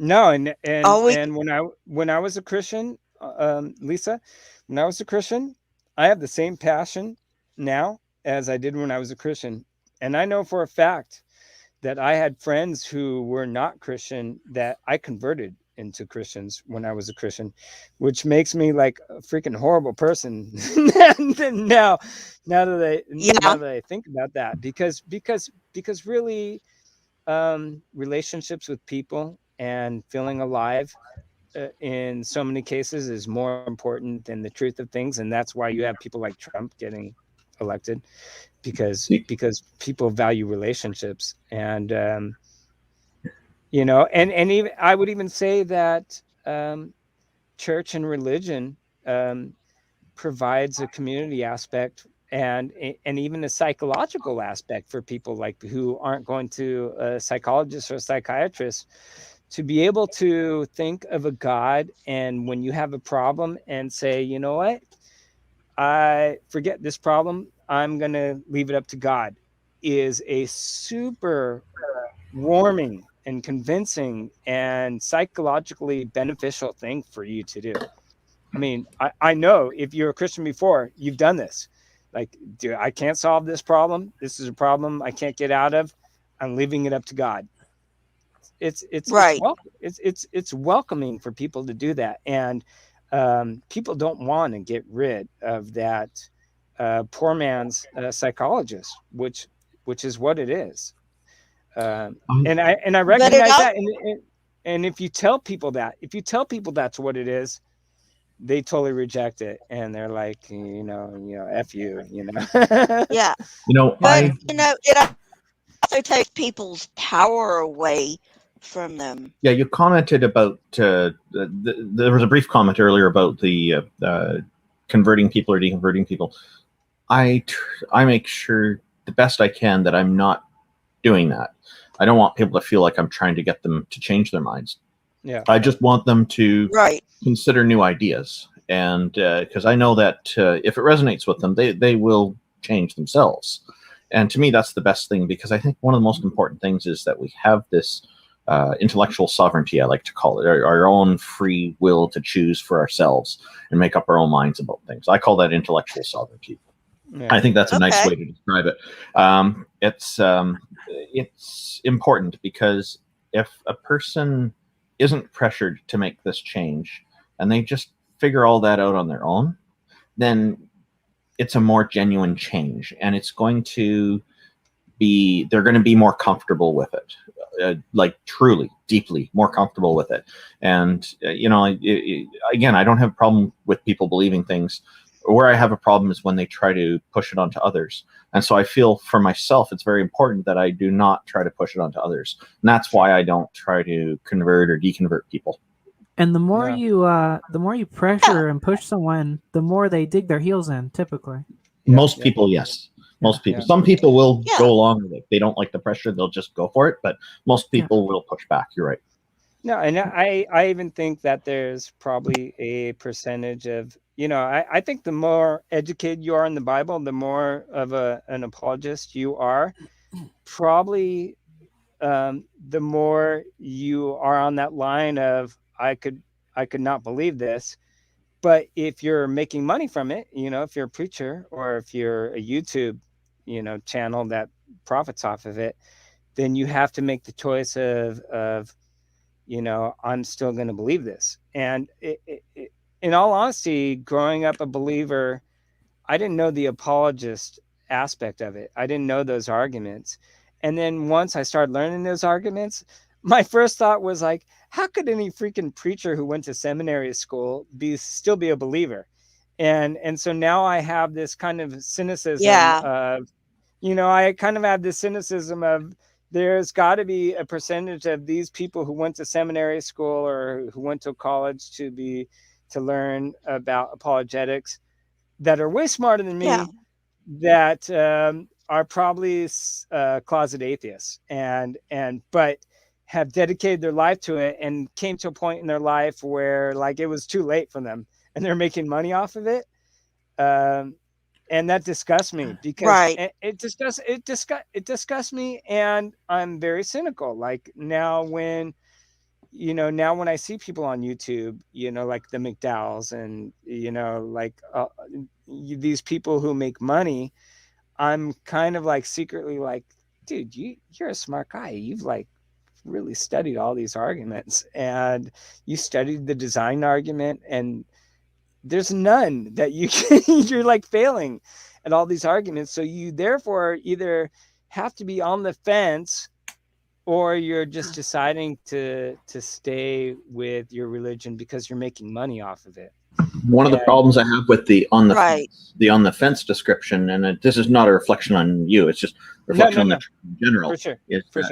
It kind of makes it sound like there's an impending decision that's going to be made. Right. And I don't think it's necessary for that decision to ever be made. Yeah, but I guess what I'm saying is you see certain people who are still in the apologist YouTube, with thousands of views, and their arguments fail when it comes to apologetics. Like it totally fails. You see them try to argue it. You see people like trying to comment on people like Pine Creek, and you just see the fail, and you kind of go, is this guy really secretly not believing in his God, or does he believe in his God and he is still willing to defend it at all costs, or does he secretly not believe in his God, but he's staying with it because he makes money off of it? And that's my cynicism. When I look at these people, I automatically have that, like, you know what? I was that Christian. I was that person who believed. And even when I started delving into the occult or Asian, philosophies, there was that very easy, I could switch over to this. I could switch over to being a Buddhist. But once you become an atheist and realize that the supernatural is just that, it's outside of nature and you can't prove it, you kind of stop believing in all these superstitions, right? You kind of do. And in general, like for me, I don't really believe in ghosts anymore. I don't believe that, I don't believe in superstitions. I don't believe in things outside of the supernatural. And it's funny to me when people debate with me and think that I will switch back into being a Christian, much like I could switch from being a Christian to a Muslim, or much like I could be a Christian to a Hindu person. No, it's not like that at all. It's a light that has come on. It's a light that is switched on that says, I no longer believe in the supernatural at all. And it's very difficult to convince me otherwise. Like, there's no way you're going to convince me to be a Muslim. There's no way you're going to convince me to be a Hindu, or there's no way to convince me from being a Catholic to a Protestant. That's all gone. That was all on the table before when I was a Christian.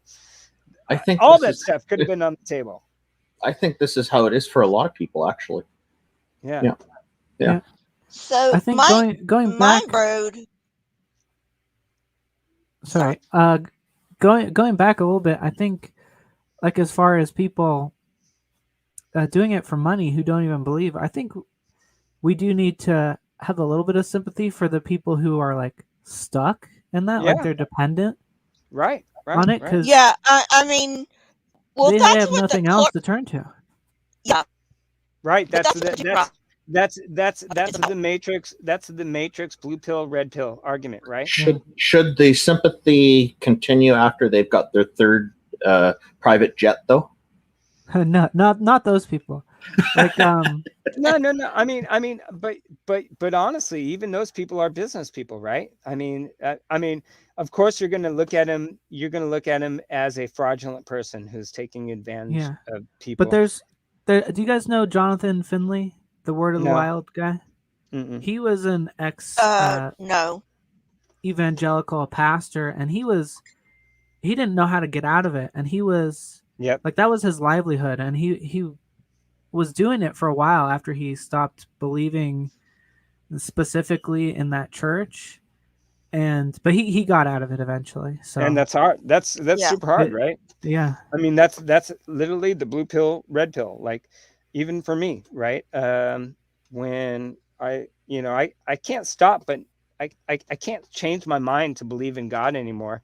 But the fact that I don't believe in God, the effects of that are I don't have relationships with anybody in the church that I grew up in.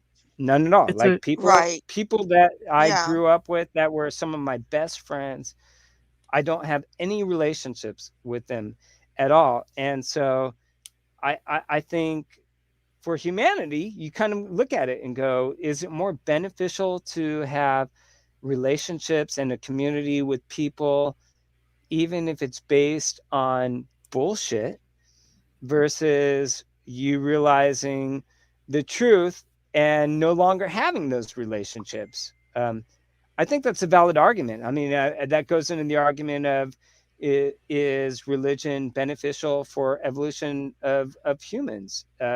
At least to a point, right? Maybe to a point it's beneficial. Yeah. I think that's a valid argument. And then that goes into, like, should we have an atheist church where, we can bring community back into it? Because us as atheists are horrible at community events unless you're going to a concert. Yeah, why an atheist church? Why not an atheist mosque? Yeah. Seriously, exactly. the problem, I find it problematic. I find it problematic to call it a church or a mosque, because that still brings back the hints of religion. And there are quite a few atheists I know who really want nothing to do with the religion they were in before, for all sorts of reasons. Some of them very serious reasons, including abuse and whatnot. And if it has the word church in it, they're just not going near it. They're not going near anything like that. I think I think it's better to be completely dissociated from it, just like how they dissociate from each other, but not exclusionary. Just kind of come up with a name of our own. Like we're going to be organizing events with the Canadian Atheists, and we're not calling ourselves a church or a mosque or a temple or anything like that, and we have no interest in doing that. We're just an organization, and I think that's all it needs to be.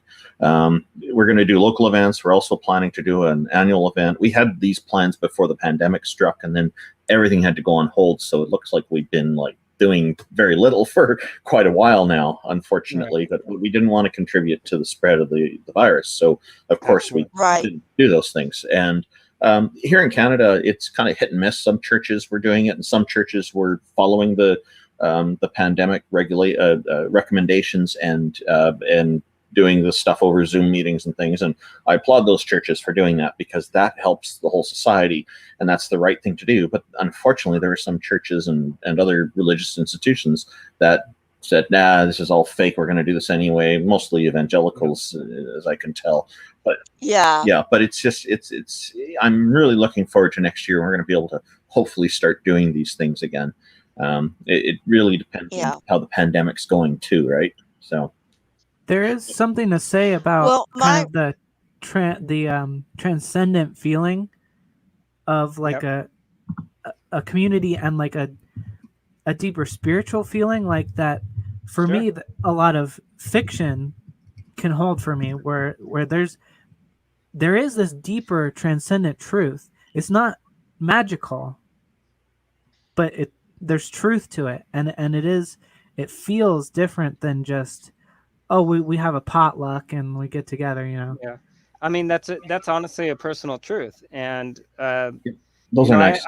I had this conversation with someone at my work before the pandemic happened. She was Catholic, and she found out I was an atheist, and she was like, how could you be a non-believer? You have to like look at the world. And I said that to her. I was like, well, that's I the mean, stigma we're trying to push back against. yeah, Actually, I was like, you're a Catholic. I was like, is a person who's Hindu and believes in multiple gods, is their truth is as valid as yours? And her answer was yes. Her answer was yes, that personal truth is valid. And I was like, no, it's not. Like, personal truth is not objective truth. Not at all. It's zero truth. Personal truth is a placebo. It's a placebo that makes you feel good. And if Yeah, the that's true. placebo makes you feel good, and your life operates better because you have better relationships, you have better family, that might help you in the long term as far as life is concerned, and your Well, direction. But it and still is there's not a objective truth. And ultimately the question becomes, do you want to know what's true? Do do you respect what truth actually is? And if you don't, if you just want to give that up to personal truth, then fuck it. We can all like believe in whatever the hell we want to believe, as long as it makes our life better. and Right. something can have meaning without being literally true. Yeah, yeah, and that's my argument is, uh, people who are probably 50% of the way to questioning all of the truths that happen in the Bible, really sticking with their church and sticking with their relationships as far as church, is more about personal truth than any objective truth at all, for sure, for sure. And I mean, So go ahead. I'm sorry. No, go ahead. My road to deconversion started.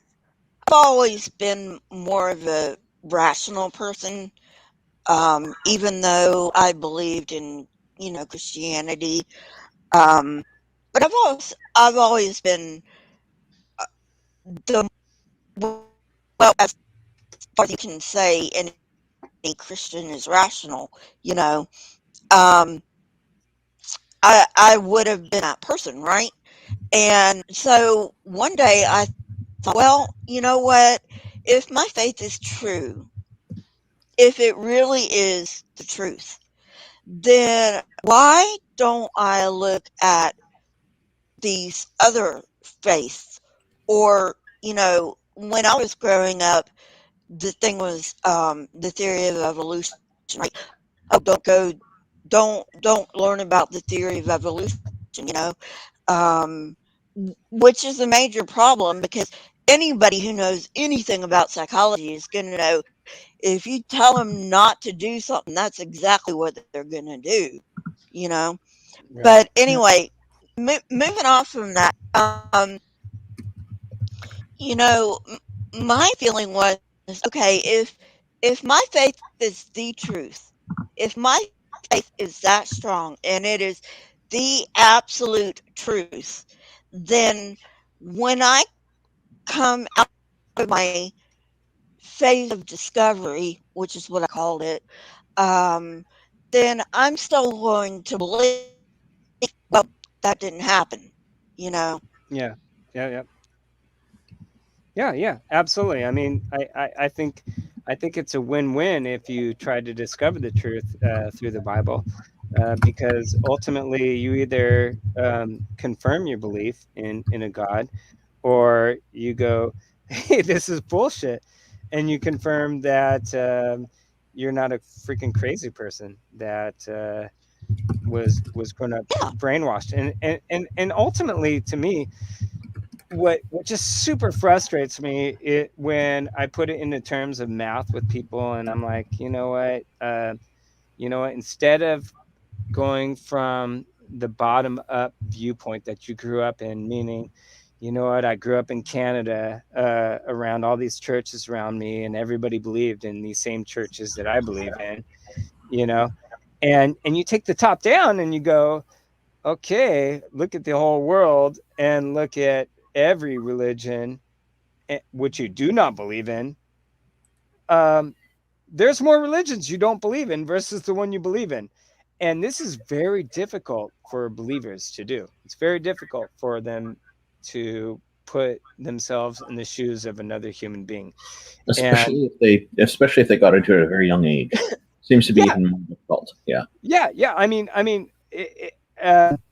you know, with some people I have this argument with, if they're young earth creationists, they automatically deflect to the fact that God was always the God in the last 6,000 years.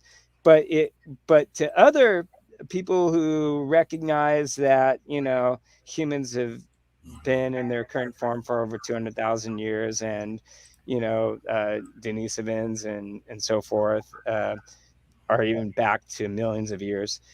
If you go that route and you kind of go, well, ever since religion happened, every god that humans have believed in, they've rejected them all. They've like the Fallout, right? Like if you do an Excel spreadsheet and I just listed all the gods that all of us have believed in the last 200,000 years, we've rejected them all, like from the beginning. And it would make way more sense if the one true God stayed the same from 200,000 years ago, right? We still believe in that dude, right? Now, we rejected them all, and then furthermore, if I say, if you were born 10,000 years ago in Egypt, would you believe in Jesus? No, you're going to believe in the Egyptian gods at the time. If you were born 5,000 years ago in Greece, would you believe in Jesus? No, you're going to believe in the Greek gods. If you were born right now, this day and age in Saudi Arabia, are you going to believe in Jesus? No, you're not. And so ultimately, just mathematically wise, can we agree that your belief in the God that you believe in is based on where you were born, at what time in history you were born, and your parents and community, right? What they believe. Those things. If those things are the predominant factors in your belief, in why you believe in the God you believe, in which we all can agree is true, right? We can agree that just put yourself in someone else's shoes. I'm born in India. I'm Hindu. Yep, for sure. No way I'm going to believe in Jesus. Once you get to that point, you have to go, well, what's the chances that I was just lucky enough to be born in the right place at the right time to believe in Jesus Christ? It's 0%. It's zero. It's zero. I'm not lucky enough to just be born a white guy in America under, Christianity, to believe in Christianity. No fucking way. Not at all. Zero. 99% that of rejecting the gods that I believe in. I'm going with that math. And that's obvious to me. It is not obvious to any believer, for sure. At the very least, it means they believe in a God who's horrible at spreading his message. Yeah, and convincing people.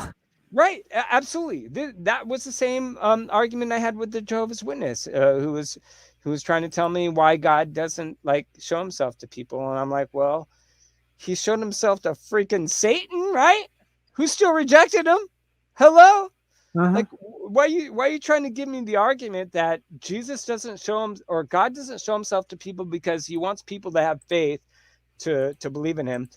But he showed himself to all the freaking angels, and he showed himself to Satan, who still rejected him, and he showed himself to Adam and Eve, who apparently disobeyed him. All those people rejected him. All those people, right? All those people were shown God and did not have to have that mea culpa of, well, this is why God is no longer showing himself to people, because he wants people to have faith. Bullshit, dude. I've given you examples of how that hasn't happened. That hasn't happened even when God shows himself to people in your book. It's a bullshit argument. It's so frustrating. Yeah. So anyway, I do have to get off of here kind of tired. But thank you for coming, and I really do appreciate it. We had a really good discussion. We started off with what is atheism, and then we just veered off totally, which is fine. Open rooms do that. It's fine. And then we got back on the topic. So but I would point out that Jay Robin, I think is his screen name. I mean, he just his his quote unquote reasons for believing in God aren't really reasons. Basically, what it comes down to is he believes in God because he believes in God. Yeah. And I would ask them, why do you think the Bible is true?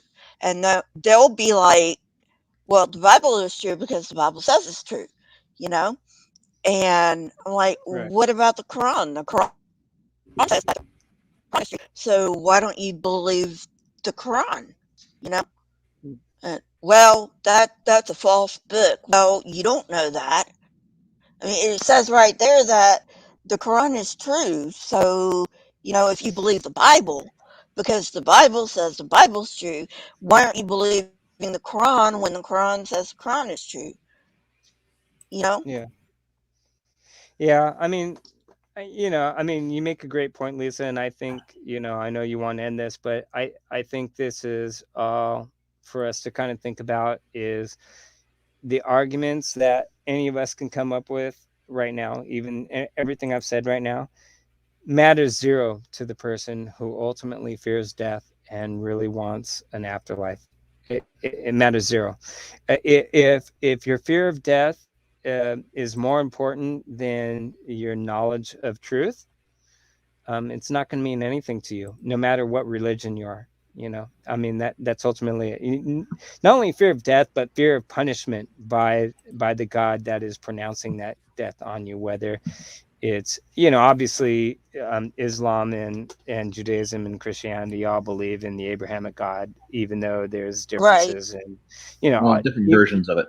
yeah, there's different versions of it, obviously, and prophets with Muhammad versus Jesus, but ultimately all of them are either programmed to fear hell, or B, programmed to fear their God and what decisions their God will make based on their sin. And what's funny with this Jehovah's Witness, when we came down to it, I knew she was ready to hang up with me. I told her, I said, you know what? Mary, what I appreciate you as a human who called me back for a second time is because you honestly love me as a human. And Right. I told her this, and you want to see me saved. And I said, I think that's very valid. It's a very valid point. You are a volunteer for the Jehovah's Witnesses who are calling me on a callback, knowing that I'm a disbeliever. I'm a blasphemer even. And it's because you love humans enough to want to save me. And I told her this, I said, but you know what? I want to save you too.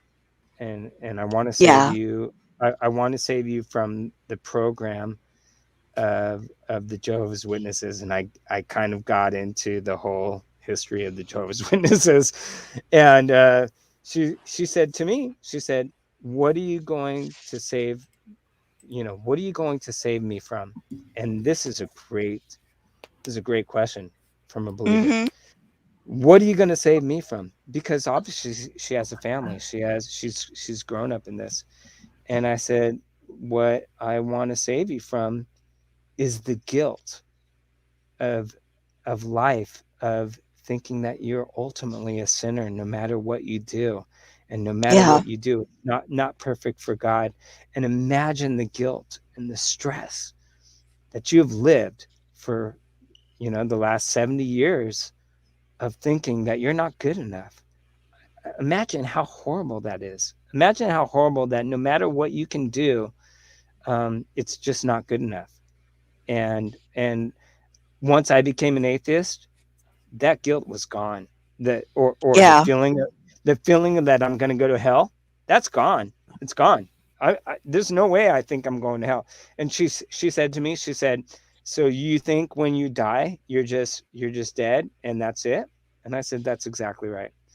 And I said, and that's way better than thinking that you're going to go to hell because of some sin. It's way better.